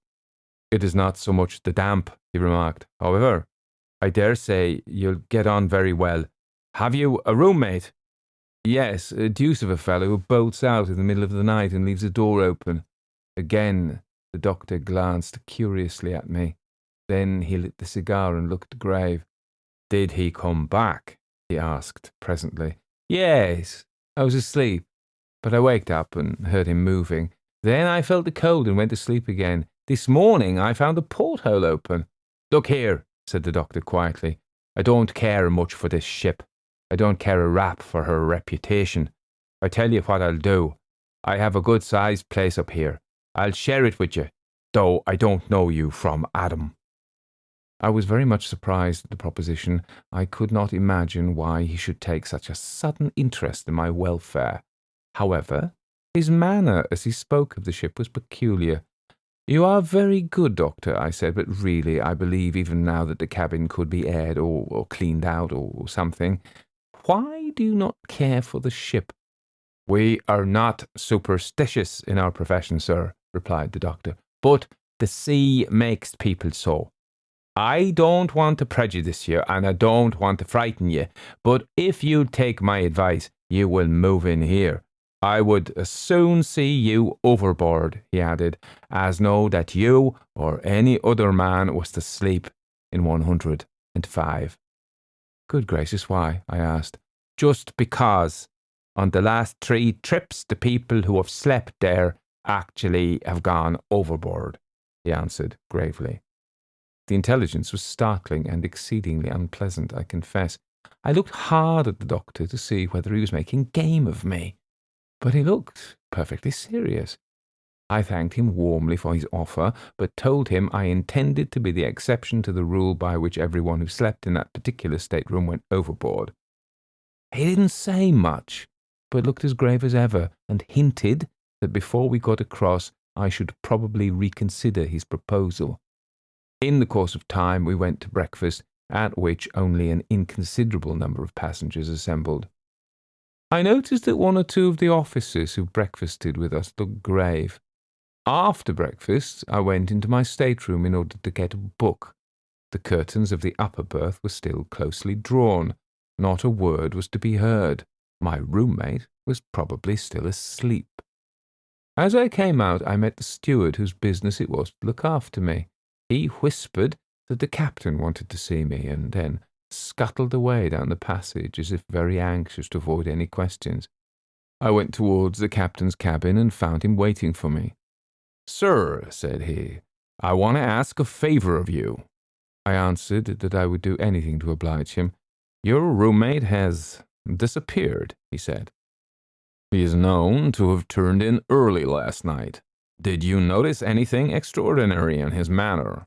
The question, coming as it did, in exact confirmation of the fears the doctor had expressed half an hour earlier, staggered me. You don't mean to say he's gone overboard? I asked. I fear he has, answered the captain. This is the most extraordinary thing, I began. Why? He asked. He's the 4th, then, I explained. In answer to another question from the captain, I explained without mentioning the doctor that I had heard the story concerning 105. He seemed very much annoyed at hearing that I knew of it. I told him what had occurred in the night. What you say, he replied, coincides almost exactly with what was told me by the roommates of 2 of the other 3. They bolt out of bed and run down the passage. 2 of them were seen to go overboard by the watch. We stopped and lowered boats, but they were not found. Nobody, however, saw or heard the man who was lost last night, if he really is lost. The steward, who is a superstitious fellow perhaps and expected something to go wrong, went to look for him this morning and found his berth empty, but his clothes lying about it just as he had left them. The steward was the only man on board who knew him by sight, and he has been searching everywhere for him. He has disappeared.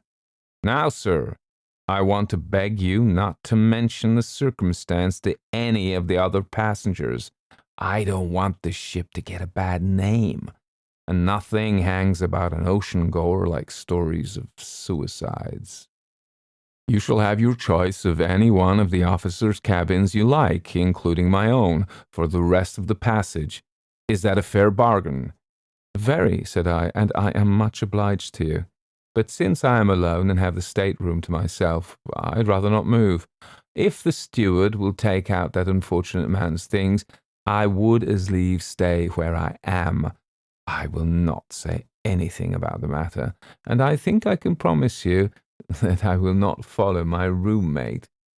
The captain tried to dissuade me from my intention, but I preferred having a stateroom alone to being the chum of any officer on board. I do not know whether I acted foolishly, but if I had taken his advice, I should have had nothing more to tell. There would have remained the disagreeable coincidence of several suicides occurring among men who had slept in the same cabin, but that would have been all. That was not the end of the matter, however, by any means. I obstinately made up my mind that I would not be disturbed by such tales, and I even went so far as to argue the question with the captain. There was something wrong about the stateroom, I said. It was rather damp. The porthole had been left open last night. My roommate might have been ill when he came on board, and he might have become delirious after he went to bed. He might even now be hiding somewhere on board and might be found later. The place ought to be aired and the fastening of the port looked to. If the captain would give me leave, I would see that what I thought necessary were done immediately. "Of course, you have a right to stay where you are if you please," he replied rather petulantly, "but I wish you would turn out and let me lock the place up and be done with it." I did not see it in the same light, and left the captain, after promising to be silent concerning the disappearance of my companion. The latter had had no acquaintances on board, and was not missed in the course of the day. Towards evening I met the doctor again, and he asked me whether I had changed my mind. I told him I had not. "Then you will before long," he said very gravely. 3. We played whist in the evening, and I went to bed late. I will confess now that I felt a disagreeable sensation when I entered my stateroom. I couldn't help thinking of the tall man I had seen the previous night, who was now dead, drowned, tossing about in the long swell, 200 or 300 miles astern. His face rose very distinctly before me as I undressed, and I even went so far as to draw back the curtains of the upper berth, as though to persuade myself that he was actually gone. I also bolted the door of the stateroom. Suddenly, I became aware that the porthole was open and fastened back. This was more than I could stand. I hastily threw on my dressing gown and went in search of Robert, the steward of my passage. I was very angry, I remember, and when I found him, I dragged him roughly to the door of 105 and pushed him towards the open porthole. "What the deuce do you mean, you scoundrel, by leaving that port open every night? Don't you know it's against the regulations? Don't you know that if the ship heeled and the water began to come in, 10 men couldn't shut it? I report you to the captain, you blackguard, for endangering the ship." I was exceedingly wroth. The man trembled and turned pale, and then began to shut the round glass plate with the heavy brass fittings. "Why don't you answer me?" I said roughly. "If you please, sir," faltered Robert, "there's nobody on board as can keep this here port shut at night." "You can try it yourself, sir." I ain't a-going to stop any longer on board of this vessel, sir. I ain't indeed. But if I was you, sir, I'd just clear out and go to sleep with the surgeon or something. I would. Look here, sir. Is that fastened what you may call securely or not, sir? Try it, sir. See if it will move a hinge. I tried the port and found it perfectly tight. Well, sir, continued Robert triumphantly, I wager my reputation as an A1 steward that in half an hour it'll be open again. Fasten back too, sir. That's the awful thing. Fasten back. I examined the great screw and the looped nut that ran on it. If I find it open in the night, Robert, I'll give you a sovereign. It is not possible. You may go. Sovereign, you say, sir? Very good, sir. Thank you, sir. Good night, sir. Pleasant repose, sir, and all manner of enchanting dreams, sir.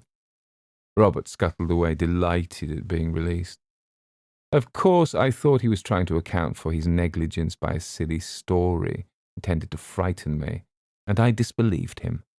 The consequence was that he got his sovereign, and I spent a very peculiarly unpleasant night. I went to bed, and 5 minutes after I had rolled myself up in my blankets, the inexorable Robert extinguished the light that burned steadily behind the ground glass pane near the door.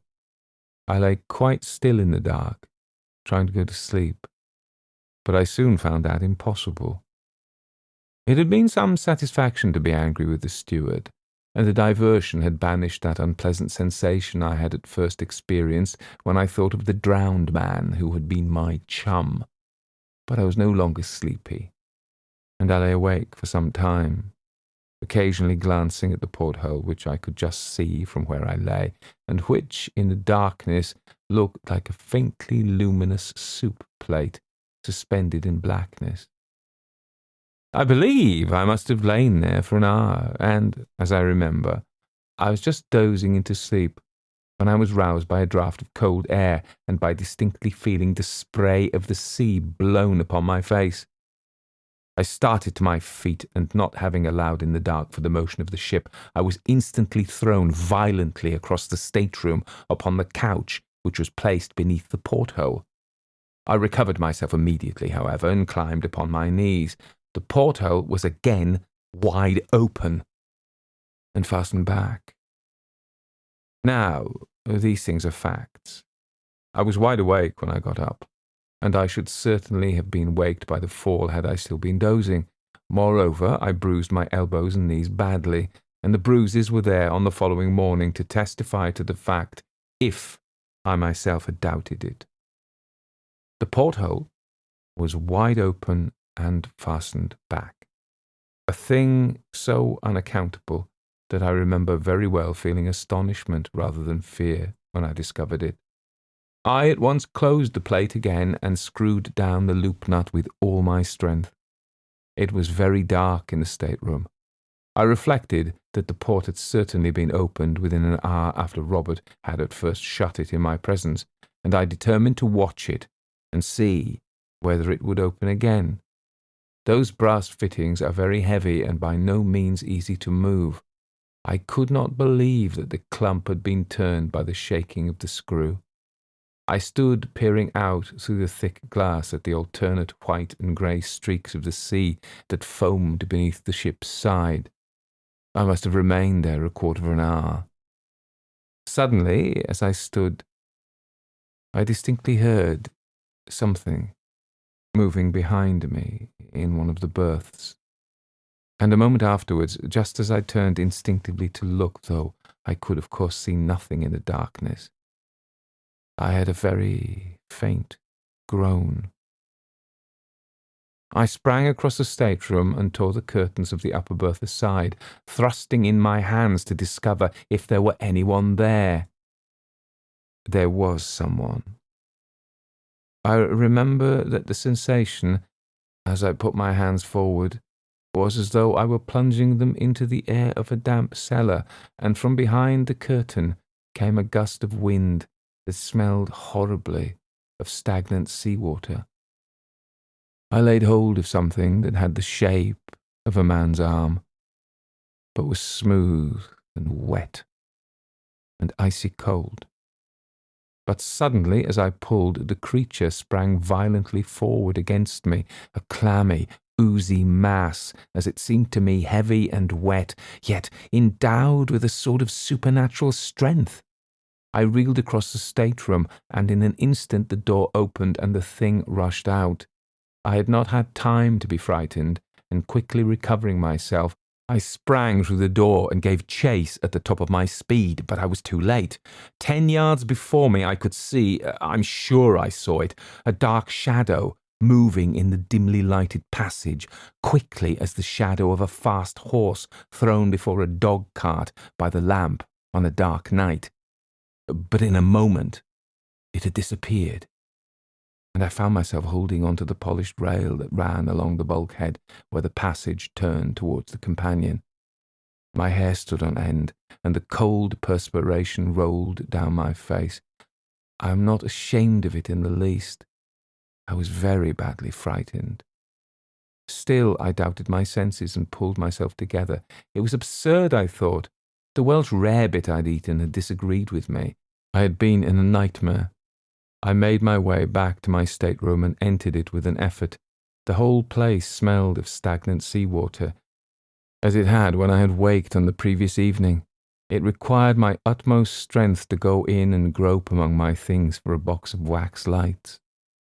As I lighted a railway reading lantern, which I always carry in case I want to read after the lamps are out, I perceived that the porthole was again open, and a sort of creeping horror began to take possession of me, which I never felt before, nor wish to feel again. But I got a light and proceeded to examine the upper berth, expecting to find it drenched with seawater. But I was disappointed. The bed had been slept in, and the smell of the sea was strong, but the bedding was as dry as a bone. I fancied that Robert had not had the courage to make the bed after the accident of the previous night. It had all been a hideous dream. I drew the curtains back as far as I could and examined the place very carefully. It was perfectly dry, but the porthole was open again. With a sort of dull bewilderment of horror, I closed it and screwed it down, and thrusting my heavy stick through the brass loop, wrenched it with all my might till the thick metal began to bend under the pressure. Then I hooked my reading lantern into the red velvet at the head of the couch and sat down to recover my senses, if I could. I sat there all night, unable to think of rest, hardly able to think at all. But the porthole remained closed, and I did not believe it would now open again without the application of a considerable force. The morning dawned at last, and I dressed myself slowly, thinking over all that had happened in the night. It was a beautiful day, and I went on deck, glad to get out in the early pure sunshine, and to smell the breeze from the blue water, so different from the noisome, stagnant odour from my stateroom. Instinctively I turned aft towards the surgeon's cabin. There he stood, with a pipe in his mouth, taking his morning airing precisely as on the preceding day. "Good morning," said he quietly, but looking at me with evident curiosity. "Doctor, you were quite right," said I. "There is something wrong about that place." "I thought you would change your mind," he answered rather triumphantly. "You've had a bad night, eh? Shall I make you a pick-me-up? I have a capital recipe." "No, thanks," I cried, "but I would like to tell you what happened." I then tried to explain as clearly as possible precisely what had occurred, not omitting to state that I had been scared as I had never been scared in my whole life before. I dwelt particularly on the phenomenon of the porthole, which was a fact to which I could testify, even if the rest had been an illusion. I had closed it twice in the night, and the second time I had actually bent the brass in wrenching it with my stick. I believe I insisted a good deal on this point. "You seem to think that I am likely to doubt the story," said the doctor, smiling at the detailed account of the state of the porthole. "I do not doubt it in the least. I renew my invitation to you. Bring your traps here and take half my cabin." "Come and take half of mine for one night," I said. "Help me to get to the bottom of this thing." "You will get to the bottom of something else if you try," answered the doctor. "What?" I asked. The bottom of the sea. I am going to leave this ship. It is not canny. Then you will not help me to find out. Not I, said the doctor quickly. It's my business to keep my wits about me, not to go fiddling about with ghosts and things. Do you really believe it is a ghost? I inquired rather contemptuously, but as I spoke, I remembered very well the horrible sensation of the supernatural which had got possession of me during the night. The doctor turned sharply on me. Have you any reasonable explanation of these things to offer? He said. No, you have not. Well, you say you'll find an explanation. I say that you won't, sir, simply because there is not any. But my dear sir, I retorted, do you, a man of science, mean to tell me that such things cannot be explained? I do, he answered stoutly, and if they could, I would not be concerned in the explanation. I did not care to spend another night alone in the stateroom, and yet I was obstinately determined to get at the root of the disturbances.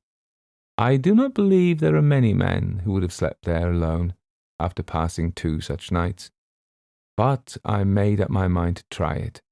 If I couldn't get anyone to share a watch with me, the doctor was evidently not inclined for such an experiment.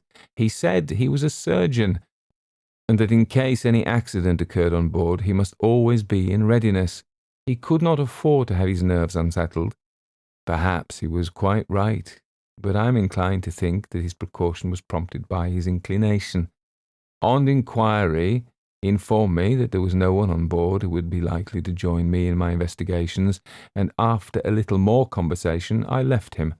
A little later, I met the captain and told him my story. I said that if no one would spend the night with me, I would ask leave to have the light burning all night and would try it alone. Look here, said he, I'll tell you what I'll do.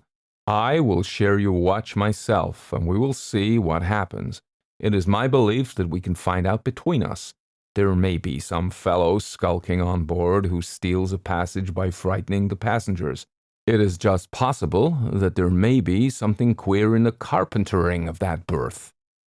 I suggested taking the ship's carpenter below and examining the place, but I was overjoyed at the captain's offer to spend the night with me.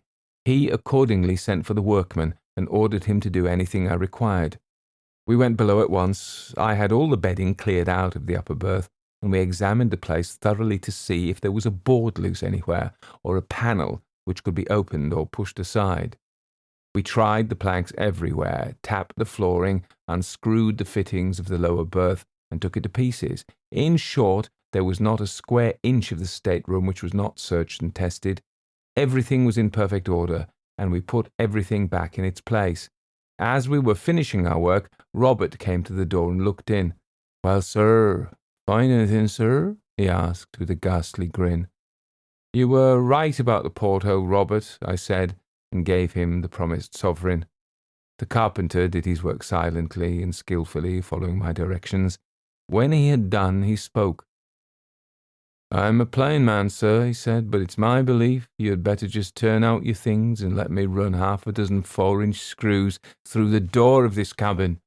There's no good never came of this cabin yet, sir, and that's all about it. There's been 4 lives lost out here to my own remembrance, and that in 4 trips.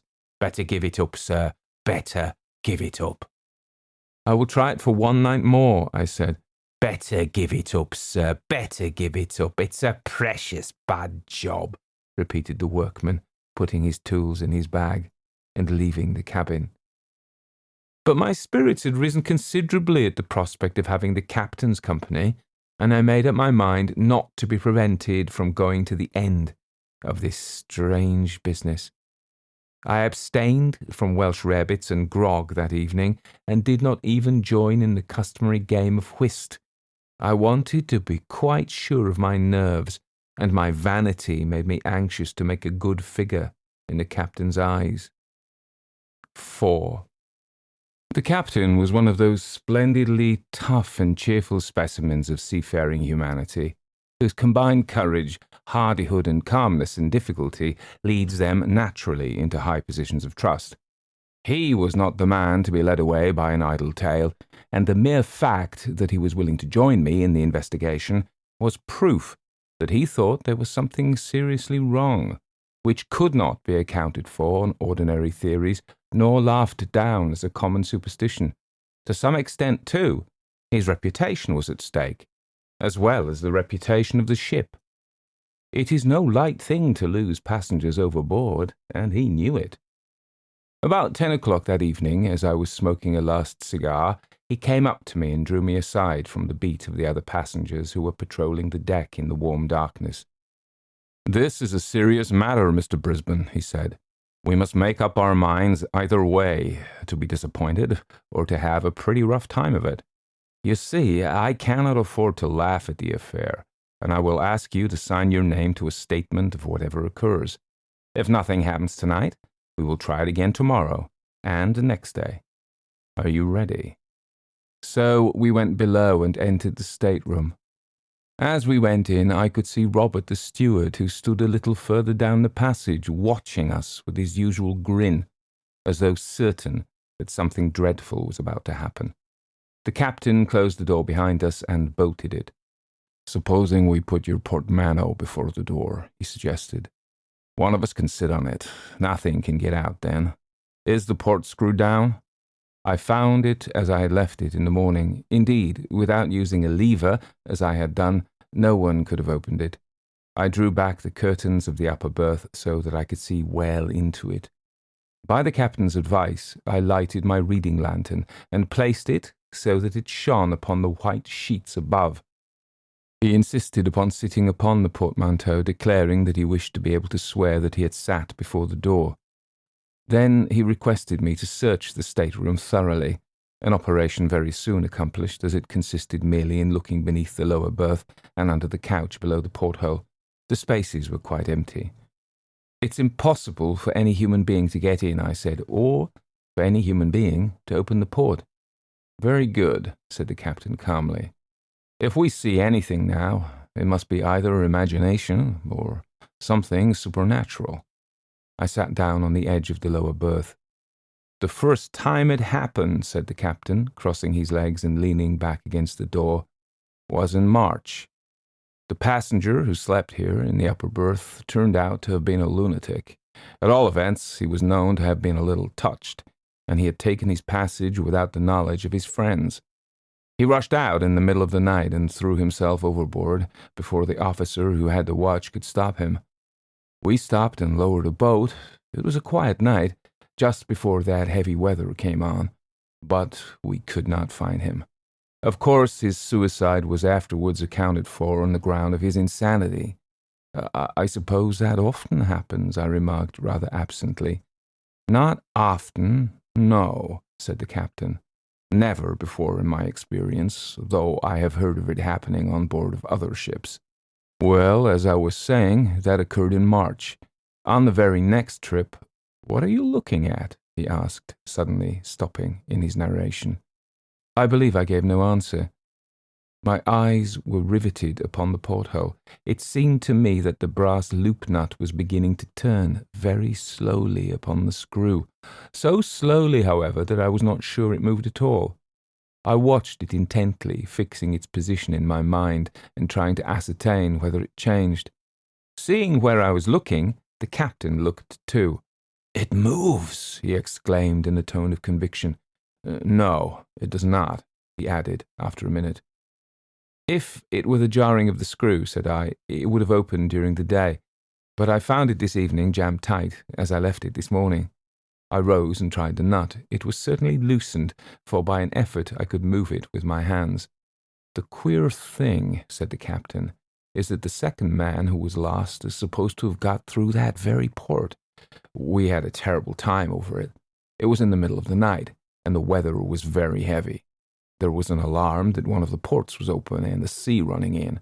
I came below and found everything flooded, the water pouring in every time she rolled, and the whole port swinging from the top bolts.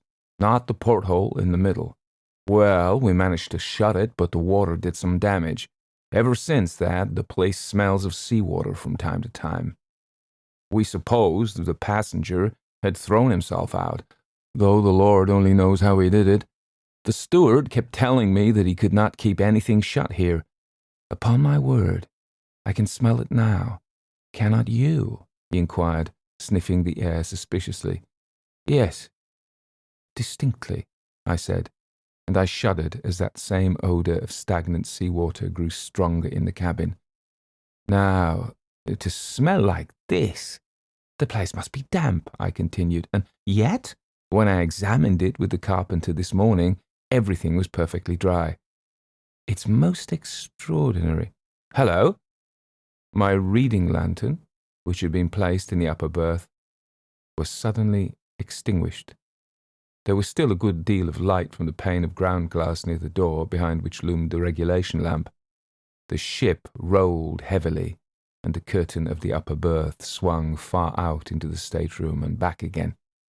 I rose quickly from my seat on the edge of the bed, and the captain, at the same moment, started to his feet with a loud cry of surprise. I had turned with the intention of taking down the lantern to examine it when I heard his exclamation, and immediately afterwards his call for help. I sprang towards him. He was wrestling with all his might with the brass loop of the port. It seemed to turn against his hands in spite of all his efforts. I caught up my cane, a heavy oak stick I always used to carry, and thrust it through the ring and bore on it with all my strength. But the strong wood snapped suddenly, and I fell upon the couch. When I rose again, the port was wide open, and the captain was standing with his back against the door, pale to the lips. "There is something in that berth," he cried, in a strange voice, his eyes almost starting from his head. "Hold the door while I look. It shall not escape us, whatever it is." But instead of taking his place, I sprang upon the lower bed and seized something which lay in the upper berth. It was something ghostly, horrible beyond words, and it moved in my grip. It was like the body of a man long drowned, and yet it moved, and had the strength of 10 men living. But I gripped it with all my might, the slippery, oozy, horrible thing. The dead, white eyes seemed to stare at me out of the dusk. The putrid odour of rank sea-water was about it, and its shiny hair hung in foul, wet curls over its dead face. I wrestled with the dead thing. It thrust itself upon me and forced me back and nearly broke my arms. It wound its corpse's arms about my neck, the living death, and overpowered me so that I, at last, cried aloud and fell and left my hold. As I fell, the thing sprang across me and seemed to throw itself upon the captain. When I last saw him on his feet, his face was white and his lips set. It seemed to me that he struck a violent blow at the dead being, and then he, too, fell forward upon his face with an inarticulate cry of horror. The thing paused an instant, seeming to hover over his prostrate body, and I could have screamed again for very fright, but I had no voice left. The thing vanished suddenly, and it seemed to my disturbed senses that it made its exit through the open port, though how that was possible, considering the smallness of the aperture, is more than anyone can tell. I lay a long time upon the floor, and the captain lay beside me. At last I partially recovered my senses and moved, and I instantly knew that my arm was broken, the small bone of the left forearm near the wrist. I got on my feet somehow, and with my remaining hand I tried to raise the captain. He groaned and moved, and at last came to himself. He wasn't hurt, but he seemed badly stunned. "Well, do you want to hear any more?" "There is nothing more. That is the end of my story. The carpenter carried out his scheme of running 6 4-inch screws through the door of 105. And if ever you take a passage in the Kamchatka, you may ask for a berth in that stateroom. You will be told it is engaged. Yes, it is engaged by that dead thing." I finished the trip in the surgeon's cabin. He doctored my broken arm and advised me not to fiddle about with ghosts and things any more. The captain was very silent and never sailed again in that ship, though it is still running. And I will not sail in her either. It was a very disagreeable experience, and I was very badly frightened, which is a thing I do not like. That is all. That is how I saw a ghost. If it was a ghost. It was dead, anyhow. The Legend of Sleepy Hollow by Washington Irving. Found among the papers of the late Diedrich Knickerbocker. A pleasing land of drowsy head it was, of dreams that wave before the half-shut eye, and of gay castles in the clouds that pass, forever flushing round a summer sky. Castle of Indolence. In the bosom of one of those spacious coves which indent the eastern shore of the Hudson, and that broad expansion of the river dominated by the ancient Dutch navigators, the Tappan Zee, and where they always prudently shortened sail and implored the protection of St. Nicholas when they crossed, there lies a small market town, or rural port, which by some is called Greensborough, but which is more generally and properly known by the name of Tarry Town. This name was given, we are told, in former days by the good housewives of the adjacent county, from the inveterate propensity of their husbands to linger about in the village tavern on market days. Be that as it may, I do not vouch for the fact, but merely advert to it, for the sake of being precise and authentic. Not far from this village, perhaps about 2 miles, there is a little valley, or rather lap of land among high hills, which is one of the quietest places in the whole world. A small brook glides through it with just murmur enough to lull one to repose, and the occasional whistle of a quail or tapping of a woodpecker is almost the only sound that ever breaks in upon the uniform tranquillity. I recollect that when a stripling, my first exploit in squirrel shooting was in a grove of tall walnut trees that shades one side of the valley. I had wandered into it at noontime, when all nature is peculiarly quiet, and was startled by the roar of my own gun as it broke the Sabbath stillness around, and was prolonged and reverberated by the angry echoes.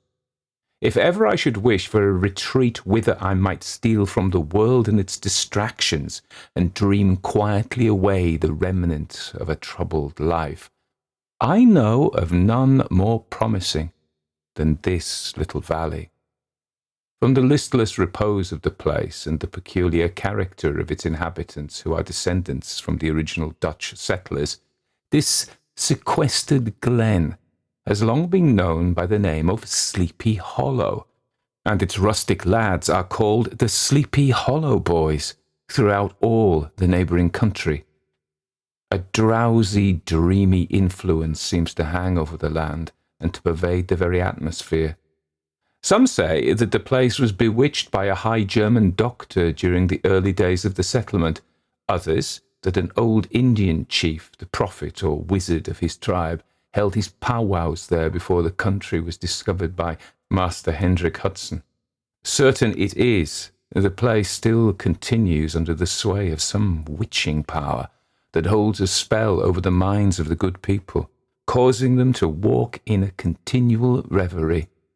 They are given to all kinds of marvellous beliefs, are subject to trances and visions, and frequently see strange sights and hear music and voices in the air. The whole neighbourhood abounds with local tales, haunted spots, and twilight superstitions. Stars shoot, and meteors glare oftener across the valley than in any other part of the country, and the nightmare, with her whole ninefold, seems to make it the favourite scene of her gambols. The dominant spirit, however, that haunts this enchanted region, and seems to be commander-in-chief of all the powers of the air, is the apparition of a figure on horseback, without a head. It is said by some to be the ghost of a Hessian trooper, whose head had been carried away by a cannonball in some nameless battle during the Revolutionary War, and who is ever and anon seen by the country folk, hurrying along in the gloom of night as if on the wings of the wind. His haunts are not confined to the valley, but extend at times to the adjacent roads, and especially to the vicinity of a church at no great distance. Indeed, certain of the most authentic historians of those parts, who have been careful in collecting and collating the floating facts concerning the spectre, allege that the body of the trooper, having been buried in the churchyard, the ghost rides forth to the scene of battle in nightly quest of his head, and that the rushing speed with which he sometimes passes along the hollow like a midnight blast is owing to his being belated and in a hurry to get back to the churchyard before daybreak. Such is the general purport of this legendary superstition, which has furnished materials for many a wild story in that region of shadows, and the spectre is known at all the country firesides by the name of the Headless Horseman of Sleepy Hollow. It is remarkable that the visionary propensity I have mentioned is not confined to the native inhabitants of the valley, but is unconsciously imbibed by everyone who resides there for a time. However wide awake they may have been before they entered that sleepy region, they are sure in a little time to inhale the witching influence of the air, and begin to grow imaginative, to dream dreams, and see apparitions.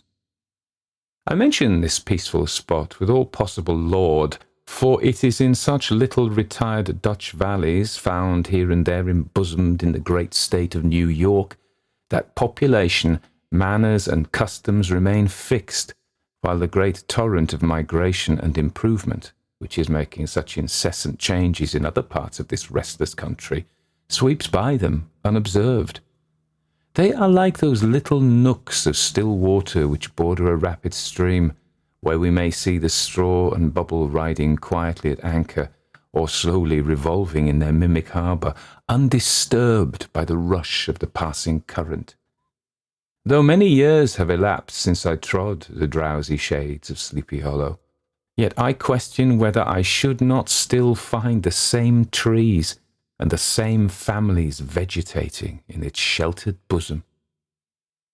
In this by-place of nature there abode, in a remote period of American history, that is to say, some 30 years since, a worthy wight of the name of Ichabod Crane, who sojourned, or as he expressed it, tarried, in Sleepy Hollow, for the purpose of instructing the children of the vicinity. He was a native of Connecticut, a state which supplies the Union with pioneers for the mind as well as for the forest, and sends forth yearly its legions of frontier woodmen and country schoolmasters. The cognomen of Crane was not inapplicable to this person. He was tall, but exceedingly lank, with narrow shoulders, long arms and legs, hands that dangled a mile out of his sleeves, feet that might have served for shovels, and his whole frame most loosely hung together. His head was small and flat at the top, with huge ears, large green glassy eyes, and a long snipe nose, so that it looked like a weathercock perched upon his spindle neck to tell which way the wind blew.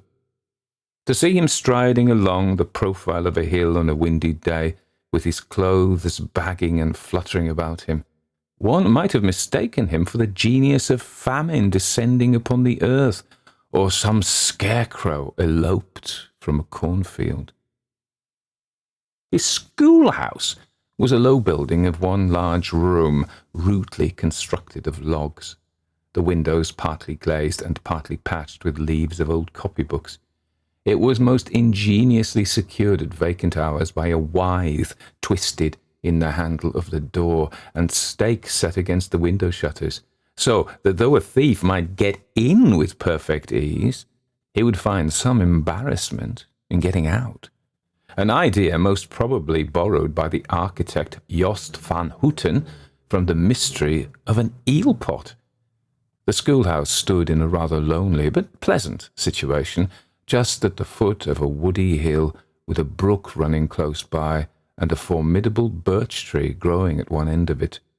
From hence the low murmur of his pupils' voices, conning over their lessons, might be heard in a drowsy summer's day like the hum of a beehive.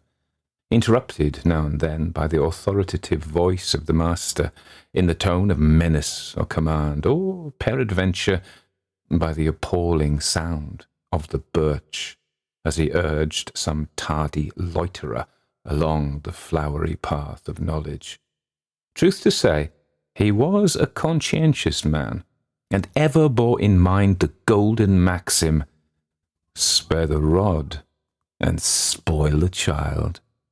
Ichabod Crane's scholars certainly were not spoiled. I would not have it imagined, however, that he was one of those cruel potentates of the school who joy in the smart of their subjects. On the contrary, he administered justice with discrimination rather than severity, taking the burden off the backs of the weak and laying it on those of the strong.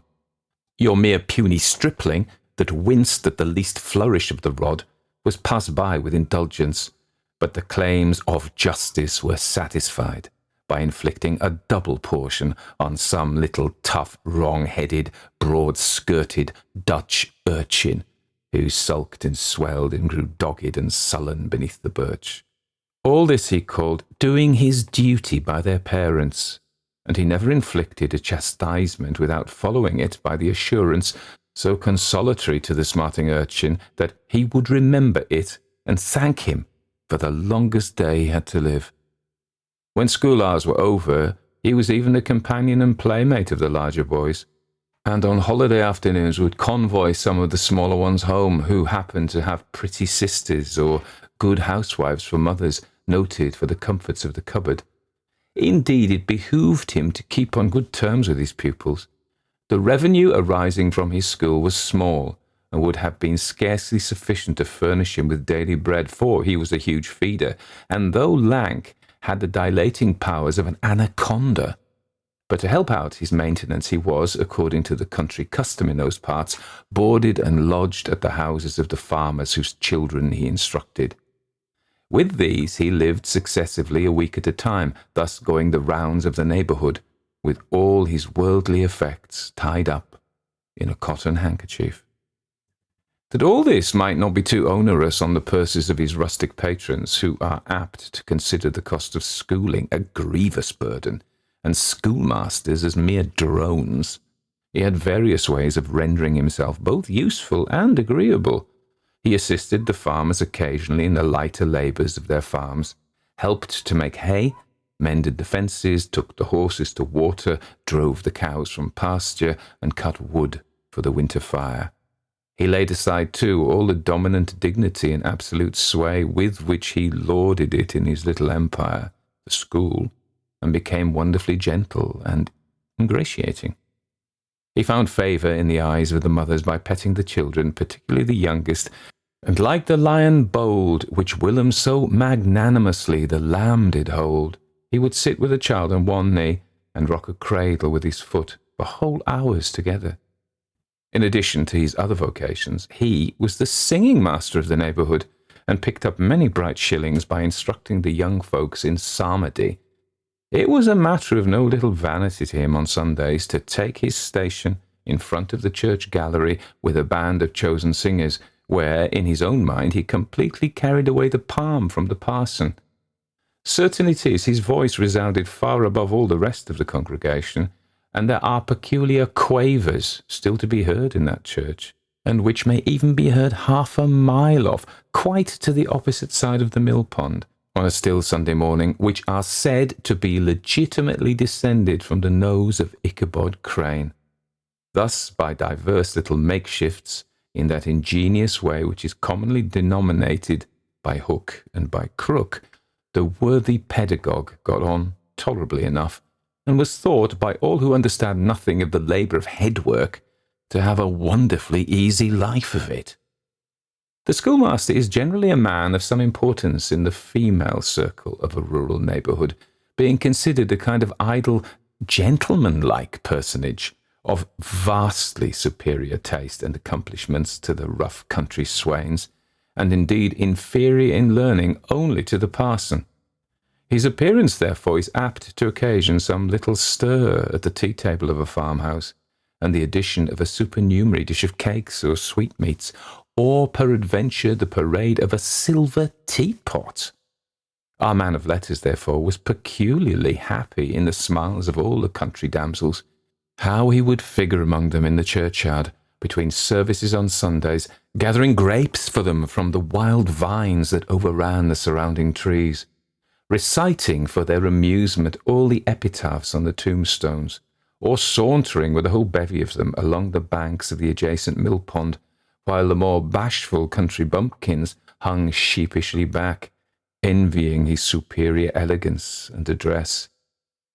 From his half-itinerant life, also, he was a kind of travelling gazette, carrying the whole budget of local gossip from house to house, so that his appearance was always greeted with satisfaction. He was, moreover, esteemed by the women as a man of great erudition, for he had read several books quite through, and was a perfect master of Cotton Mather's History of New England Witchcraft, in which, by the way, he most firmly and potently believed. He was, in fact, an odd mixture of small shrewdness and simple credulity. His appetite for the marvellous and his powers of digesting it were equally extraordinary, and both had been increased by his residence in this spellbound region. No tale was too gross or monstrous for his capacious swallow. It was often his delight, after his school was dismissed in the afternoon, to stretch himself over old Mather's direful tales, until the gathering dusk of evening made the printed page a mere mist before his eyes. Then, as he wended his way by swamp and stream and awful woodland to the farmhouse where he happened to be quartered, every sound of nature at that witching hour fluttered his excited imagination. The moan of the whippoorwill from the hillside, the boding cry of the tree-toad, that harbinger of storm, the dreary hooting of the screech owl, or the sudden rustling in the thicket of birds frightened from their roost. The fireflies, too, which sparkled most vividly in the darkest places, now and then startled him as one of uncommon brightness would stream across his path, and if, by chance, a huge blockhead of a beetle came winging his blundering flight against him, the poor varlet was ready to give up the ghost with the idea that he was struck with a witch's token.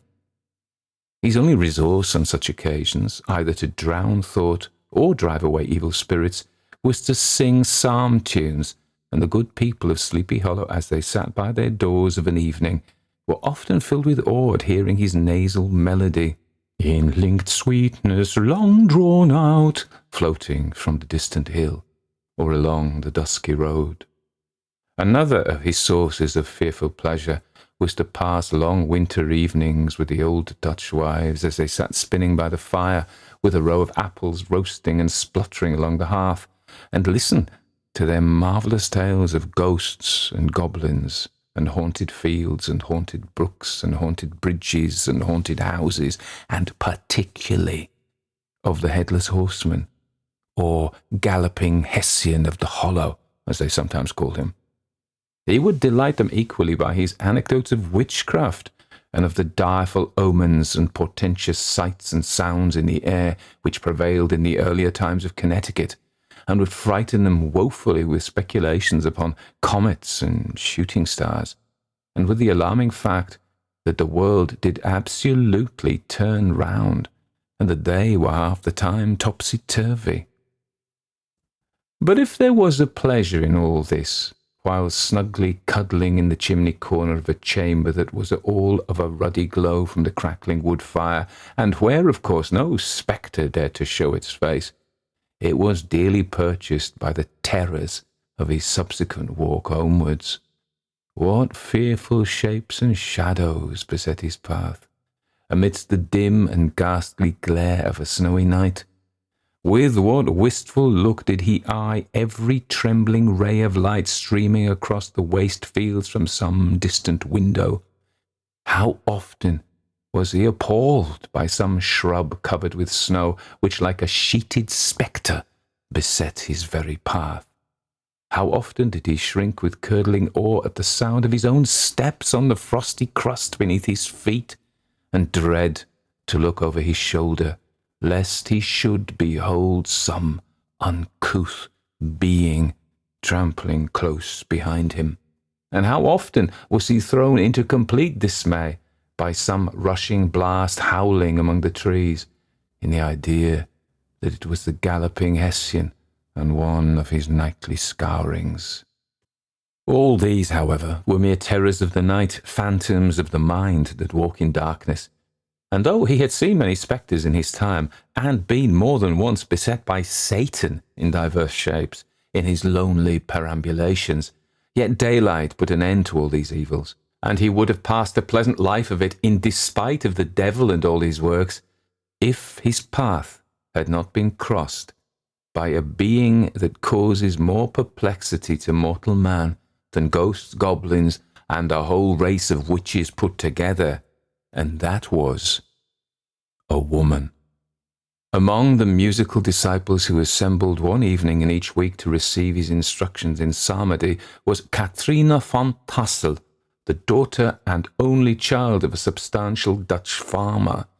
She was a blooming lass of fresh 18, plump as a partridge, ripe and melting and rosy-cheeked as one of her father's peaches, and universally famed not merely for her beauty, but her vast expectations. She was withal a little of a coquette, as might be perceived even in her dress, which was a mixture of ancient and modern fashions, and most suited to set off her charms. She wore the ornaments of pure yellow gold which her great-great-grandmother had brought over from Saardam, the tempting stomacher of the olden time, and withal a provokingly short petticoat to display the prettiest foot and ankle in the country around. Ichabod Crane had a soft and foolish heart towards the sex, and it is not to be wondered at that so tempting a morsel soon found favour in his eyes, more especially after he had visited her in her paternal mansion. Old Baltus von Tassel was a perfect picture of a thriving, contented, liberal-hearted farmer. He seldom, it is true, sent either his eyes or his thoughts beyond the boundaries of his own farm, but within those everything was snug, happy, and well-conditioned. He was satisfied with his wealth, but not proud of it, and piqued himself upon the hearty abundance rather than the style in which he lived. His stronghold was situated on the banks of the Hudson, in one of those green, sheltered, fertile nooks in which the Dutch farmers are so fond of nestling. A great elm tree spread its broad branches over it, at the foot of which bubbled up a spring of the softest and sweetest water, that babbled along among elders and dwarf willows. Hard by the farmhouse was a vast barn that might have served for a church, every window and crevice of which seemed bursting forth with the treasures of the farm. The flail was busily resounding within it from morning to night. Swallows and martins skimmed, twittering about the eaves, and rows of pigeons, some with one eye turned up as if watching the weather, some with their heads down under their wings or buried in their bosoms, and others, swelling and cooing and bowing about their dames, were enjoying the sunshine on the roof. Sleek, unwieldy porkers were grunting in the repose and abundance of their pens, from whence sallied forth, now and then, troops of sucking pigs, as if to snuff the air. A stately squadron of snowy geese were riding in an adjoining pond, convoying whole fleets of ducks. Regiments of turkeys were gobbling through the farmyard, and guinea fowls fretting about it like ill-tempered housewives with their peevish, discontented cry.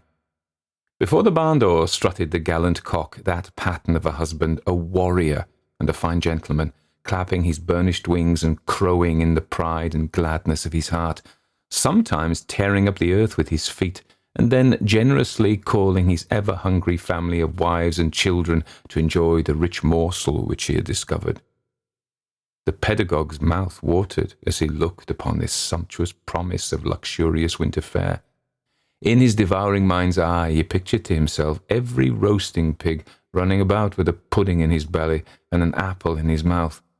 The pigeons were snugly put to bed in a comfortable pie and tucked in with a coverlet of crust. The geese were swimming in their own gravy, and the ducks pairing cosily in dishes like snug married couples with a decent competency of onion sauce. In the porkers he saw carved out the future sleek side of bacon and juicy relishing ham. Not a turkey, but he beheld daintily trussed up with its gizzard under its wing, and peradventure a necklace of savoury sausages. And even bright Chanticleer himself lay sprawling on his back in a side dish with uplifted claws, as if craving that quarter which his chivalrous spirit disdained to ask while living. As the enraptured Ichabod fancied all this, and as he rolled his great green eyes over the fat meadowlands, the rich fields of wheat, of rye, of buckwheat, and Indian corn, and the orchards burdened with ruddy fruit, which surrounded the warm tenement of Fantastle, his heart yearned after the damsel who was to inherit these domains, and his imagination expanded with the idea how they might be readily turned into cash, and the money invested in immense tracts of wild land and shingled palaces in the wilderness. Nay, his busy fancy already realized his hopes, and presented to him the blooming Katrina, with a whole family of children, mounted on the top of a wagon loaded with household trumpery, with pots and kettles dangling beneath, and he beheld himself bestriding a pacing mare with a colt at her heels, setting out for Kentucky, Tennessee, or the Lord knows where. When he entered the house, the conquest of his heart was complete. It was one of those spacious farmhouses with high-ridged but lowly sloping roofs, built in the style handed down from the first Dutch settlers, the low projecting eaves forming a piazza along the front, capable of being closed up in bad weather. Under this were hung flails, harness, various utensils of husbandry, and nets for fishing in the neighbouring river. Benches were built along the sides for summer use, and a great spinning wheel at one end and a churn at the other showed the various uses to which this important porch might be devoted. From this piazza the wondering Ichabod entered the hall which formed the centre of the mansion, and the place of usual residence. Here rows of resplendent pewter, ranged on a long dresser, dazzled his eyes. In one corner stood a huge bag of wool ready to be spun. In another a quantity of linsey-woolsey just from the loom. Ears of Indian corn and strings of dried apples and peaches hung in grey festoons along the walls, mingled with the gourd of red peppers, and the door left ajar gave him a peep into the best parlour, where the claw-footed chairs and dark mahogany tables shone like mirrors. Andirons with their accompanying shovel and tongs glistened from their covert of asparagus tops. Mock oranges and conch shells decorated the mantelpiece. Strings of various coloured birds' eggs were suspended above it. A great ostrich egg was hung from the centre of the room, and a corner cupboard, knowingly left open, displayed immense treasures of old silver and well-mended china. From the moment Ichabod laid his eyes upon these regions of delight, the peace of his mind was at an end, and his only study was how to gain the affections of the peerless daughter of Fantastle. In this enterprise, however, he had more real difficulties than generally fell to the lot of a knight-errant of yore, who seldom had anything but giants, enchanters, fiery dragons, and such like easily conquered adversaries to contend with, and had to make his way merely through gates of iron and brass and walls of adamant to the castle keep, where the lady of his heart was confined. All which he achieved as easily as a man would carve his way to the centre of a Christmas pie, and then the lady gave him her hand as a matter of course. Ichabod, on the contrary, had to win his way to the heart of a country coquette, beset with a labyrinth of whims and caprices, which were forever presenting new difficulties and impediments, and he had to encounter a host of fearful adversaries of real flesh and blood, the numerous rustic admirers who beset every portal to her heart, keeping a watchful and angry eye upon each other, but ready to fly out in the common cause against any new competitor. Among these, the most formidable was the burly, roaring, roistering blade of the name of Abraham, or, according to the Dutch abbreviation, Brom van Brunt, the hero of the country round, which rang with his feats of strength and hardihood.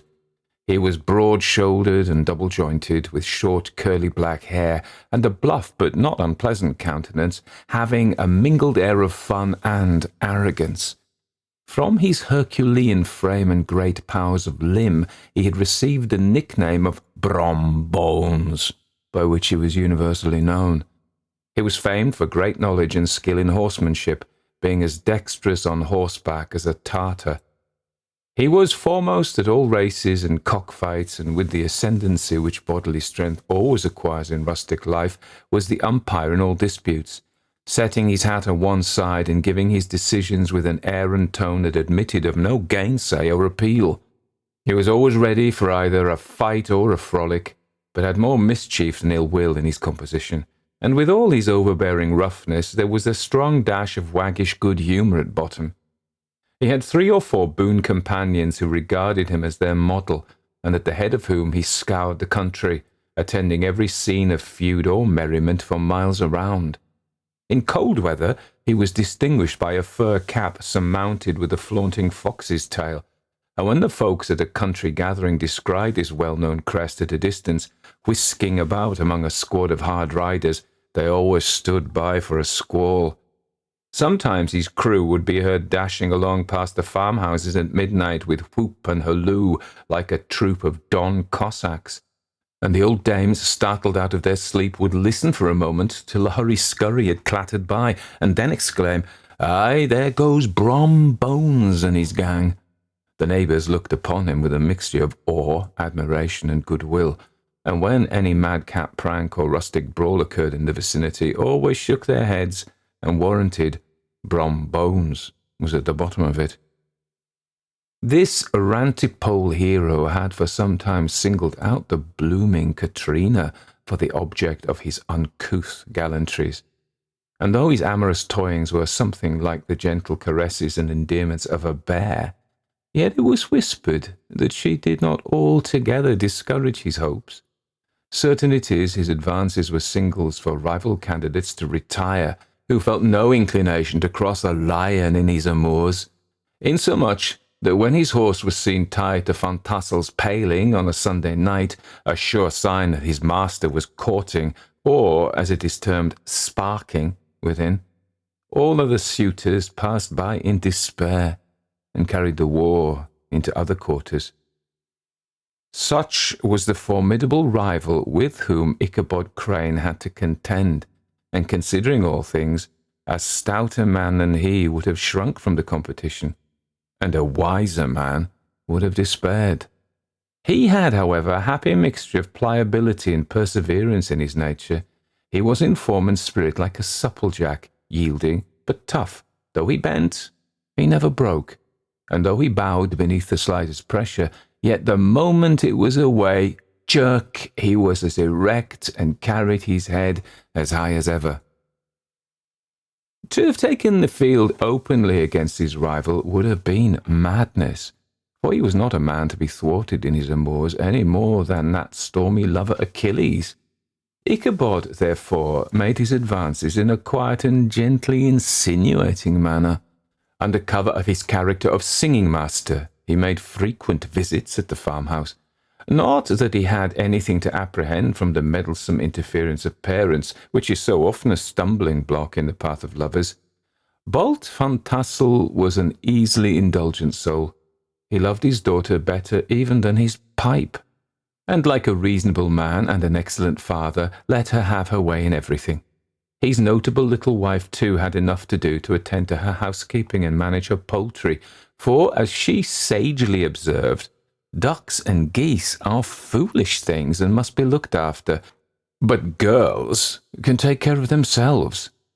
Thus, while the busy dame bustled about the house, or plied a spinning wheel at one end of the piazza, honest Bolt would sit smoking his evening pipe at the other, watching the achievements of a little wooden warrior who, armed with a sword in each hand, was most valiantly fighting the wind on the pinnacle of the barn.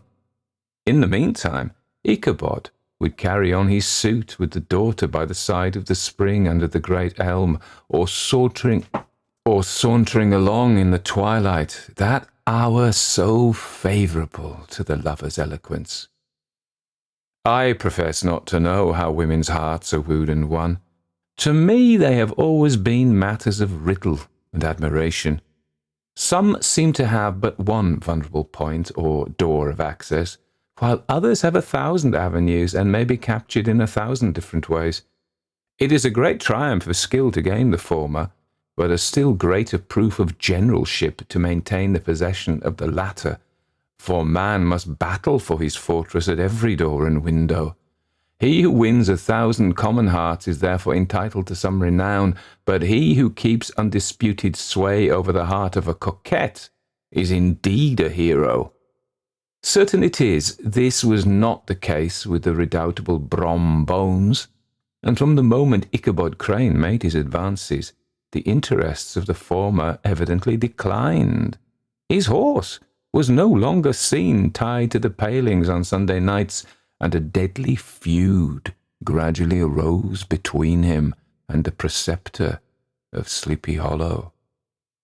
Brom, who had a degree of rough chivalry in his nature, would fain have carried matters to open warfare, and have settled their pretensions to the lady according to the mode of those most concise and simple of reasoners, the knights-errant of yore, by single combat.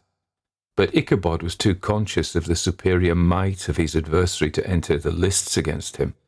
He had overheard a boast of Bones that he would double the schoolmaster up and lay him on a shelf of his own schoolhouse, and he was too wary to give him an opportunity. There was something extremely provoking in this obstinately pacific system. It left Brom no alternative but to draw upon the funds of rustic waggery in his disposition, and to play off boorish practical jokes upon his rival. Ichabod became the object of whimsical persecution to Bones and his gang of rough riders. He harried his hitherto peaceful domains, smoked out his singing school by stopping up the chimney, broke into the schoolhouse at night in spite of its formidable fastenings of withe and window stakes, and turned everything topsy-turvy, so that the poor schoolmaster began to think all the witches in the country held their meetings there.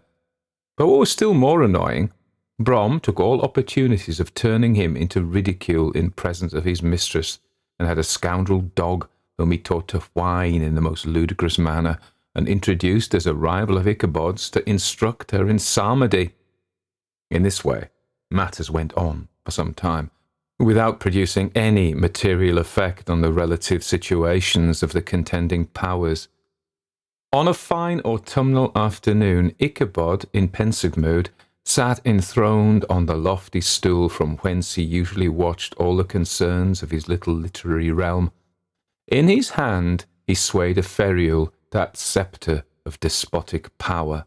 The birch of justice reposed on 3 nails behind the throne, a constant terror to evildoers, while on the desk before him might be seen sundry contraband articles and prohibited weapons detected upon the persons of idle urchins, such as half-munched apples, popguns, whirligigs, fly-cages, and whole legions of rampant little paper gamecocks. Apparently there had been some appalling act of justice recently inflicted, for his scholars were all busily intent upon their books, or slyly whispering behind them with one eye kept upon the master. And a kind of buzzing stillness reigned throughout the schoolroom. It was suddenly interrupted by the appearance of a negro in tow-cloth jacket and trousers, a round-crowned fragment of a hat like a cap of Mercury, and mounted on the back of a ragged, wild, half-broken coat, which he managed with a rope by way of a halter. He came clattering up to the school door with an invitation to Ichabod to attend a merrymaking or quilting frolic to be held that evening at Mynheer Van Tassel's. And having delivered his message with an air of importance, he dashed over the brook and was seen scampering away up the hollow, full of the importance and hurry of his mission. All was now bustle and hubbub in the late quiet schoolroom. The scholars were hurried through their lessons without stopping at trifles. Those who were nimble skipped over half with impunity, and those who were tardy had a smart application now and then in the rear to quicken their speed or help them over a tall word. Books were flung aside without being put away on the shelves. Inkstands were overturned, benches thrown down, and the whole school was turned loose an hour before the usual time, bursting forth like a legion of young imps, yelping and racketing about the green in joy at their early emancipation. The gallant Ichabod now spent at least an extra half-hour at his toilet, brushing and furbishing up his best, and indeed only suit, of rusty black, and arranging his locks by a bit of broken looking-glass that hung up in the schoolhouse, that he might make his appearance before his mistress in the true style of a cavalier. He borrowed a horse from the farmer with whom he was domiciled, a choleric old Dutchman of the name of Hans van Ripper, and thus gallantly mounted, issued forth like a knight-errant in quest of adventures. But it is meet I should, in the true spirit of romantic story, give some account of the looks and equipments of my hero and his steed. The animal he bestrode was a broken-down plough-horse that had outlived almost everything but its viciousness. He was gaunt and shagged, with a ewe-neck and a head like a hammer. His rusty mane and tail were tangled and knotted with burrs. One eye had lost its pupil and was glaring and spectral, but the other had a gleam of a genuine devil in it. Still, he must have had fire and metal in his day, if we may judge from the name he bore of Gunpowder. He had, in fact, been a favourite steed of his master's, the choleric Van Ripper, who was a furious rider and had infused very probably some of his own spirit into the animal. For old and broken down as he looked, there was more of the lurking devil in him than in any young filly in the country. Ichabod was a suitable figure for such a steed. He rode with short stirrups which brought his knees nearly up to the pommel of the saddle. His sharp elbows stuck out like grasshoppers.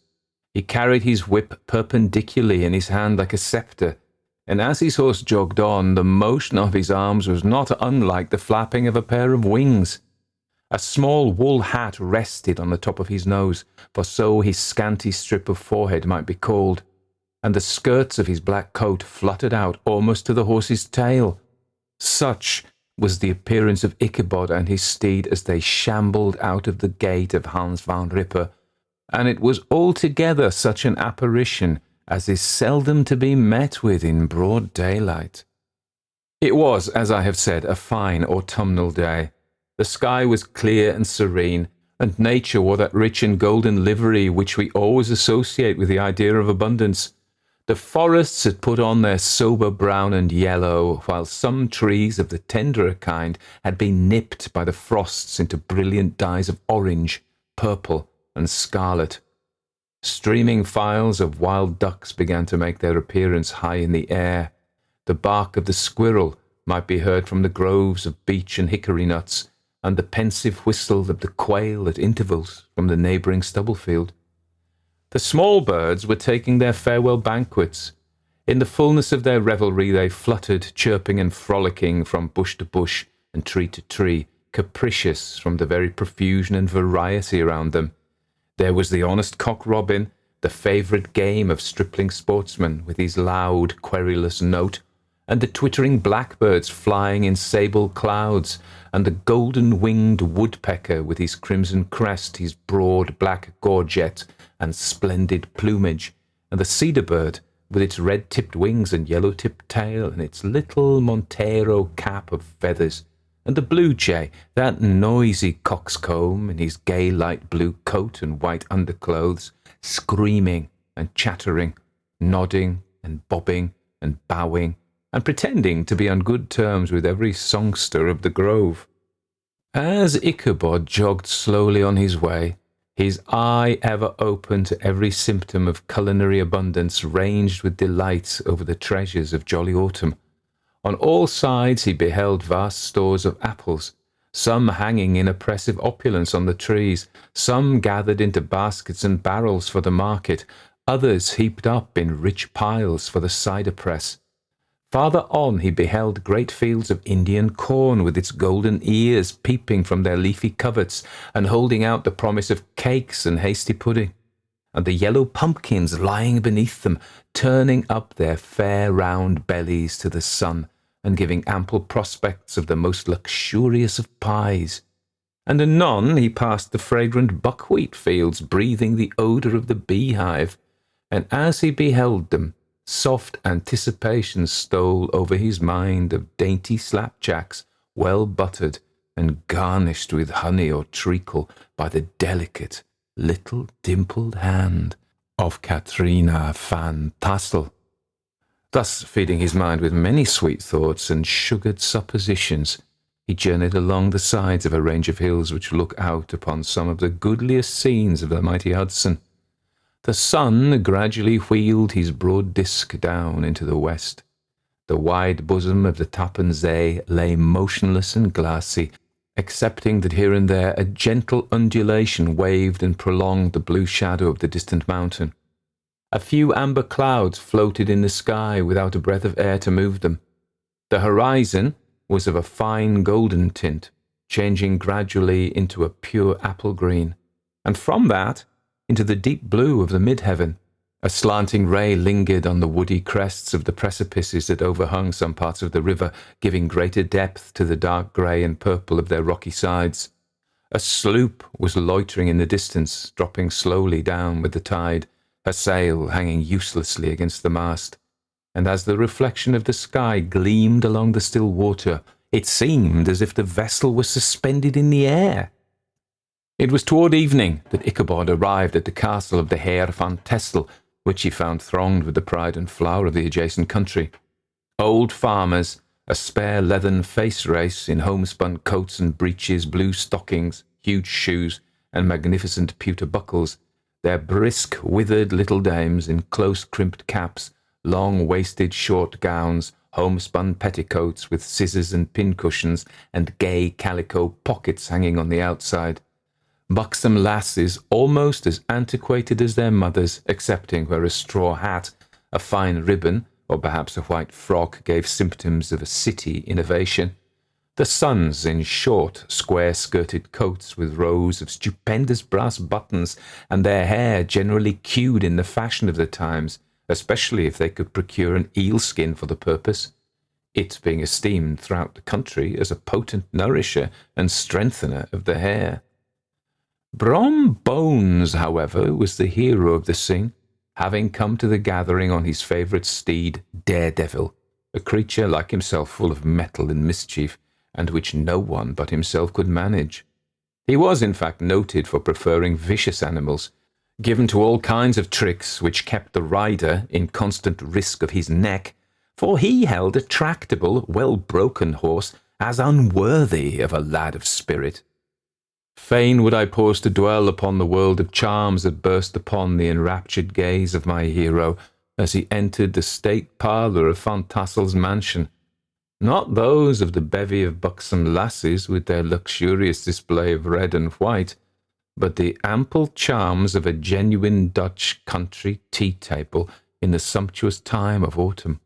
Such heaped-up platters of cakes, of various and almost indescribable kinds, known only to experienced Dutch housewives. There was the doughty doughnut, the tender oily koek, and the crisp and crumbling cruller, sweet cakes and short cakes, ginger cakes and honey cakes, and the whole family of cakes.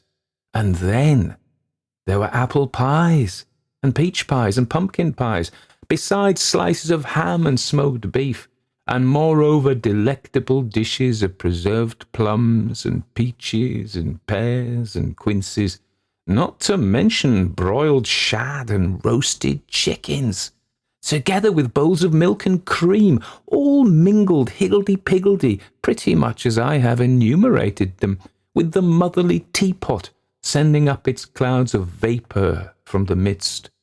Heaven bless the mark! I want breath and time to discuss this banquet as it deserves, and am too eager to get on with my story. Happily, Ichabod Crane was not in so great a hurry as his historian, but did ample justice to every dainty. He was a kind and thankful creature, whose heart dilated in proportion as his skin was filled with the good cheer, and whose spirits rose with eating, as some men's do with drink. He could not help, too, rolling his large eyes round him as he ate, and chuckling with the possibility that he might one day be lord of all this scene of almost unimaginable luxury and splendour. Then he thought how soon he'd turn his back upon the old schoolhouse, snap his fingers in the face of Hans van Ripper and every other niggardly patron, and kick any itinerant pedagogue out of doors that should dare to call him comrade. Old Baltus van Tassel moved about among his guests with a face dilated with content and good humour, round and jolly as the harvest moon. His hospitable attentions were brief but expressive, being confined to a shake of the hand, a slap on the shoulder, a loud laugh, and a pressing invitation to fall to and help themselves. And now the sound of the music from the common room or hall summoned to the dance, who had been the itinerant orchestra of the neighbourhood for more than half a century. His instrument was as old and battered as himself. The greater part of the time he scraped on 2 or 3 strings, accompanying every movement of the bow with a motion of the head, bowing almost to the ground and stamping with his foot whenever a fresh couple were to start. Ichabod prided himself upon his dancing as much as upon his vocal powers. Not a limb, not a fibre about him was idle, and to have seen his loosely hung frame in full motion and clattering about the room, you would have thought St. Vitus himself, that blessed patron of the dance, was figuring before you in person. How could the flogger of urchins be otherwise than animated and joyous? The lady of his heart was his partner in the dance, and smiling graciously in reply to all his amorous oglings, while Brom Bones, sorely smitten with love and jealousy, sat brooding by himself in one corner. When the dance was at an end, Ichabod was attracted to a knot of the sager folks, who, with old Van Tassel, sat smoking at one end of the piazza, gossiping over former times, and drawing out long stories about the war. This neighbourhood, at the time of which I am speaking, was one of those highly favoured places which abound with chronicle and great men. The British and American line had run near it during the war. It had therefore been the scene of marauding and infested with refugees, cowboys, and all kinds of border chivalry. Just sufficient time had elapsed to enable each storyteller to dress up his tale with a little becoming fiction, and, in the indistinctness of his recollection, to make himself the hero of every exploit.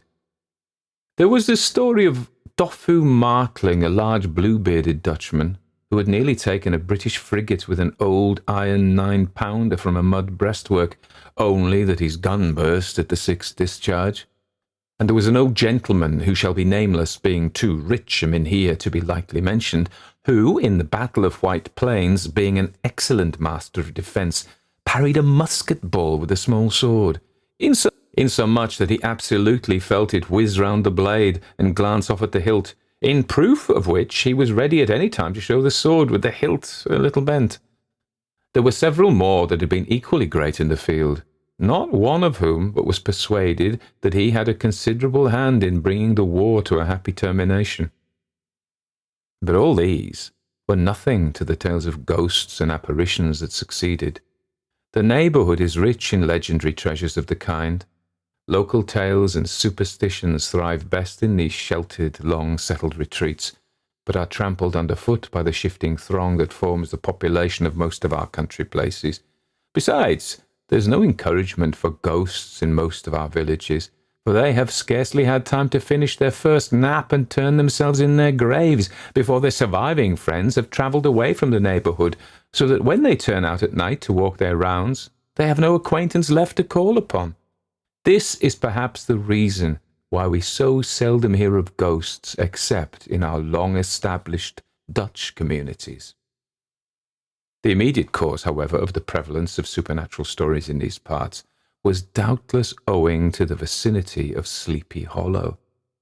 There was a contagion in the very air that blew from that haunted region. It breathed forth an atmosphere of dreams and fancies, infecting all the land. Several of the Sleepy Hollow people were present at Van Tassel's, and as usual were doling out their wild and wonderful legends.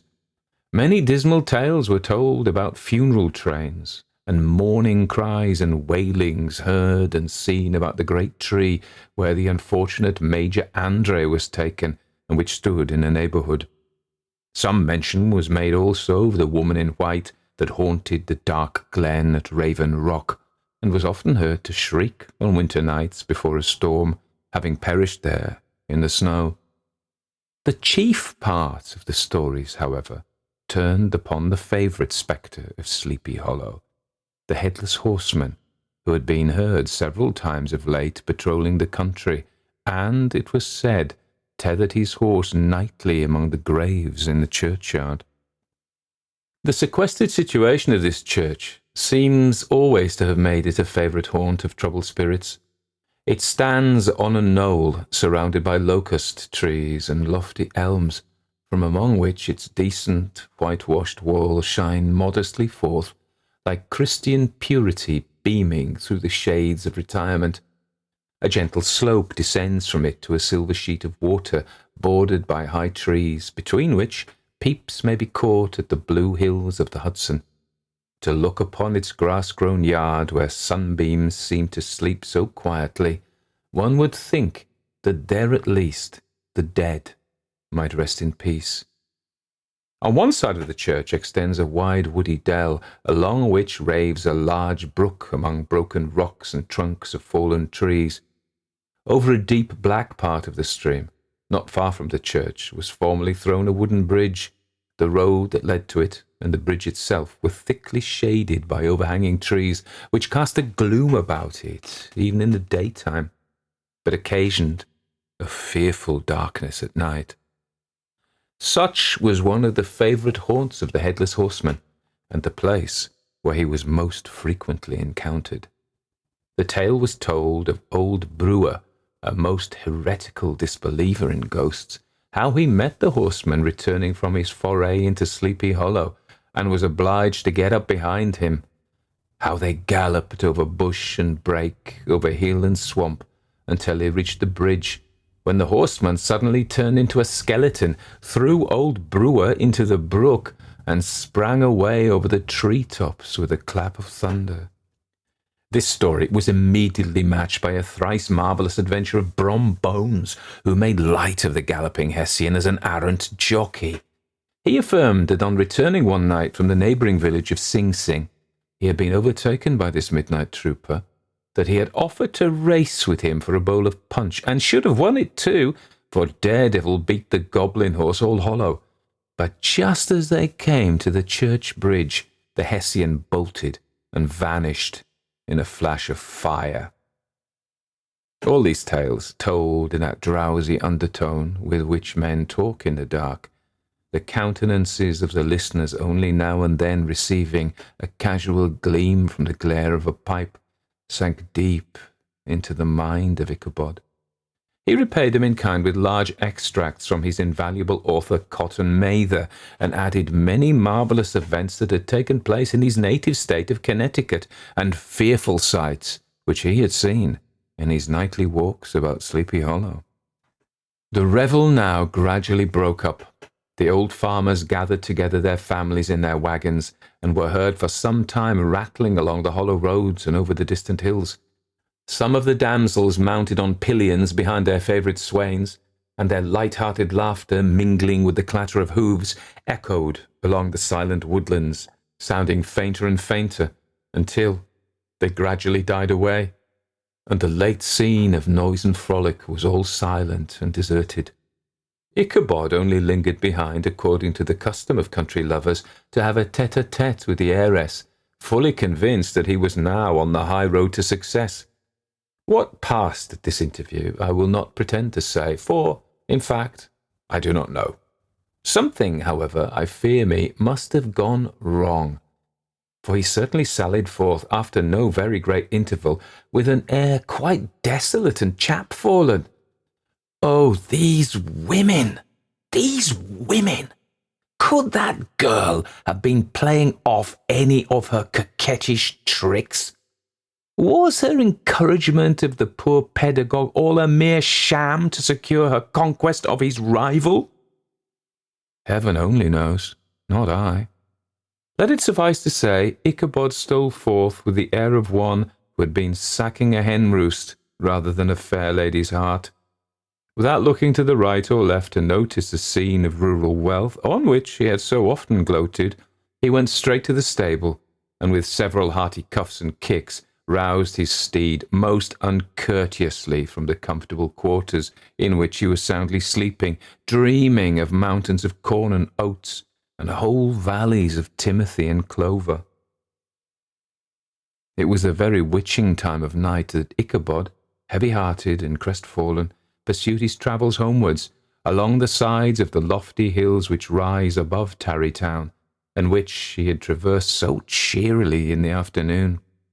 The hour was as dismal as himself. Far below him the Tappan Zee spread its dusky and indistinct waste of waters, with here and there the tall mast of a sloop riding quietly at anchor under the land. In the dead hush of midnight, he could even hear the barking of the watchdog from the opposite shore of the Hudson, but it was so vague and faint as only to give an idea of his distance from this faithful companion of man. Now and then, too, the long-drawn crowing of a cock, accidentally awakened, would sound far, far off from some farmhouse away among the hills, but it was like a dreaming sound in his ear. No signs of life occurred near him, but occasionally the melancholy chirp of a cricket, or perhaps the guttural twang of a bullfrog from a neighbouring marsh, as if sleeping uncomfortably and suddenly turning in his bed. All the stories of ghosts and goblins that he had heard in the afternoon now came crowding upon his recollection. The night grew darker and darker. The stars seemed to sink deeper in the sky, and driving clouds occasionally hid them from his sight. He had never felt so lonely and dismal. He was, however, approaching the very place where many of the scenes of the ghost stories had been laid. In the centre of the road stood an enormous tulip tree, which towered like a giant above all the other trees of the neighbourhood and formed a kind of landmark. Its limbs were gnarled and fantastic, large enough to form trunks for ordinary trees, twisting down almost to the earth and rising again into the air. It was connected with the tragical story of the unfortunate Andre, who had been taken prisoner hard by, and was universally known by the name of Major Andre's tree. The common people regarded it with a mixture of respect and superstition, partly out of sympathy for the fate of its ill-starred namesake, and partly from the tales of strange sights and doleful lamentations told concerning it. As Ichabod approached this fearful tree, he began to whistle. He thought his whistle was answered. It was but a blast, sweeping sharply through the dry branches.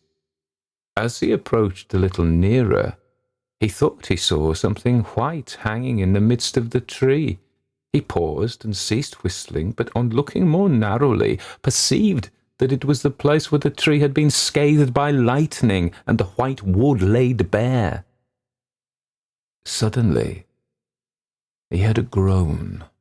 His teeth chattered, and his knees smote against the saddle. It was but the rubbing of one huge bough upon another, as they were swayed about by the breeze. He passed the tree in safety, but new perils lay before him. About 200 yards from the tree, the small brook crossed the road and ran into a marshy and thickly wooded glen known by the name of Wiley's Swamp. A few rough logs laid side by side served for a bridge over this stream. On that side of the road where the brook entered the wood, a group of oaks and chestnuts, matted thick with wild grapevines, threw a cavernous gloom over it. To pass this bridge was the severest trial. It was at this identical spot that the unfortunate Andre was captured, and under the covert of those chestnuts and vines were the sturdy yeomen concealed who surprised him. This has ever since been considered a haunted stream, and fearful are the feelings of the schoolboy who has to pass it alone after dark. As he approached the stream, his heart began to thump. He summoned up, however, all his resolution, gave his horse half a score of kicks in the ribs, and attempted to dash briskly across the bridge. But instead of starting forward, the perverse old animal made a lateral movement and ran broadside against the fence. Ichabod, whose fears increased with the delay, jerked the reins on the other side and kicked lustily with the contrary foot, It was all in vain. His steed started, it is true, but it was only to plunge to the opposite side of the road into a thicket of brambles and alder bushes. The schoolmaster now bestowed both whip and heel upon the starveling ribs of old Gunpowder, who dashed forward, snuffling and snorting, but came to a stand just by the bridge, with a suddenness that had nearly sent his rider sprawling over his head. Just at this moment, a plashy tramp by the side of the bridge caught the sensitive ear of Ichabod.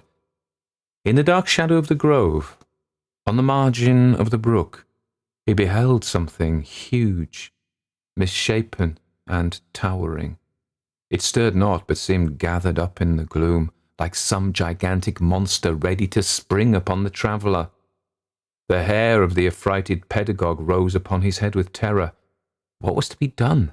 To turn and fly was now too late, and besides, what chance was there of escaping ghost or goblin, if such it was, which could ride on the wings of the wind? Summoning up, therefore, a show of courage, he demanded, in stammering accents, "Who are you?" He received no reply. He began his demand in a still more agitated voice. Still, there was no answer. Once more he cudgelled the sides of the inflexible Gunpowder, and shutting his eyes, broke forth with involuntary fervour into a psalm tune.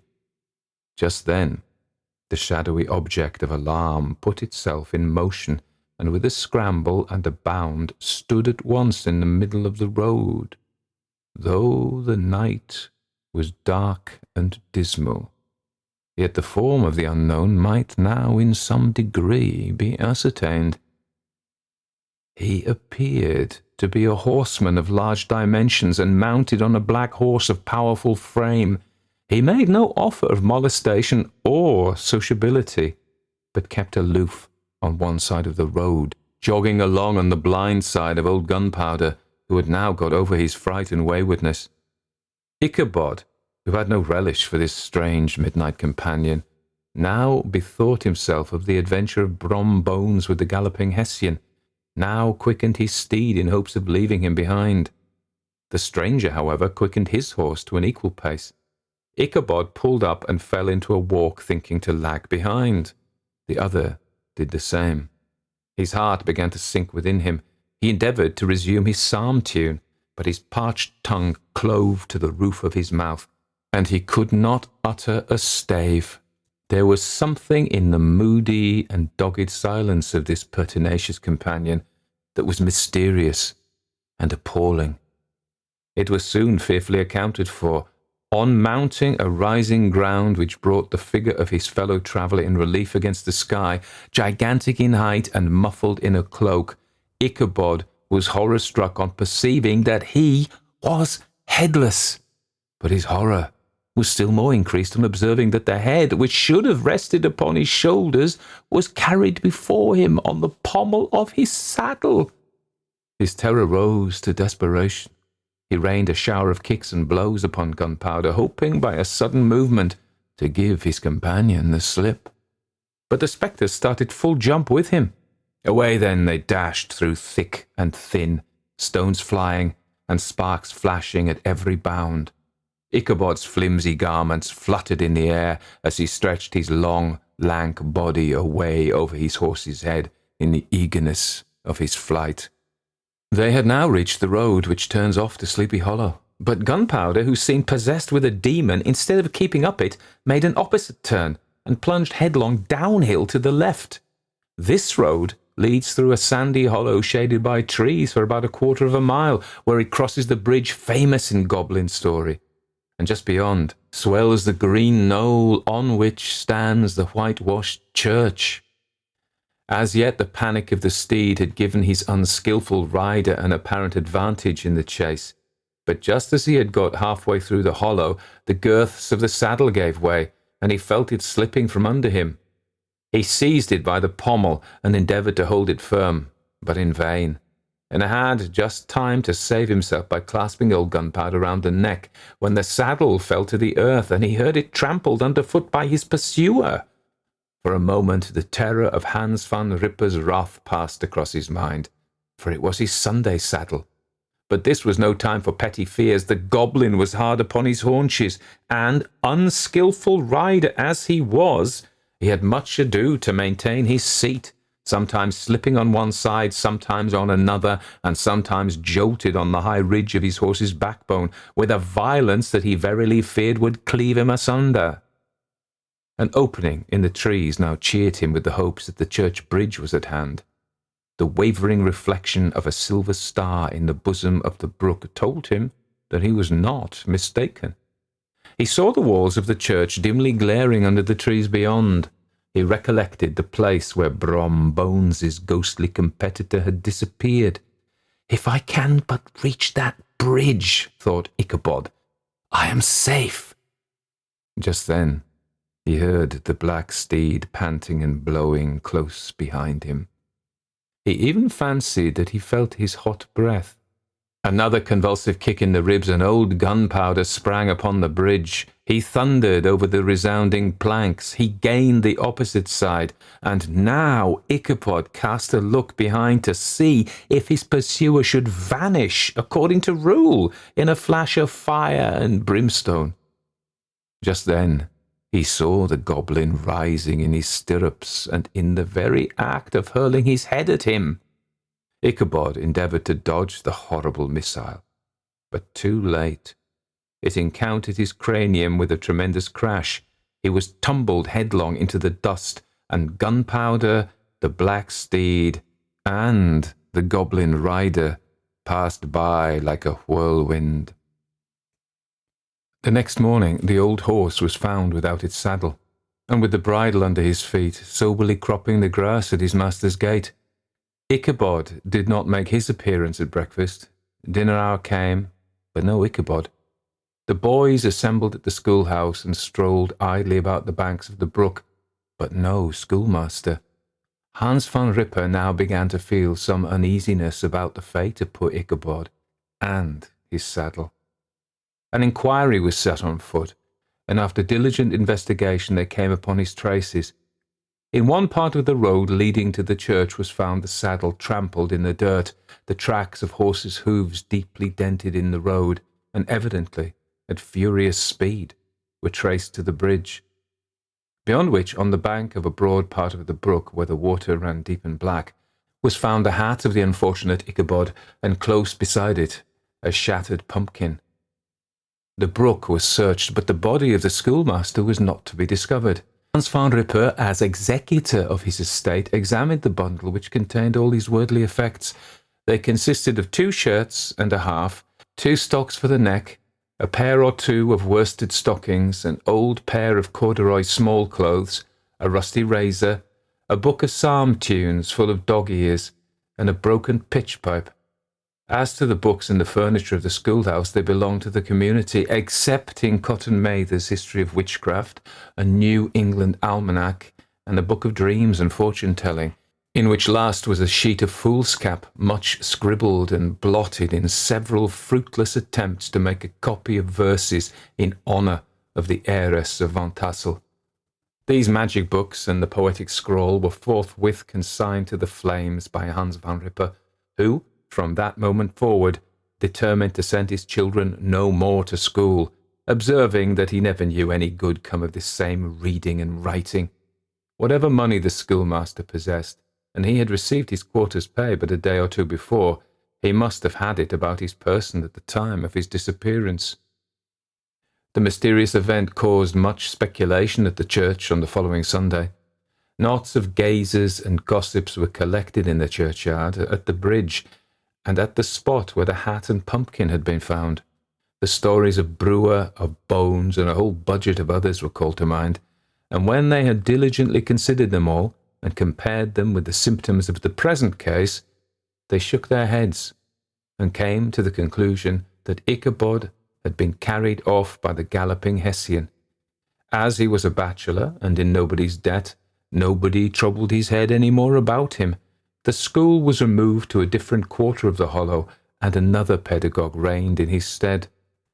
It's true, an old farmer who had been down to New York on a visit several years after, and from whom this account of the ghostly adventure was received, brought home the intelligence that Ichabod Crane was still alive, that he had left the neighbourhood partly through fear of the goblin and Hans van Ripper, and partly in mortification at having been suddenly dismissed by the heiress, that he had changed his quarters to a distant part of the country, had kept school and studied law at the same time, had been admitted to the bar, turned politician, electioneered, written for the newspapers, and finally had been made a justice of the £10 court. Brom Bones, too, who shortly after his rival's disappearance conducted the blooming Katrina in triumph to the altar, was observed to look exceedingly knowing whenever the story of Ichabod was related, and always burst into a hearty laugh at the mention of the pumpkin, which led some to suspect that he knew more about the matter than he chose to tell. The old country wives, however, who are the best judges of these matters, maintain to this day that Ichabod was spirited away by supernatural means, and it is a favourite story often told about the neighbourhood round the winter evening fire.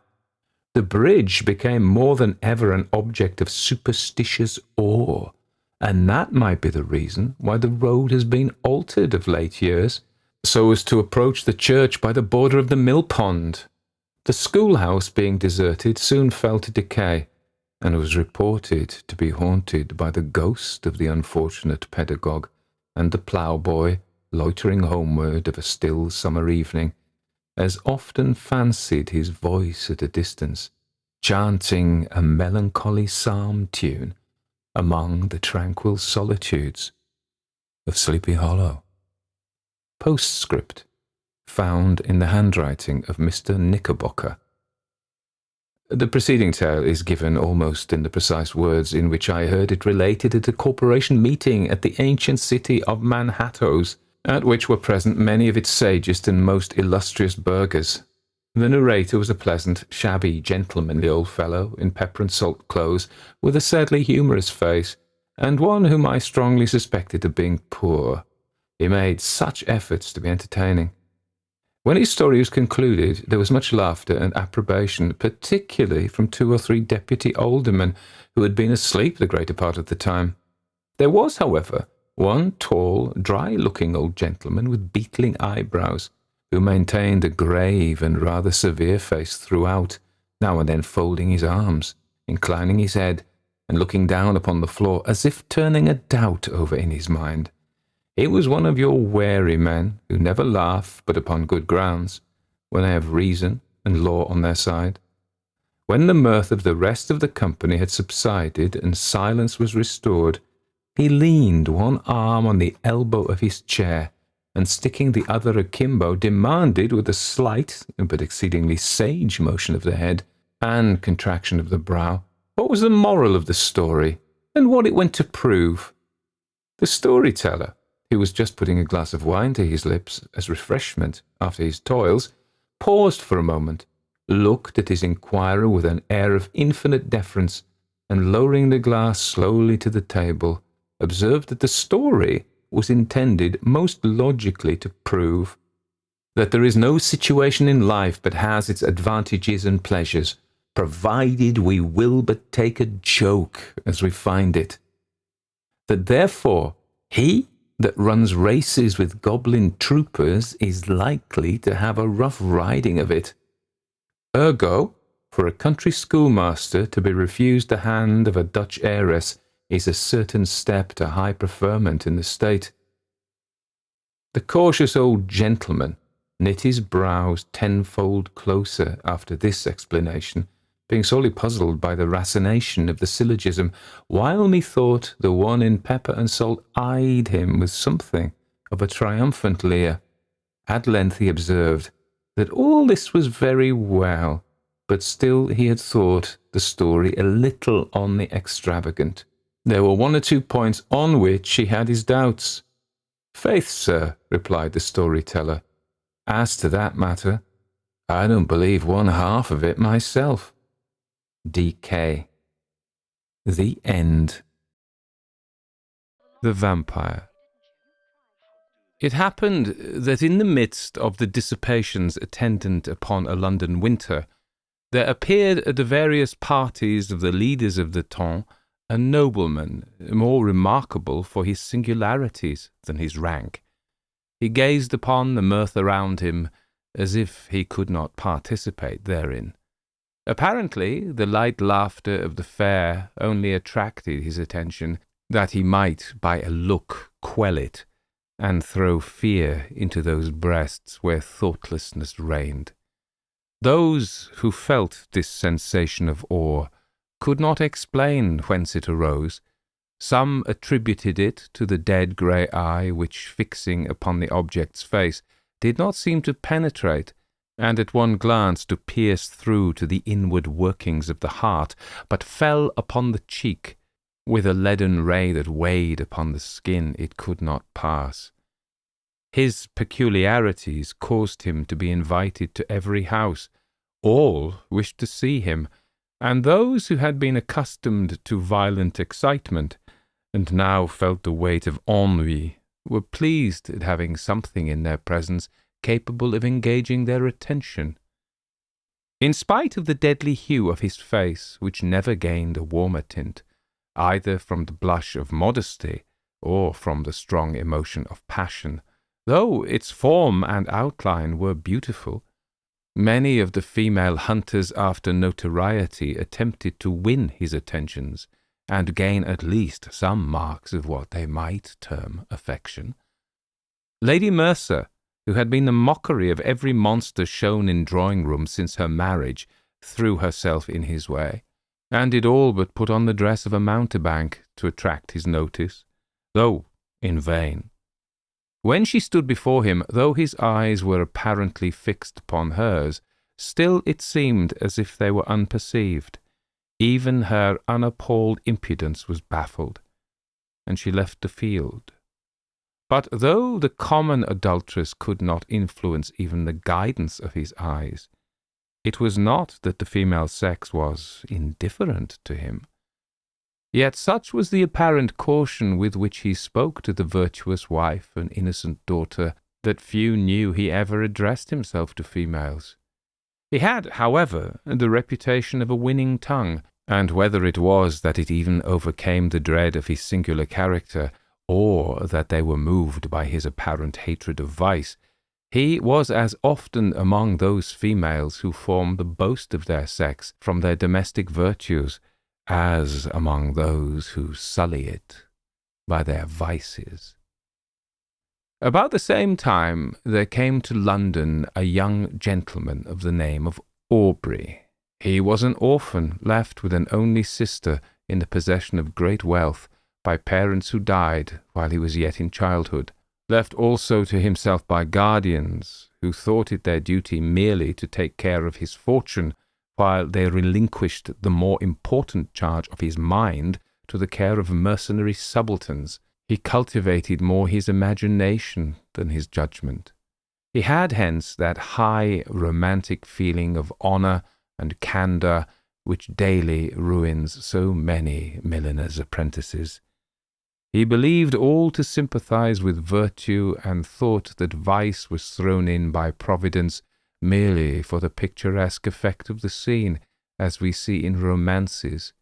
He thought that the misery of a cottage merely consisted in the vesting of clothes which were as warm, but which were better adapted to the painter's eye by their irregular folds and various coloured patches. He thought, in fine, that the dreams of poets were the realities of life. He was handsome, frank, and rich. For these reasons, upon his entering into the gay circles, many mothers surrounded him, striving which should describe with least truth their languishing or romping favourites. The daughters, at the same time, by their brightening countenances when he approached, and by their sparkling eyes when he opened his lips, soon led him into false notions of his talents and his merit. Attached as he was to the romance of his solitary hours, he was startled at finding that, except in the tallow and wax candles that flickered not from the presence of a ghost, but from want of snuffing, there was no foundation in real life for any of that congeries of pleasing pictures and descriptions contained in those volumes from which he had formed his study. Finding, however, some compensation in his gratified vanity, he was about to relinquish his dreams, when the extraordinary being we have above described crossed him in his career.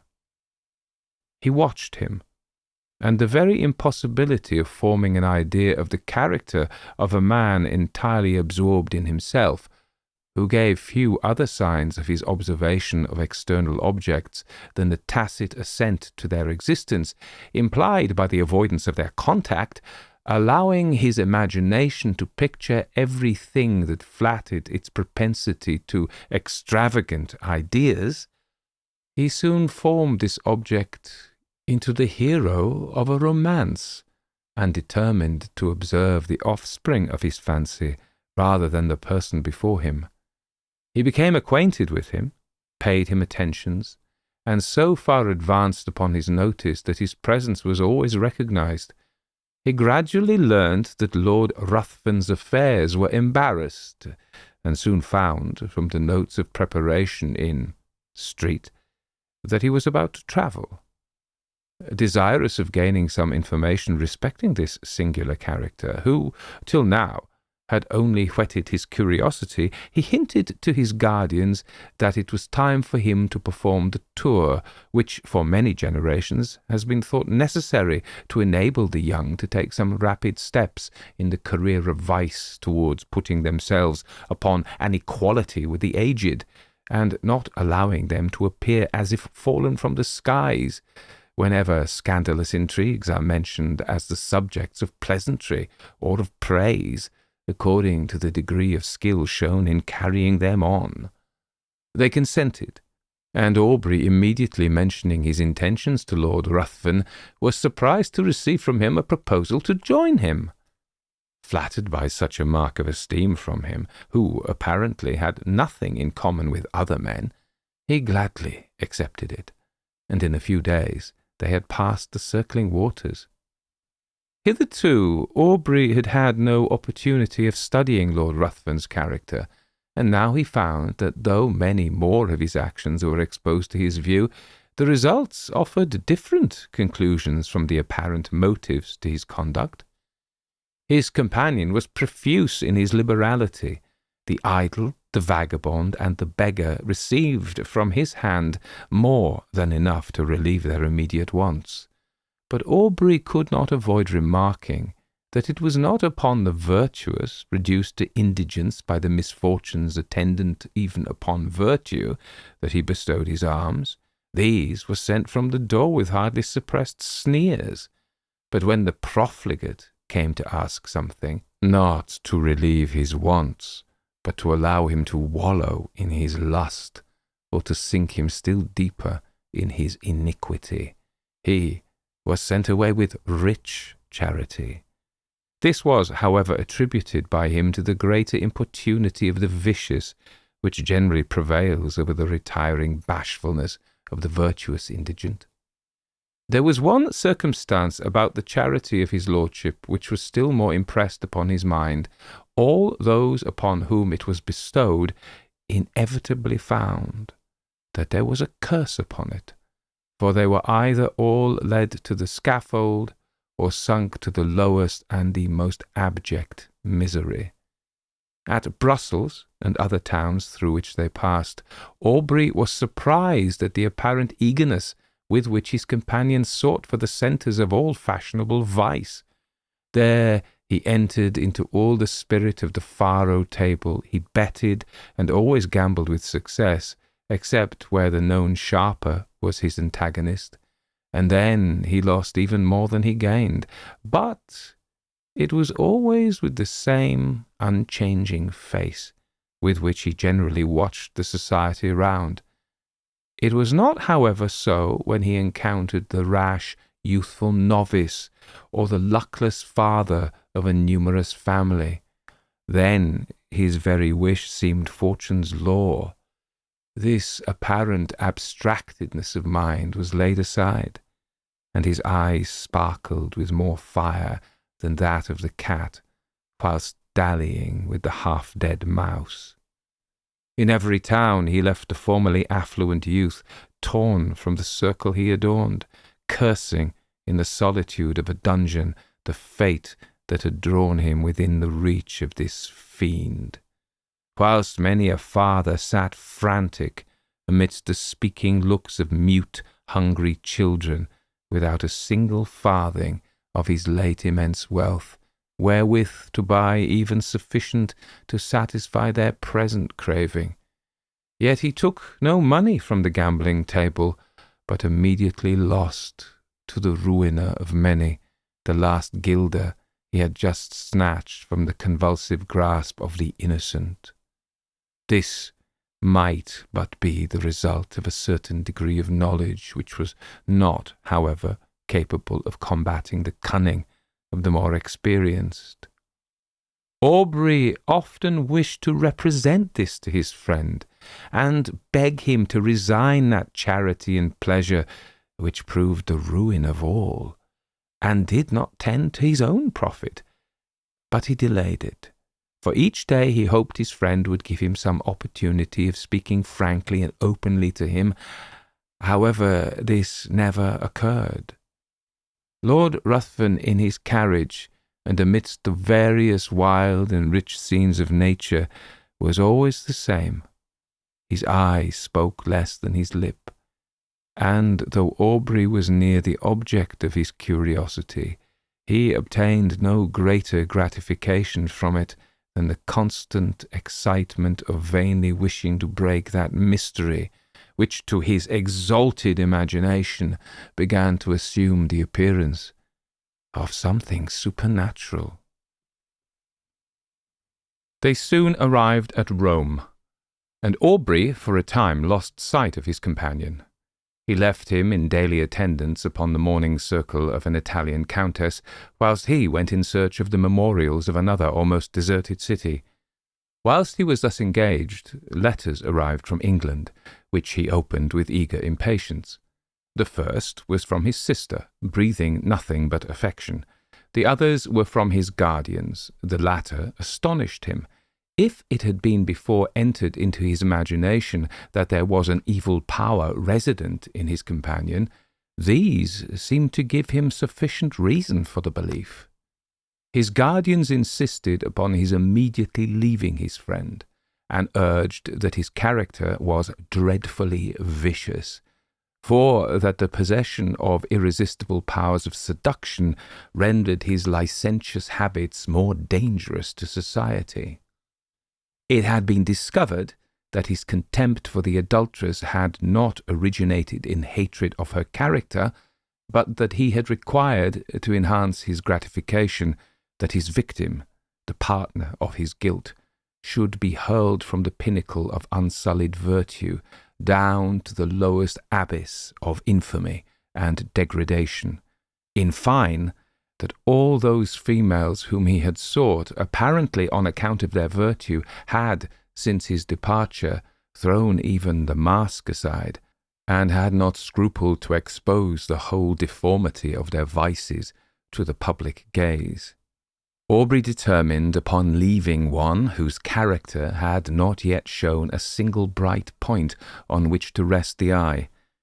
He resolved to invent some plausible pretext for abandoning him altogether, purposing, in the meanwhile, to watch him more closely, and to let no slight circumstances pass by unnoticed. He entered into the same circle, and soon perceived that his lordship was endeavouring to work upon the inexperience of the daughter of the lady whose house he chiefly frequented. In Italy, it is seldom that an unmarried female is met with in society. He was therefore obliged to carry on his plans in secret, but Aubrey's eye followed him in all his windings, and soon discovered that an assignation had been appointed, which would most likely end in the ruin of an innocent, though thoughtless, girl. Losing no time, he entered the apartment of Lord Ruthven and abruptly asked him his intentions with respect to the lady, informing him at the same time that he was aware of his being about to meet her that very night. Lord Ruthven answered that his intentions were such as he supposed all would have upon such an occasion, and upon being pressed whether he intended to marry her, merely laughed. Aubrey retired, and immediately writing a note to say, from that moment he must decline accompanying his lordship in the remainder of the proposed tour, he ordered his servant to seek other apartments, and calling upon the mother of the lady, informed her of all he knew, not only with regard to her daughter, but also concerning the character of his lordship. The assignation was prevented. Lord Ruthven next day merely sent his servant to notify his complete assent to a separation, but did not hint any suspicion of his plans having been foiled by Aubrey's interposition. Having left Rome, Aubrey directed his steps towards Greece, and crossing the peninsula soon found himself at Athens. He then fixed his residence in the house of a Greek, and soon occupied himself in tracing the faded records of ancient glory upon monuments that, apparently ashamed of chronicling the deeds of freemen only before slaves, had hidden themselves beneath the sheltering soil or many-coloured lichen. Under the same roof as himself existed a being so beautiful and delicate that she might have formed a model for a painter wishing to portray on canvas the promised hope of the faithful in Mahomet's paradise, save that her eyes spoke too much mind for anyone to think that she could belong to those who had no souls. As she danced upon the plain or tripped along the mountainside, one would have thought the gazelle a poor type of her beauties. For who would have exchanged her eye, apparently the eye of animated nature, for that sleepy, luxurious look of the animal suited but to the taste of an epicure? The light step of Ianthe often accompanied Aubrey in his search after antiquities, and often would the unconscious girl, engaged in the pursuit of a cashmere butterfly, show the whole beauty of her form floating, as it were, upon the wind, to the eager gaze of him who had forgotten the letters he had just deciphered upon an almost effaced tablet, in the contemplation of her sylph-like figure. Often would her tresses, falling as she flitted around, exhibit in the sun's rays such delicately brilliant and swiftly fading hues. It might well excuse the forgetfulness of the antiquary, who let escape from his mind the very object he had before thought of vital importance to the proper interpretation of a passage in Pausanias. But why attempt to describe charms which all feel, but none can appreciate? It was innocence, youth, and beauty, unaffected by crowded drawing-rooms and stifling balls. Whilst he drew those remains of which she wished to preserve a memorial for his future hours, she would stand by and watch the magic effects of his pencil in tracing the scenes of her native place. She would then describe to him the circling dance upon the open plain, would paint to him in all the glowing colours of youthful memory the marriage pomp she remembered viewing in her infancy, and then, turning to subjects that had evidently made a greater impression upon her mind, would tell him all the supernatural tales of her nurse. Her earnestness and apparent belief of what she narrated excited the interest even of Aubrey, and often as she told him the tale of the living vampire, who had passed years amidst his friends and dearest ties, forced every year by feeding upon the life of a lovely female to prolong his existence for the ensuing months, his blood would run cold, whilst he attempted to laugh her out of such idle and horrible fantasies. But Ianthe cited to him the names of old men who had at last detected one living among themselves, after several of their near relatives and children had been found marked with the stamp of the fiend's appetite. And when she found him so incredulous, she begged of him to believe her, for it had been remarked that those who had dared to question their existence always had some proof given, which obliged them with grief and heartbreaking to confess it was true. She detailed to him the traditional appearance of these monsters, and his horror was increased by hearing a pretty accurate description of Lord Ruthven. He, however, still persisted in persuading her that there could be no truth in her fears, though, at the same time, he wondered at the many coincidences which had all tended to excite a belief in the supernatural power of Lord Ruthven. Aubrey began to attach himself more and more to Ianthe. Her innocence so contrasted with all the affected virtues of the women among whom he had sought for his vision of romance, won his heart, and while he ridiculed the idea of a young man of English habits marrying an uneducated Greek girl, still he found himself more and more attached to the almost fairy form before him. He would tear himself at times from her, and forming a plan for some antiquarian research, he would depart, determined not to return until his object was attained. But he always found it impossible to fix his attention upon the ruins around him, whilst in his mind he retained an image that seemed alone the rightful possessor of his thoughts. Ianthe was unconscious of his love, and was ever the same frank infantile being he had first known. She always seemed to part from him with reluctance, but it was because she no longer had anyone with whom she could visit her favourite haunts, whilst her guardian was occupied in sketching or uncovering some fragment which had yet escaped the destructive hand of time. She had appealed to her parents on the subject of vampires, and they both, with several present, affirmed their existence, pale with horror at the very name. Soon after, Aubrey determined to proceed upon one of his excursions, which was to detain him for a few hours. When they heard the name of the place, they all at once begged of him not to return at night, as he must certainly pass through a wood where no Greek would ever remain after the day had closed, upon any consideration. They described it as the resort of vampires in their nocturnal orgies, and denounced the most heavy evils as impending upon him who dared to cross their path. Aubrey made light of their representations, and tried to laugh them out of the idea. But when he saw them shudder at his daring thus to mock a superior infernal power, the very name of which apparently made their blood freeze, he was silent. Next morning, Aubrey set off upon his excursion unattended. He was surprised to observe the melancholy face of his host, and was concerned to find that his words, mocking the belief of those horrible fiends, had inspired them with such terror.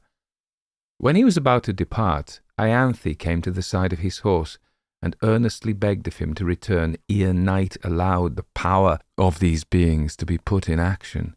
He promised. He was, however, so occupied in his research that he did not perceive that daylight would soon end, and that in the horizon there was one of those specks which, in the warmer climates, so rapidly gather into a tremendous mass and pour all their rage upon the devoted country. He at last, however, mounted his horse, determined to make up by speed for his delay, but it was too late. Twilight in these southern climates is almost unknown. Immediately the sun sets, night begins, and ere he had advanced far, the power of the storm was above. Its echoing thunders had scarcely an interval of rest. Its thick, heavy rain forced its way through the canopying foliage, whilst the blue forked lightning seemed to fall and radiate at his very feet. Suddenly his horse took fright, and he was carried with dreadful rapidity through the entangled forest. The animal at last, through fatigue, stopped, and he found, by the glare of lightning, that he was in the neighbourhood of a hovel that hardly lifted itself up from the masses of dead leaves and brushwood which surrounded it. Dismounting, he approached, hoping to find someone to guide him to the town, or at least trusting to obtain shelter from the pelting of the storm. As he approached, the thunders, for a moment silent, allowed him to hear the dreadful shrieks of a woman mingling with the stifled, exultant mockery of a laugh continued in one almost unbroken sound. He was startled, but roused by the thunder which again rolled over his head, he, with sudden effort, forced open the door of the hut. He found himself in utter darkness. The sound, however, guided him. He was apparently unperceived, for though he called, still the sounds continued, and no notice was taken of him. He found himself in contact with someone, whom he immediately seized, when a voice cried, again baffled, to which a loud laugh succeeded, and he felt himself grappled by one whose strength seemed superhuman. Determined to sell his life as dearly as he could, he struggled, but it was in vain. He was lifted from his feet and hurled with enormous force against the ground. His enemy threw himself upon him, and kneeling upon his breast, had placed his hands upon his throat, when the glare of many torches penetrating through the hole that gave light in the day disturbed him. He instantly rose, and leaving his prey, rushed through the door, and in a moment the crashing of the branches as he broke through the wood was no longer heard. The storm was now still, and Aubrey, incapable of moving, was soon heard by those without. They entered, the light of their torches fell upon the mud walls, and the thatch loaded on every individual straw with heavy flakes of soot. At the desire of Aubrey, they searched for her who had attracted him by their cries. He was again left in darkness, but what was his horror when the light of the torches once more burst upon him, to perceive the airy form of his fair conductress brought in a lifeless corse. He shut his eyes, hoping that it was but a vision arising from his disturbed imagination. But he again saw the same form when he unclosed them. Stretched by his side, there was no colour upon her cheek, not even upon her lip. Yet there was a stillness about her face that seemed almost as attaching as the life that once dwelt there. Upon her neck and breast was blood, and upon her throat were the marks of teeth having opened the vein. To this the men pointed, crying simultaneously, struck with horror, "A vampire! A vampire!" A litter was quickly formed, and Aubrey was laid by the side of her who had lately been to him the object of so many bright and fairy visions, now fallen with the flower of life that had died within her. He knew not what his thoughts were. His mind was benumbed and seemed to shun reflection and take refuge in vacancy. He held almost unconsciously in his hand a naked dagger of a particular construction, which had been found in the hut. They were soon met by different parties who had been engaged in the search of her whom a mother had missed. Their lamentable cries as they approached the city forewarned the parents of some dreadful catastrophe.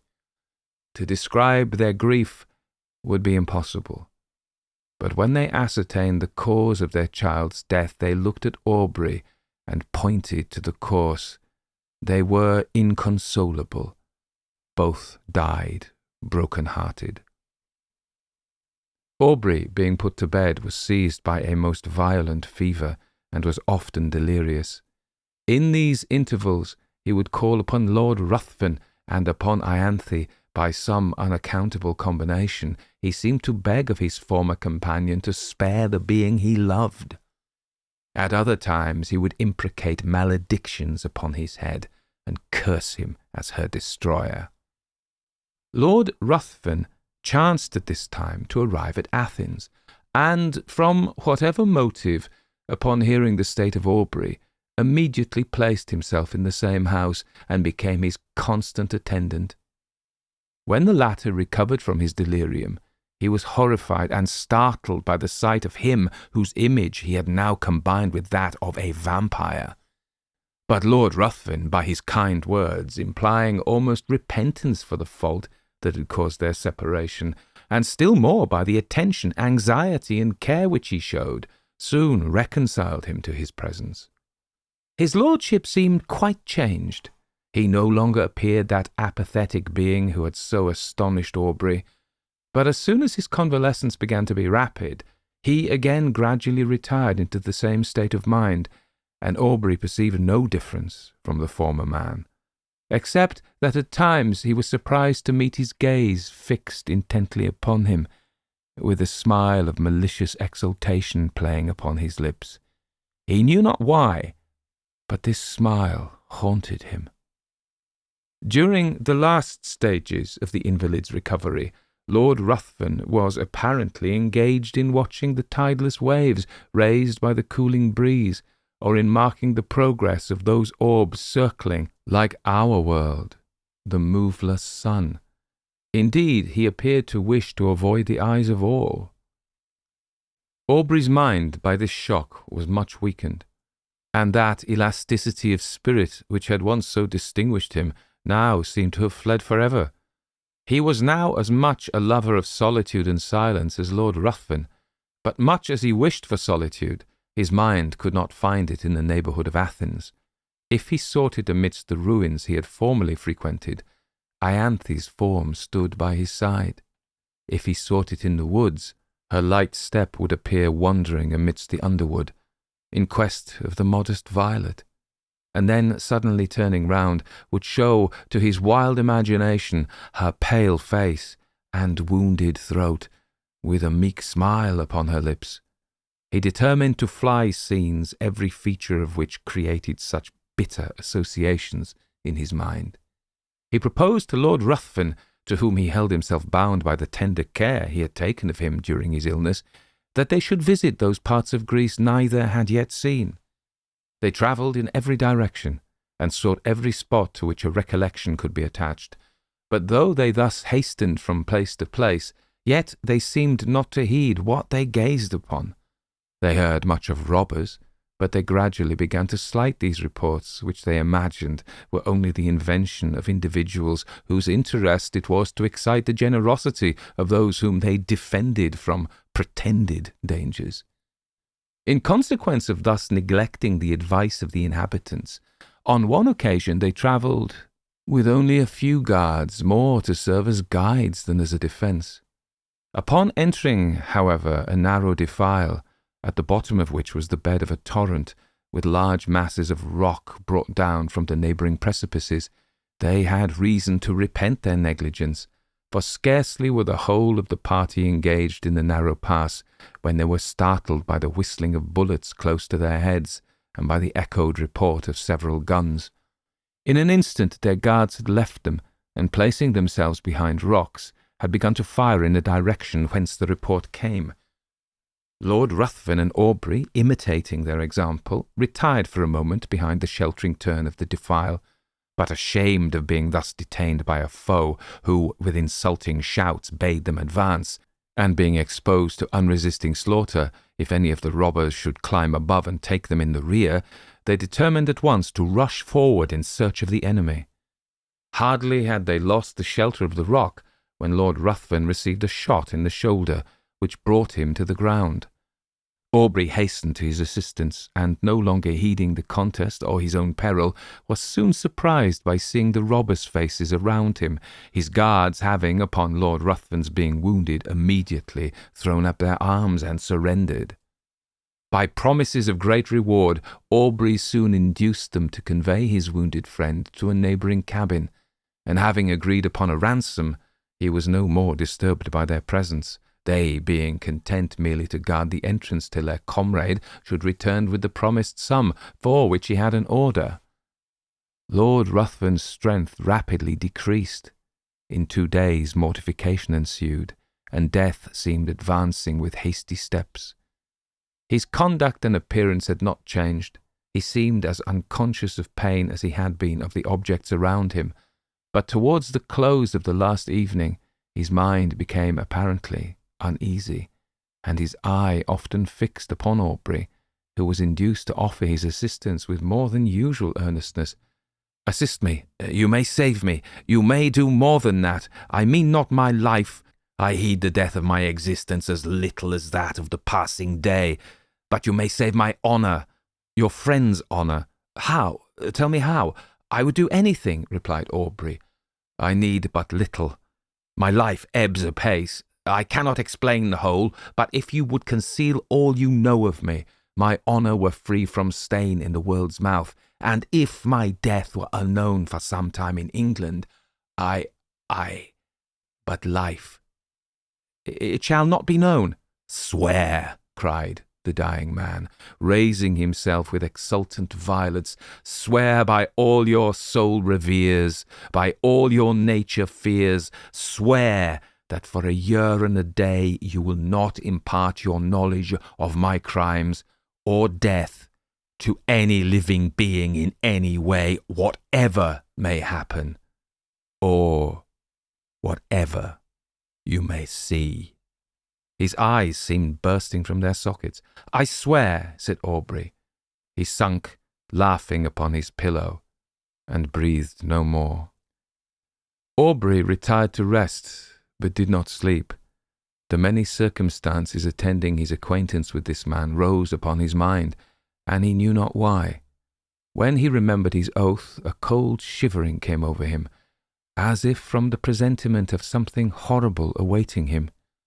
Rising early in the morning, he was about to enter the hovel in which he had left the corpse, when a robber met him, and informed him that it was no longer there, having been conveyed by himself and comrades, upon his retiring, to the pinnacle of a neighbouring mount, according to a promise they had given his lordship, that it should be exposed to the first cold ray of the moon that rose after his death. Aubrey, astonished, and taking several of the men, determined to go and bury it upon the spot where it lay. But when he had mounted to the summit, he found no trace of either the corpse or the clothes, though the robbers swore they pointed out the identical rock on which they had laid the body. For a time his mind was bewildered in conjectures, but he at last returned, convinced that they had buried the corpse for the sake of the clothes. Weary of a country in which he had met with such terrible misfortunes, and in which all apparently conspired to heighten the superstitious melancholy that had seized upon his mind, he resolved to leave it, and soon arrived at Smyrna. While waiting for a vessel to convey him to Otranto or to Naples, he occupied himself in arranging those effects he had with him belonging to Lord Ruthven. Amongst other things, there was a case containing several weapons of offence, more or less adapted to ensure the death of the victim. There were several daggers and atagans.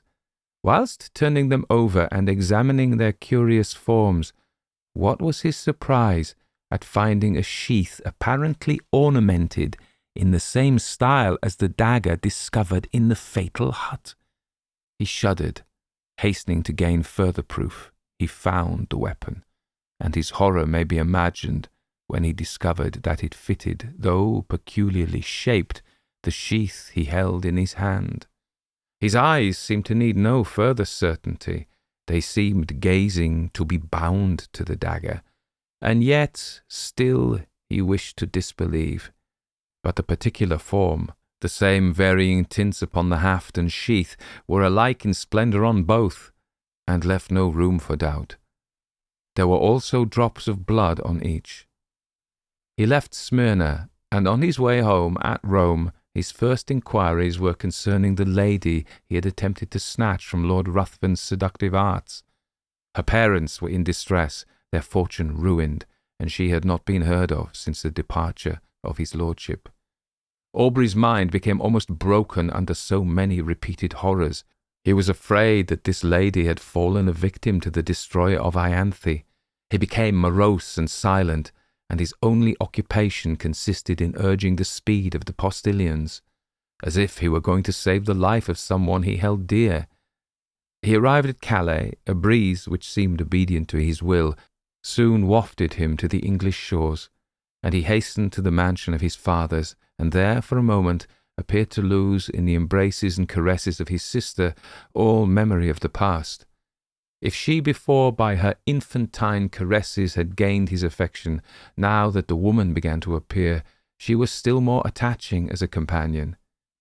Miss Aubrey had not that winning grace which gains the gaze and applause of the drawing-room assemblies. There was none of that light brilliancy which only exists in the heated atmosphere of a crowded apartment. Her blue eye was never lit up by the levity of the mind beneath. There was a melancholy charm about it which did not seem to arise from misfortune, but from some feeling within that appeared to indicate a soul conscious of a brighter realm. Her step was not that light footing which strays where'er a butterfly or a colour may attract. It was sedate and pensive.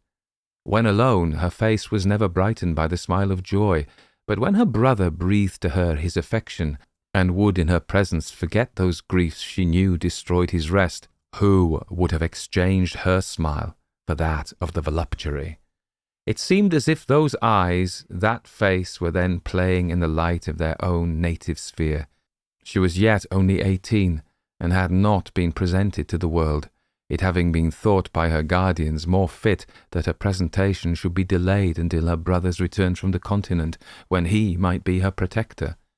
It was now, therefore, resolved that the next drawing-room, which was fast approaching, should be the epoch of her entry into the busy scene. Aubrey would rather have remained in the mansion of his fathers, and feed upon the melancholy which overpowered him.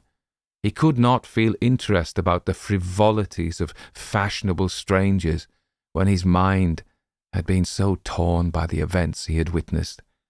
But he determined to sacrifice his own comfort to the protection of his sister. They soon arrived in town and prepared for the next day, which had been announced as a drawing-room. The crowd was excessive. A drawing-room had not been held for a long time, and all who were anxious to bask in the smile of royalty hastened thither. Aubrey was there with his sister. While he was standing in a corner by himself, heedless of all around him, engaged in the remembrance that the first time he had seen Lord Ruthven was in that very place, he felt himself suddenly seized by the arm, and a voice he recognized too well sounded in his ear. "Remember your oath." He had hardly courage to turn, fearful of seeing a spectre that would blast him, when he perceived, at a little distance, the same figure which had attracted his notice on this spot on his first entry into society. He gazed till his limbs almost refusing to bear their weight, he was obliged to take the arm of a friend, and forcing a passage through the crowd, he threw himself into his carriage and was driven home. He paced the room with hurried steps, and fixed his hands upon his head, as if he were afraid his thoughts were bursting from his brain. Lord Ruthven, again before him. Circumstances started up in dreadful array. The dagger. His oath. He roused himself. He could not believe it possible. The dead rise again? He thought his imagination had conjured up the image his mind was resting upon. It was impossible that it could be real. He determined, therefore, to go again into society, for though he attempted to ask concerning Lord Ruthven, the name hung upon his lips, and he could not succeed in gaining information. He went a few nights after this with his sister to the assembly of a near relation. Leaving her under the protection of a matron, he retired into a recess, and there gave himself up to his own devouring thoughts. Perceiving at last that many were leaving, he roused himself, and entering another room, found his sister surrounded by several, apparently in earnest conversation. He attempted to pass and get near her, when one, whom he requested to move, turned round, and revealed to him those features he most abhorred. He sprang forward, seized his sister's arm, and with hurried step forced her towards the street. At the door he found himself impeded by the crowd of servants who were waiting for their lords, and while he was engaged in passing them, he again heard that voice whisper close to him, "Remember your oath!" He did not dare to turn, but hurrying his sister soon reached home. Aubrey became almost distracted. If before his mind had been absorbed by one subject, how much more completely was it engrossed now that the certainty of the monster's living again pressed upon his thoughts. His sister's attentions were now unheeded, and it was in vain that she entreated him to explain to her what had caused his abrupt conduct. He only uttered a few words, and those terrified her. The more he thought, the more he was bewildered. His oath startled him. Was he then to allow this monster to roam, bearing ruin upon his breath, amidst all he held dear, and not avert its progress? His very sister might have been touched by him, but even if he were to break his oath and disclose his suspicions, who would believe him? He thought of employing his own hand to free the world from such a wretch, but death, he remembered, had already been mocked. For days he remained in this state, shut up in his room. He saw no one, and ate only when his sister came, who, with eyes streaming with tears, besought him for her sake to support nature. At last, no longer capable of bearing stillness and solitude, he left his house, roamed from street to street, anxious to fly that image which haunted him. His dress became neglected, and he wandered, as often exposed to the noonday sun as to the midnight damps. He was no longer to be recognized. At first he returned with the evening to the house, but at last he laid him down to rest wherever fatigue overtook him. His sister, anxious for his safety, employed people to follow him, but they were soon distanced by him who fled from a pursuer swifter than any, from thought. His conduct, however, suddenly changed. Struck with the idea that he had left by his absence the whole of his friends, with a fiend amongst them, of whose presence they were unconscious, he determined to enter again into society and watch him closely, anxious to forewarn, in spite of his oath, all whom Lord Ruthven approached with intimacy. But when he entered into a room, his haggard and suspicious looks were so striking, his inward shuddering so visible, that his sister was at last obliged to beg of him to abstain from seeking, for her sake, a society which affected him so strongly. When, however, remonstrance proved unavailing, the guardians thought proper to interpose, and fearing that his mind was becoming alienated, they thought it high time to resume again that trust which had been before imposed upon them by Aubrey's parents. Desirous of saving him from the injuries and sufferings he had daily encountered in his wanderings, and of preventing him from exposing to the general eye those marks of what they considered folly, they engaged a physician to reside in the house and take constant care of him. He hardly appeared to notice it, so completely was his mind absorbed by one terrible subject.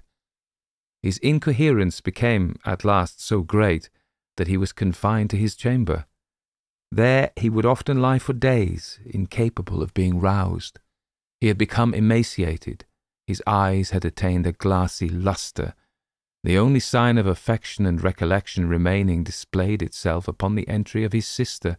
Then he would sometimes start, and seizing her hands with looks that severely afflicted her, he would desire her not to touch him.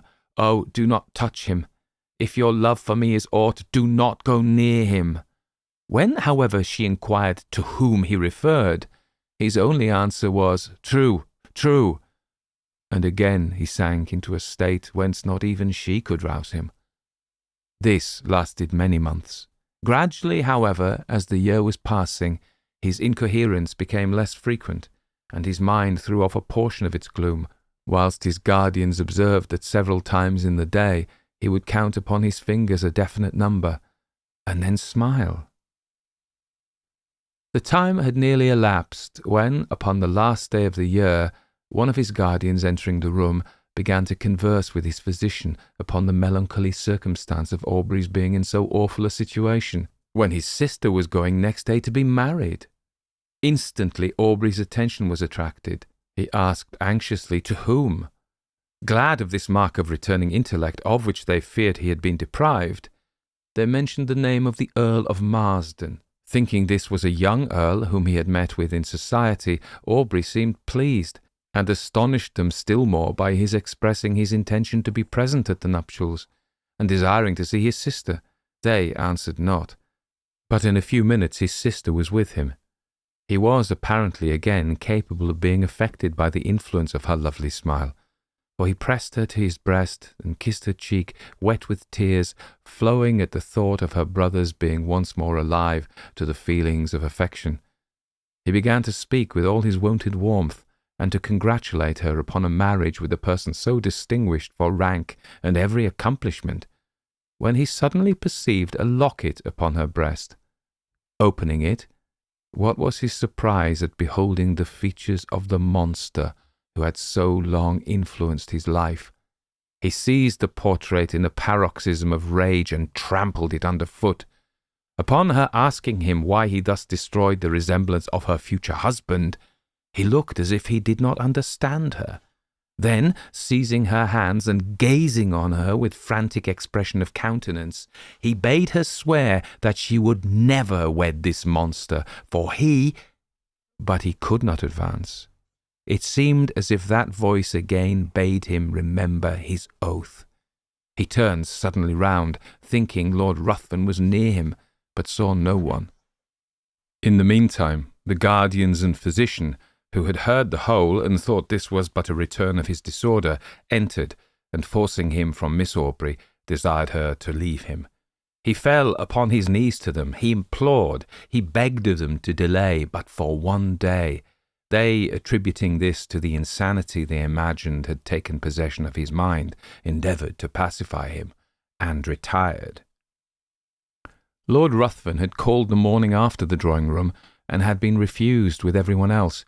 When he heard of Aubrey's ill health, he readily understood himself to be the cause of it, but when he learned that he was deemed insane, his exultation and pleasure could hardly be concealed from those among whom he had gained this information.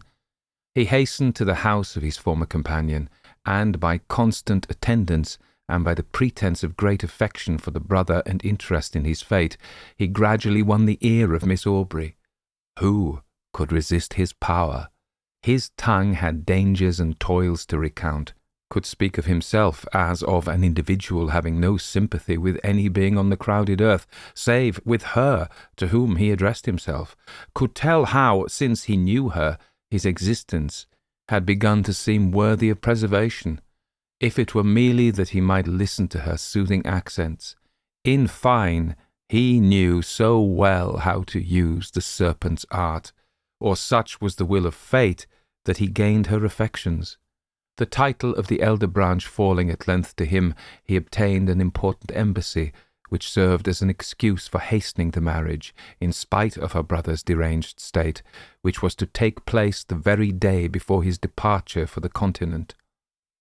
Aubrey, when he was left by the physician and his guardians, attempted to bribe the servants, but in vain. He asked for pen and paper. It was given him. He wrote a letter to his sister, conjuring her as she valued her own happiness, her own honour, and the honour of those now in the grave who once held her in their arms as their hope and the hope of their house, to delay but for a few hours that marriage, on which he denounced the most heavy curses. The servants promised they would deliver it, but giving it to the physician, he thought it better not to harass any more the mind of Miss Aubrey by what he considered the ravings of a maniac. Night passed on without rest to the busy inmates of the house, and Aubrey heard, with a horror that may more easily be conceived than described, the notes of busy preparation. Morning came, and the sound of carriages broke upon his ear. Aubrey grew almost frantic. The curiosity of the servants at last overcame their vigilance. They gradually stole away, leaving him in the custody of a helpless old woman. He seized the opportunity, with one bound was out of the room, and in a moment found himself in the apartment where all were nearly assembled. Lord Ruthven was the first to perceive him. He immediately approached, and taking his arm by force, hurried him from the room, speechless with rage. When on the staircase, Lord Ruthven whispered in his ear, Remember your oath, and know, if not my bride today, your sister is dishonoured. Women are frail." So saying, he pushed him towards his attendants, who, roused by the old woman, had come in search of him. Aubrey could no longer support himself. His rage, not finding vent, had broken a blood vessel, and he was conveyed to bed. This was not mentioned to his sister, who was not present when he entered, as the physician was afraid of agitating her. The marriage was solemnized, and the bride and bridegroom left London. Aubrey's weakness increased. The effusion of blood produced symptoms of the near approach of death. He desired his sister's guardians might be called, and when the midnight hour had struck, he related composedly what the reader has perused. He died immediately after. The guardians hastened to protect Miss Aubrey, but when they arrived, it was too late. Lord Ruthven had disappeared, and Aubrey's sister had glutted the thirst of a vampire. Man-Sized in Marble by Edith Nesbit. Although every word of this story is as true as despair, I do not expect people to believe it. Nowadays, a rational explanation is required before belief is possible.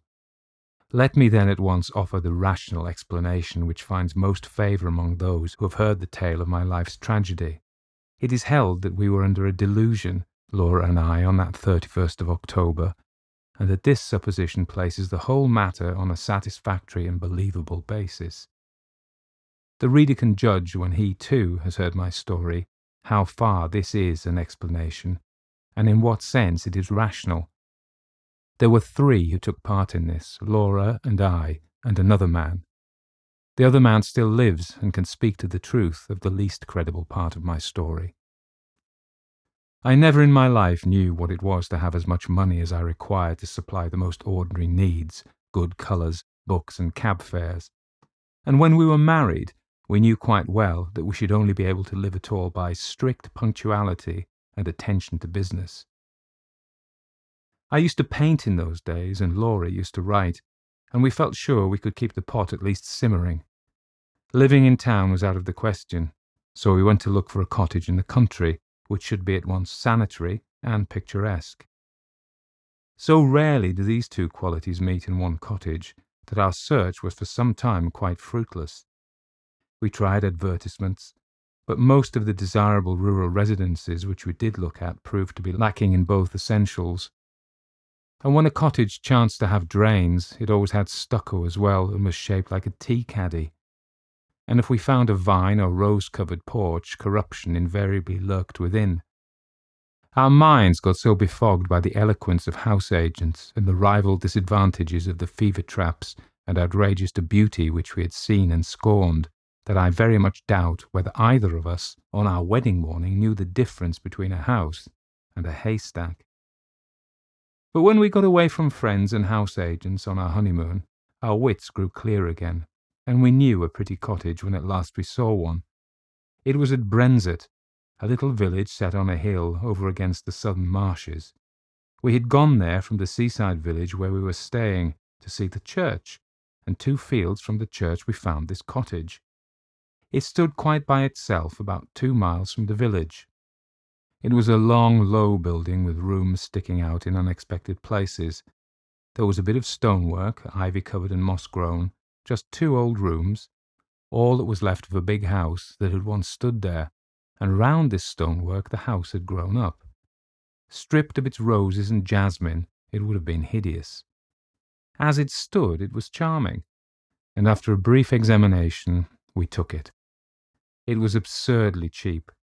The rest of our honeymoon we spent in grubbing about in second-hand shops in the county town, picking up bits of old oak and Chippendale chairs for our furnishing. We wound up with a run up to town on a visit to Liberty's, and soon the low oak-beamed, lattice-windowed rooms began to be home.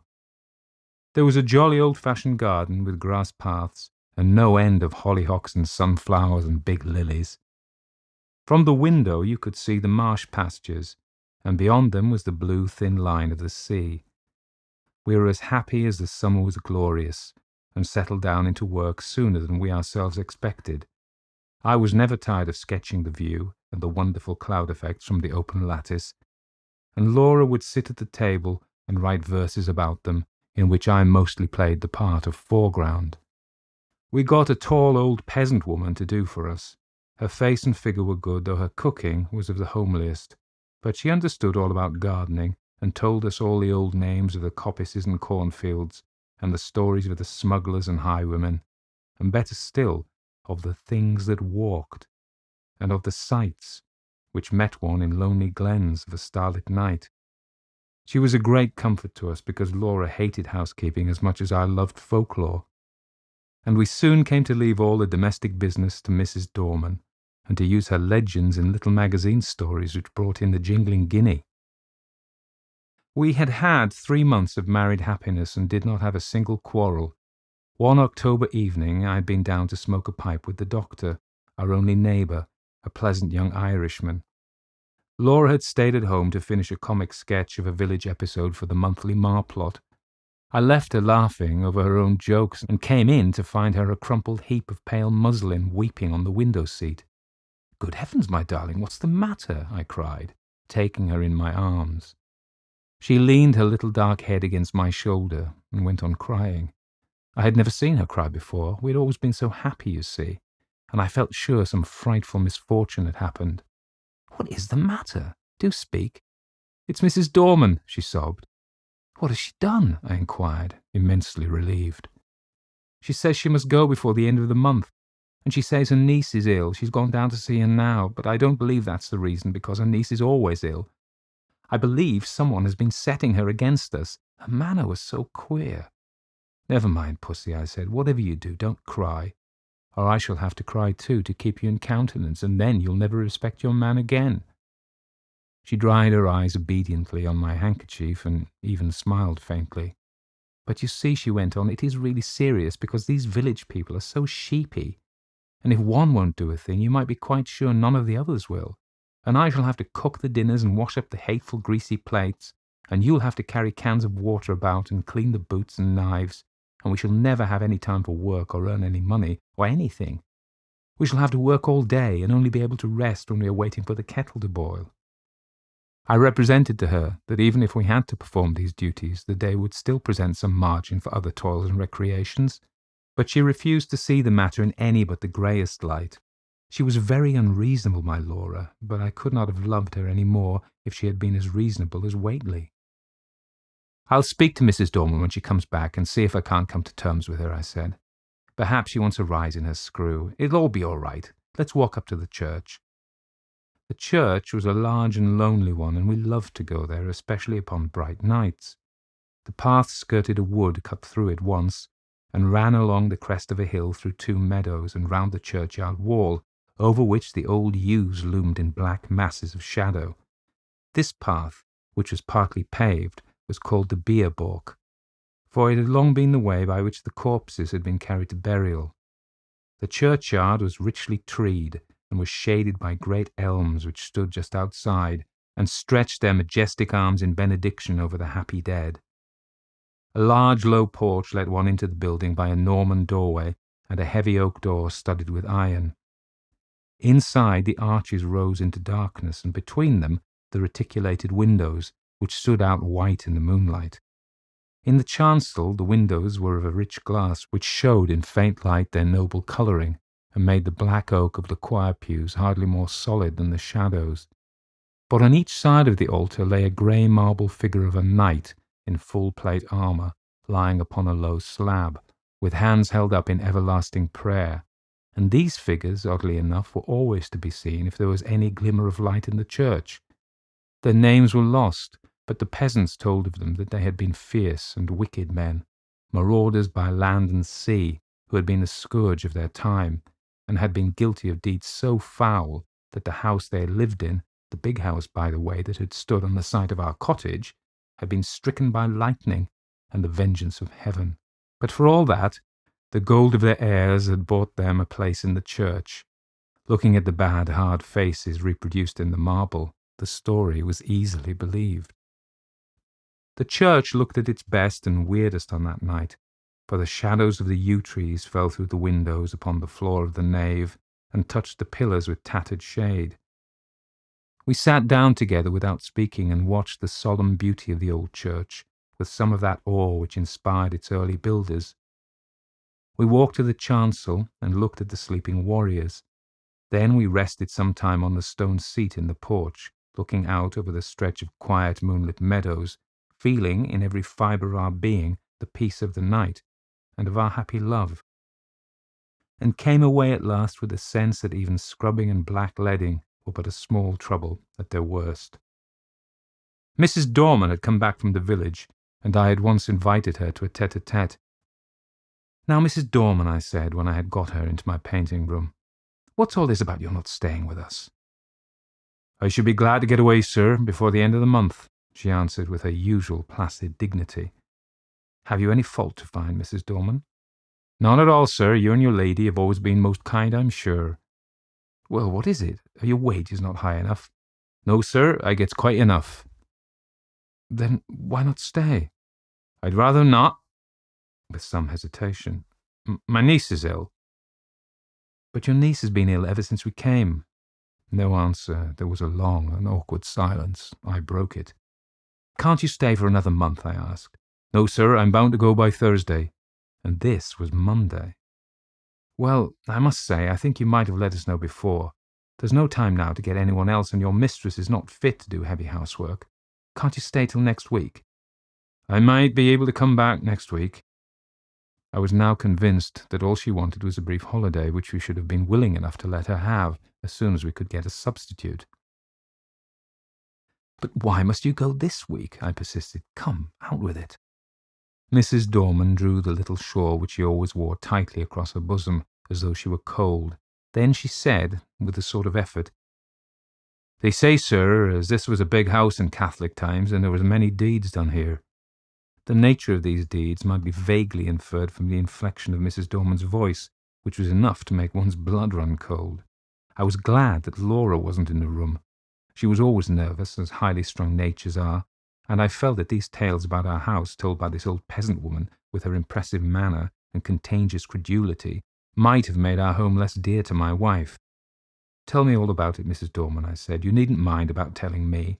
I'm not like the young people who make fun of such things," which was partly true. "Well, sir," she sank her voice, "you may have seen in the church beside the altar 2 shapes." "You mean the effigies of the knights in armour?" I said cheerfully. "I mean them 2 bodies drawed out man-size in marble," she returned. And I had to admit that her description was 1,000 times more graphic than mine, to say nothing of a certain weird force and uncanniness about the phrase, "drawed out man-size in marble." They do say, as on All Saints' Eve, them 2 bodies sits up on their slabs and gets off of them, and then walks down the aisle in their marble. Another good phrase, Mrs. Dorman.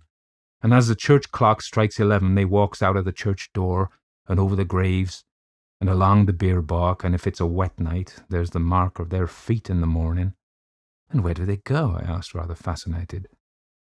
"They comes back here to their home, sir, and if anyone meets them." "Well, what then?" I asked. But no, not another word could I get from her, save that her niece was ill and she must go. After what I'd heard, I scorned to discuss the niece and tried to get from Mrs. Dorman more details of the legend. But I could get nothing but warnings. "Whatever you do, sir, lock up the door early on All Saints' Eve, and make the cross sign over the doorstep and on the windows." "But has anyone ever seen these things?" I persisted. "That's not for me to say. I know what I know, sir." "Well, who was here last year?" "No one, sir. The lady as owned the house only stayed here in summer, and she always went to London the full month after the night. And I'm sorry to inconvenience you and your lady, but my niece is ill and I must go on Thursday."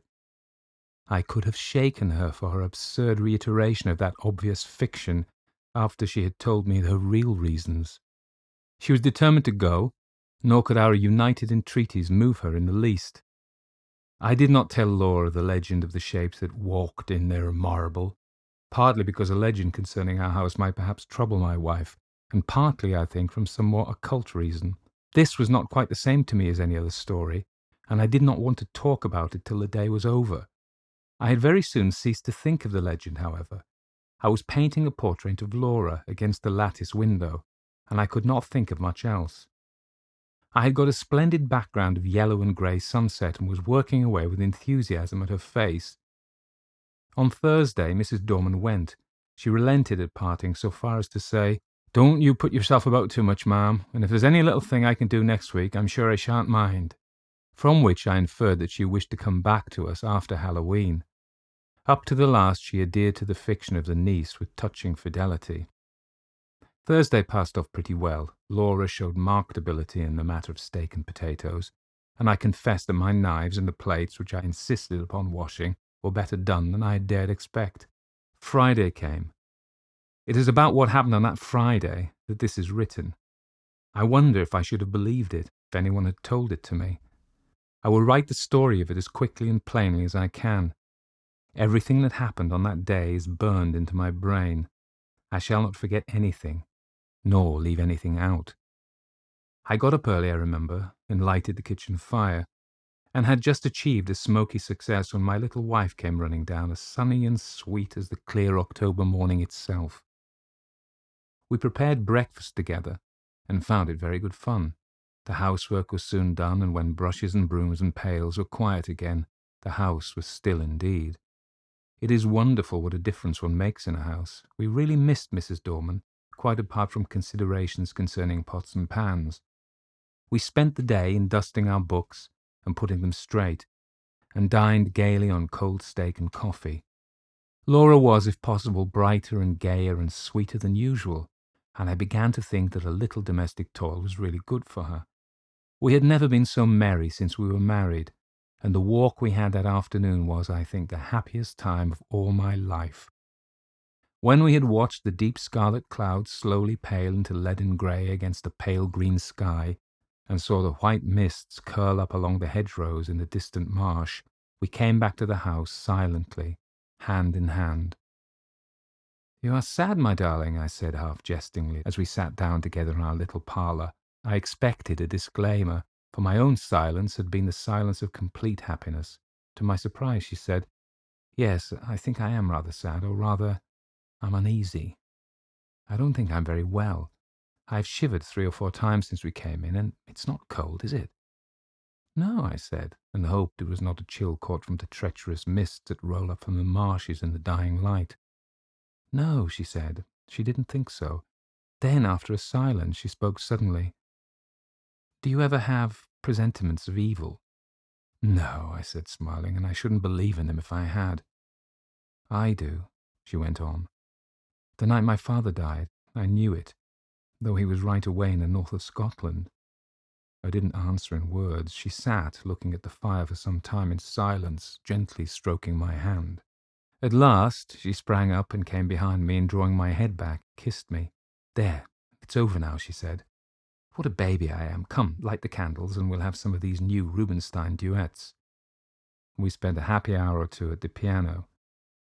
At about 10:30, I began to long for the good-night pipe, but Laura looked so white that I felt it would be brutal of me to finish our sitting-room with the fumes of strong Cavendish. "I'll take my pipe outside," I said. "Let me come too."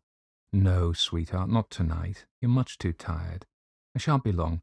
Get to bed, or I shall have an invalid to nurse tomorrow as well as the boots to clean."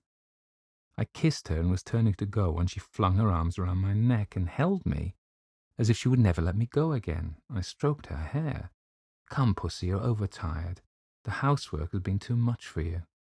She loosened her clasp a little and drew a deep breath. "No. We've been very happy today, Jack, haven't we? Don't stay out too long." "I won't, my dearie." I strolled out of the front door, leaving it unlatched. What a night it was! The jagged masses of heavy dark cloud were rolling at intervals from horizon to horizon, and thin white wreaths covered the stars. Through all the rush of the cloud river, the moon swam, breasting the waves and disappearing again in the darkness. When now and again her light reached the woodlands, they seemed to be slowly and noiselessly waving in time to the swing of the clouds above them. There was a strange grey light over all the earth. The fields had that shadowy bloom over them which only comes from the marriage of dew and moonshine, or frost and starlight. I walked up and down, drinking in the beauty of the quiet earth and the changing sky. The night was absolutely silent. Nothing seemed to be abroad. There was no scurrying of rabbits or twitter of the half-asleep birds. And though the clouds went sailing across the sky, the wind that drove them never came low enough to rustle the dead leaves in the woodland paths. Across the meadows, I could see the church tower standing out black and grey against the sky. I walked there, thinking over our 3 months of happiness, and of my wife, her dear eyes and loving ways. Oh, my little girl, my own little girl, what a vision came then of a long, glad life for you and me together. I heard a bell beat from the church. 11 already. I turned to go in, but the night held me. I couldn't go back into our little warm rooms yet. I would go up to the church. I felt vaguely that it would be good to carry my love and thankfulness to the sanctuary whither so many loads of sorrow and gladness had been borne by the men and women of the dead years. I looked in at the low window as I went by. Laura was half lying on her chair in front of the fire. I couldn't see her face, only her little head showed dark against the pale blue wall. She was quite still, asleep no doubt. My heart reached out to her as I went on. There must be a God, I thought, and a God who was good. How otherwise could anything so sweet and dear as she have ever been imagined? I walked slowly along the edge of the wood. A sound broke the stillness of the night. It was a rustling in the wood. I stopped and listened. The sound stopped too. I went on and now distinctly heard another step than mine answer mine like an echo. It was a poacher or a wood stealer most likely, for these were not unknown in our Arcadian neighbourhood. But whoever it was, he was a fool not to step more lightly. I turned into the wood, and now the footsteps seemed to come from the path I had just left. It must be an echo, I thought. The wood looked perfect in the moonlight. The large dying ferns and the brushwood showed where through the thinning foliage the pale light came down. The tree trunks stood up like Gothic columns all around me. They reminded me of the church, and I turned into the bier balk and passed through the corpse gate between the graves to the low porch. I paused for a moment on the stone seat where Laura and I had watched the fading landscape. Then I noticed that the door of the church was open, and I blamed myself for having left it unlatched the other night. We were the only people who ever cared to come to the church except on Sundays, and I was vexed to think that through our carelessness the damp autumn airs had had a chance of getting in and injuring the old fabric. I went in.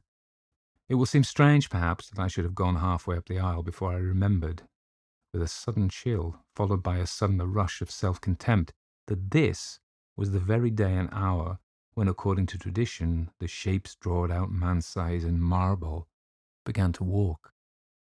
Having thus remembered the legend and remembered it with a shiver, of which I was ashamed, I could not do otherwise than walk up towards the altar just to look at the figures. As I said to myself, really what I wanted was to assure myself first that I did not believe the legend, and secondly, that it was not true. I was rather glad that I'd come. I thought now I could tell Mrs. Dorman how vain her fancies were, and how peacefully the marble figures slept on through that ghastly hour. With my hands in my pockets, I passed up the aisle. In the grey, dim light, the eastern end of the church looked larger than usual, and the arches above the two tombs looked larger too. The moon came out and showed me the reason. I stopped short. My heart gave a leap that nearly choked me, and then sank sickeningly. The bodies drawn out man-size were gone, and their marble slabs lay wide and bare in the vague moonlight that slanted in through the east window. Were they really gone, or was I mad? Clenching my nerves, I stooped and passed my hand over the smooth slabs and felt their flat, unbroken surface. Had someone taken the things away? Was it some vile practical joke? I would make sure anyway. In an instant I had made a torch of a newspaper which happened to be in my pocket, and lighting it, held it high above my head. Its yellow glare illumined the dark arches and those slabs. The figures were gone, and I was alone in the church. Or was I alone? And then a horror seized me, a horror indefinable and indescribable, an overwhelming certainty of supreme and accomplished calamity. I flung down the torch and tore along the aisle and out through the porch, biting my lips as I ran to keep myself from shrieking aloud. Oh, was I mad? Or what was this that possessed me? I leaped the churchyard wall and took the straight cut across the fields, led by the light from our windows. Just as I got over the first stile, a dark figure seemed to spring out of the ground. Mad still with that certainty of misfortune, I made for the thing that stood in my path, shouting, "Get out of the way, can't you?" But my push met with a more vigorous resistance than I had expected. My arms were caught just above the elbow and held as in a vice, and the raw-boned Irish doctor actually shook me. "Would ye?" he cried out in his own unmistakable accents. "Would ye, then? Let me go, you fool," I gasped. "The marble figures have gone from the church. I tell you, they've gone." He broke into a ringing laugh. "I'll have to give you a draft tomorrow, I see. You've been smoking too much and listening to old wives' tales. I tell you, I've seen the bare slabs." "Well, come back with me. I'm going up to old Palmer's. His daughter's ill. We'll look in at the church and let me see the bare slabs." "You go if you like," I said, a little less frantic for his laughter. "I'm going home to my wife." "Rubbish, man," said he. "Do you think I'll permit of that? Are you to go saying all your life that you've seen solid marble endowed with vitality, and me to go all my life saying you're a coward? No, sir, you shan't do it." The night air, a human voice, and I think also the physical contact with the 6 feet of solid common sense brought me back a little to my ordinary self, and the word coward was a mental shower bath. "Come on, then," I said sullenly. "Perhaps you're right." He still held my arm tightly. We got over the stile and back to the church. All was still as death. The place smelt very damp and earthy. We walked up the aisle. I am not ashamed to confess that I shut my eyes. I knew the figures would not be there. I heard Kelly strike a match. "Here they are, you see. Right enough. You've been dreaming or drinking. Asking your pardon for the imputation." I opened my eyes. By Kelly's expiring vesta, I saw 2 shapes lying in their marble on the slabs. I drew a deep breath and caught his hand. "I'm awfully indebted to you," I said. "It must have been some trick of the light, or I've been working rather hard, perhaps. That's it. Do you know, I was quite convinced they were gone." "I'm aware of that," he answered rather grimly. "You'll have to be careful of that brain of yours, my friend, I assure you." He was leaning over and looking at the right-hand figure whose stony face was the most villainous and deadly in expression. "By Jove," he said, "something has been afoot here. This hand is broken." And so it was. I was certain that it had been perfect the last time Laura and I had been here. "Perhaps someone has tried to remove them," said the young doctor. "That won't account for my impression," I objected. "Too much painting and tobacco will account for that well enough." "Come along," I said, "or my wife will be getting anxious. You'll come in and have a drop of whiskey and drink confusion to ghosts and better sense to me." "I had to go up to Palmer's, but it's so late now I'd best leave it till the morning," he replied. "I was kept late at the Union, and I've had to see a lot of people since. All right, I'll come back with you." I think he fancied I needed him more than did Palmer's girl, so discussing how such an illusion could have been possible, and deducing from this experience large generalities concerning ghostly apparitions, we walked up to our cottage. We saw, as we walked up the garden path, that the bright light streamed out of the front door, and presently saw that the parlour door was open too. Had she gone out? "Come in," I said, and Dr. Kelly followed me into the parlour. It was all ablaze with candles, not only the wax ones, but at least a dozen guttering, glaring tallow dips stuck in vases and ornaments in unlikely places. Light, I knew, was Laura's remedy for nervousness, poor child. Why had I left her, brute that I was? We glanced round the room, and at first we didn't see her. The window was open, and the draught set all the candles flaring one way. Her chair was empty, and her handkerchief and book lay on the floor. I turned to the window. There, in the recess of the window, I saw her. Oh, my child, my love, had she gone to that window to watch for me? And what had come into the room behind her? To what had she turned with that look of frantic fear and horror? Oh, my little one, had she thought that it was I whose step she heard and turned to meet what? She had fallen back across a table in the window, and her body lay half on it and half on the window seat, and her head hung down over the table, the brown hair loosened and fallen to the carpet. Her lips were drawn back and her eyes wide open. They saw nothing now. What had they seen last? The doctor moved towards her, but I pushed him aside and sprang to her, caught her in my arms and cried, "It's all right, Laura, I've got you safe, wifey." She fell into my arms in a heap.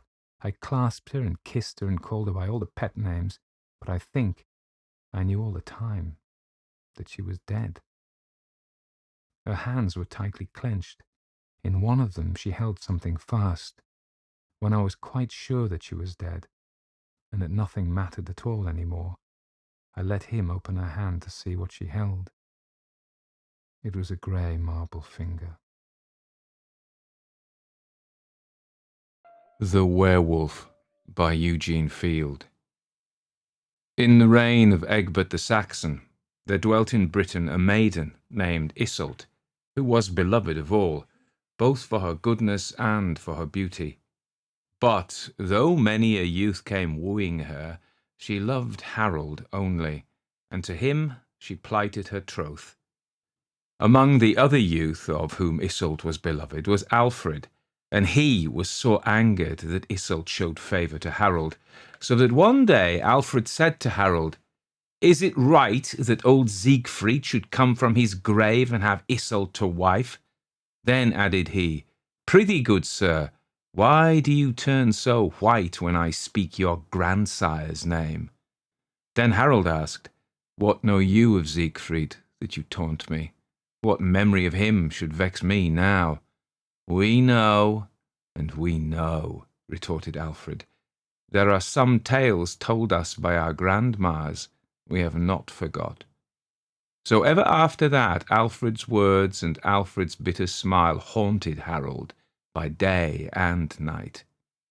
Harold's grandsire, Siegfried the Teuton, had been a man of cruel violence. The legend said that a curse rested upon him, and that at certain times he was possessed of an evil spirit that wreaked its fury on mankind. But Siegfried had been dead full many years, and there was naught to mind the world of him save the legend and a cunning wrought spear which he had had from Brunhilde the witch. This spear was such a weapon that it never lost its brightness, nor had its point been blunted. It hung in Harold's chamber, and it was the marvel among weapons of that time. Iseult knew that Alfred loved her, but she did not know of the bitter words which Alfred had spoken to Harold. Her love for Harold was perfect in its trust and gentleness, but Alfred had hid the truth. The curse of old Siegfried was upon Harold. Slumbering a century, it had awakened in the blood of his grandson, and Harold knew the curse that was upon him, and it was this that seemed to stand between him and Iseult. But love is stronger than all else, and Harold loved. Harold did not tell Iseult of the curse that was upon him, for he feared that she would not love him if she knew. Whensoever he felt the fire of the curse burning in his veins, he would say to her, "Tomorrow I hunt the wild boar in the uttermost forest," or "Next week I go stag-stalking among the distant northern hills." Even so it was that he ever made good excuse for his absence, and Iseult thought no evil things, for she was trustful.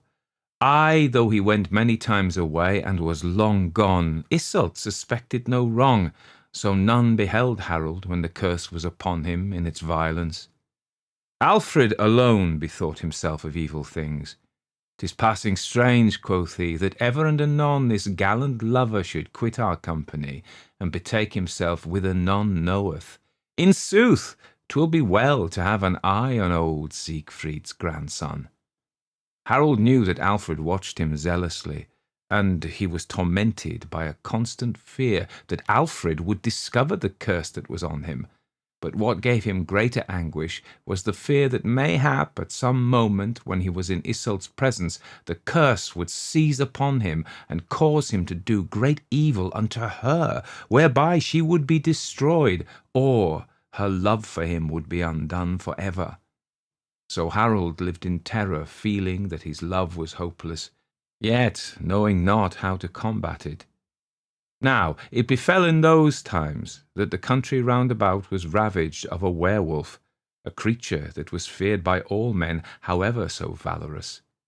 This werewolf was by day a man, but by night a wolf, given to ravage and to slaughter, and having a charmed life against which no human agency availed aught. Wheresoever he went, he attacked and devoured mankind, spreading terror and desolation round about. And the dream readers said that the earth would not be freed from the werewolf until some man offered himself a voluntary sacrifice to the monster's rage. Now, although Harold was known far and wide as a mighty huntsman, he had never set forth to hunt the werewolf, and strange enow, the werewolf never ravaged the domain while Harold was therein. Whereat Alfred marvelled much, and oftentimes he said, "Ah, Harold is a wondrous huntsman.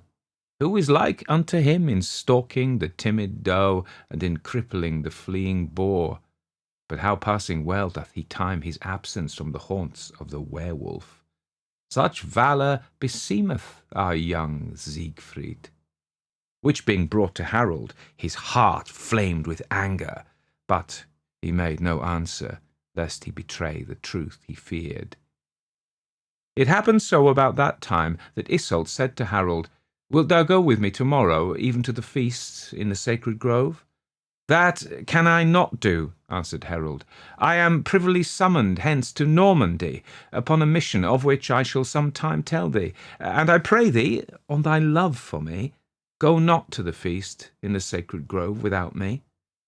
"What sayest thou?" cried Iseult. "Shall I not go to the feast of St. Elfrida? My father would be sore displeased were I not there with the other maidens. 'Twere greatest pity that I should despite his love thus." "But do not, I beseech thee," Harold implored. "Go not to the feast of St. Elfrida in the sacred grove, and thou would thus love me.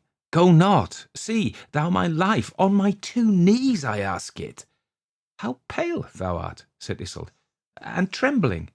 "Go not to the sacred grove upon the morrow night," he begged.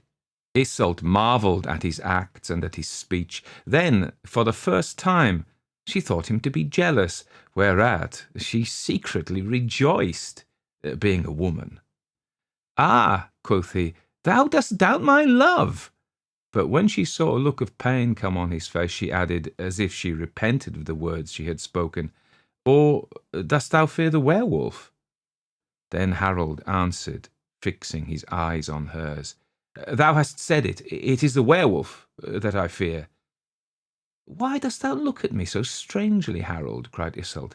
"By the cruel light in thine eyes, one might almost take thee to be the werewolf."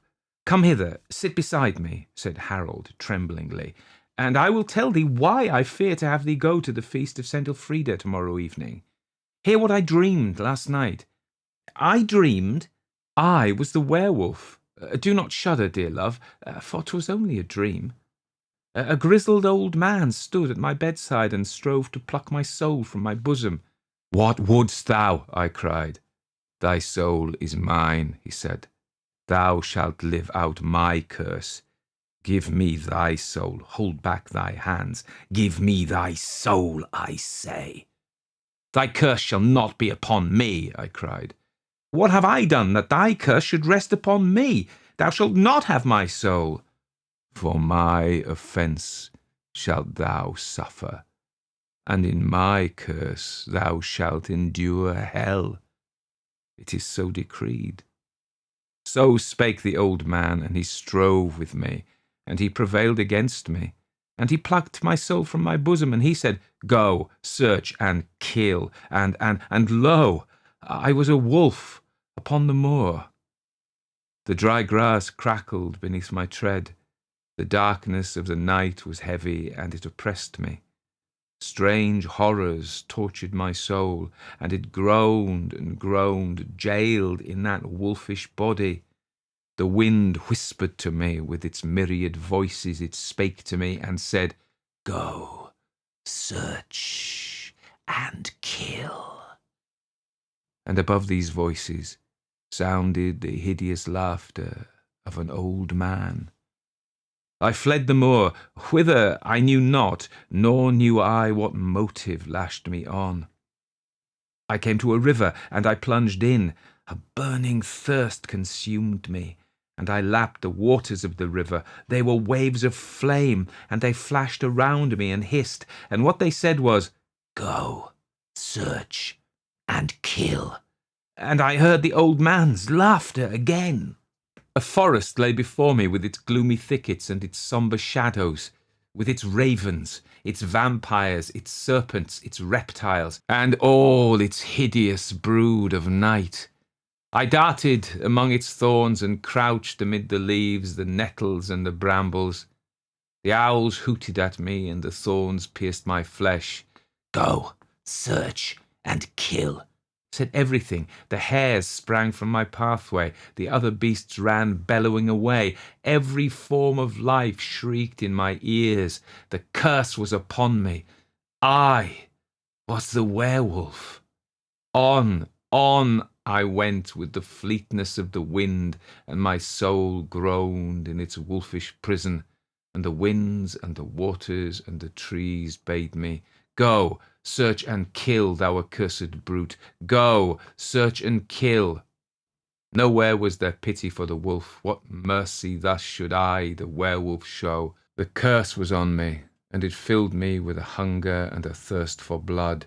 Skulking on my way within myself, I cried, "Let me have blood. Oh, let me have human blood, that this wrath may be appeased, that this curse may be removed."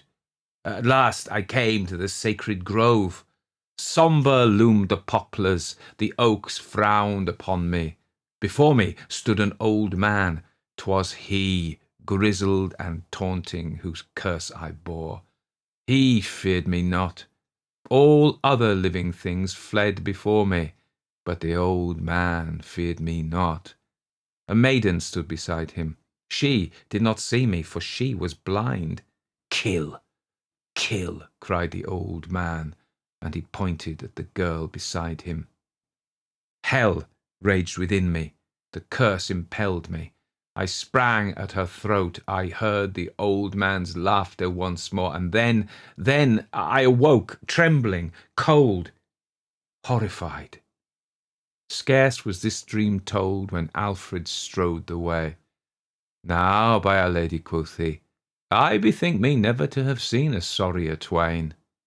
Then Iseult told him of Harold's going away, and how that Harold had besought her not to venture to the feast of St. Elfrida in the sacred grove. "These fears are childish," cried Alfred boastfully, "and thou sufferest me, sweet lady. I will bear thee company to the feast, and a score of my lusty yeomen with their good yew bows and honest spears, they shall attend me. There be no werewolf, I trow, will chance about with us." Whereat Iseult laughed merrily, and Harold said, "'Tis well, thou shalt go to the sacred grove, and may my love and heaven's grace forfend all evil." Then Harold went to his abode, and he fetched old Siegfried's spear back unto Iseult, and he gave it into her 2 hands, saying, "Take this spear with thee to the feast tomorrow night. It's old Siegfried's spear, possessing mighty virtue and marvellous." And Harold took Iseult to his heart and blessed her, and he kissed her upon her brow and upon her lips, saying, "Farewell, O my beloved. How wilt thou love me when thou knowest my sacrifice? Farewell, farewell for ever, O alder liefest mine." So Harold went his way, and Iseult was lost in wonderment. On the morrow night came Iseult to the sacred grove wherein the feast was spread, and she bore old Siegfried's spear with her in her girdle. Alfred attended her, and a score of lusty yeomen were with him. In the grove there was great merriment, and with singing and dancing and games withal did the honest folk celebrate the feast of the fair Saint Elfrida. But suddenly a mighty tumult arose, and there were cries of, "The werewolf! The werewolf!" Terror seized upon all. Stout hearts were frozen with fear. Out from the further forest rushed the werewolf, wood-wroth, bellowing hoarsely, gnashing his fangs and tossing hither and thither the yellow foam from his snapping jaws. He sought Iseult straight, as if an evil power drew him to the spot where she stood. But Iseult was not afeard. Like a marble statue she stood and saw the werewolves coming. The yeomen, dropping their torches and casting aside their bows, had fled. Alfred alone abided there to do the monster battle. At the approaching wolf he hurled his heavy lance, but as it struck the werewolf's bristling back, the weapon was all to shivered. The werewolf saw the shining weapon, and a cry burst from his gaping throat, a cry of human agony. And Iseult saw in the werewolf's eyes the eyes of someone she had seen and known, but 'twas for an instant only, and then the eyes were no longer human, but wolfish in their ferocity. A supernatural force seemed to speed the spear in its flight. With fearful precision the weapon smote home, and buried itself by half its length in the werewolf's shaggy breast, just above the heart, and then, with a monstrous sigh, as if he yielded up his life without regret, the werewolf fell dead in the shadow of the yews. Then, then in very truth there was great joy, and loud were the acclaims, while beautiful in her trembling pallor Iseult was led unto her home, where the people set about to give great feast to do her homage. For the werewolf was dead, and she it was that had slain him. But Iseult cried out, "Go, search for Harold, go, bring him to me, nor eat nor sleep till he be found." "Good my lady," quoth Alfred, "how can that be, since he hath betaken himself to Normandy?" "I care not where he be," she cried. "My heart stands still until I look into his eyes again." "Surely he hath not gone to Normandy," outspake Hubert. "This very eventide I saw him enter his abode." They hastened thither, a vast company. His chamber door was barred. "Harold, Harold, come forth," they cried, as they beat upon the door. But no answer came to their calls and knockings. Afeared, they battered down the door, and when it fell, they saw that Harold lay upon his bed. "He sleeps," said one. "See, he holds a portrait in his hand, and it is her portrait. How fair he is, and how tranquilly he sleeps." But no, Harold was not asleep. His face was calm and beautiful, as if he dreamed of his beloved, but his raiment was red with the blood that streamed from a wound in his breast, a gaping, ghastly spear wound, just above his heart.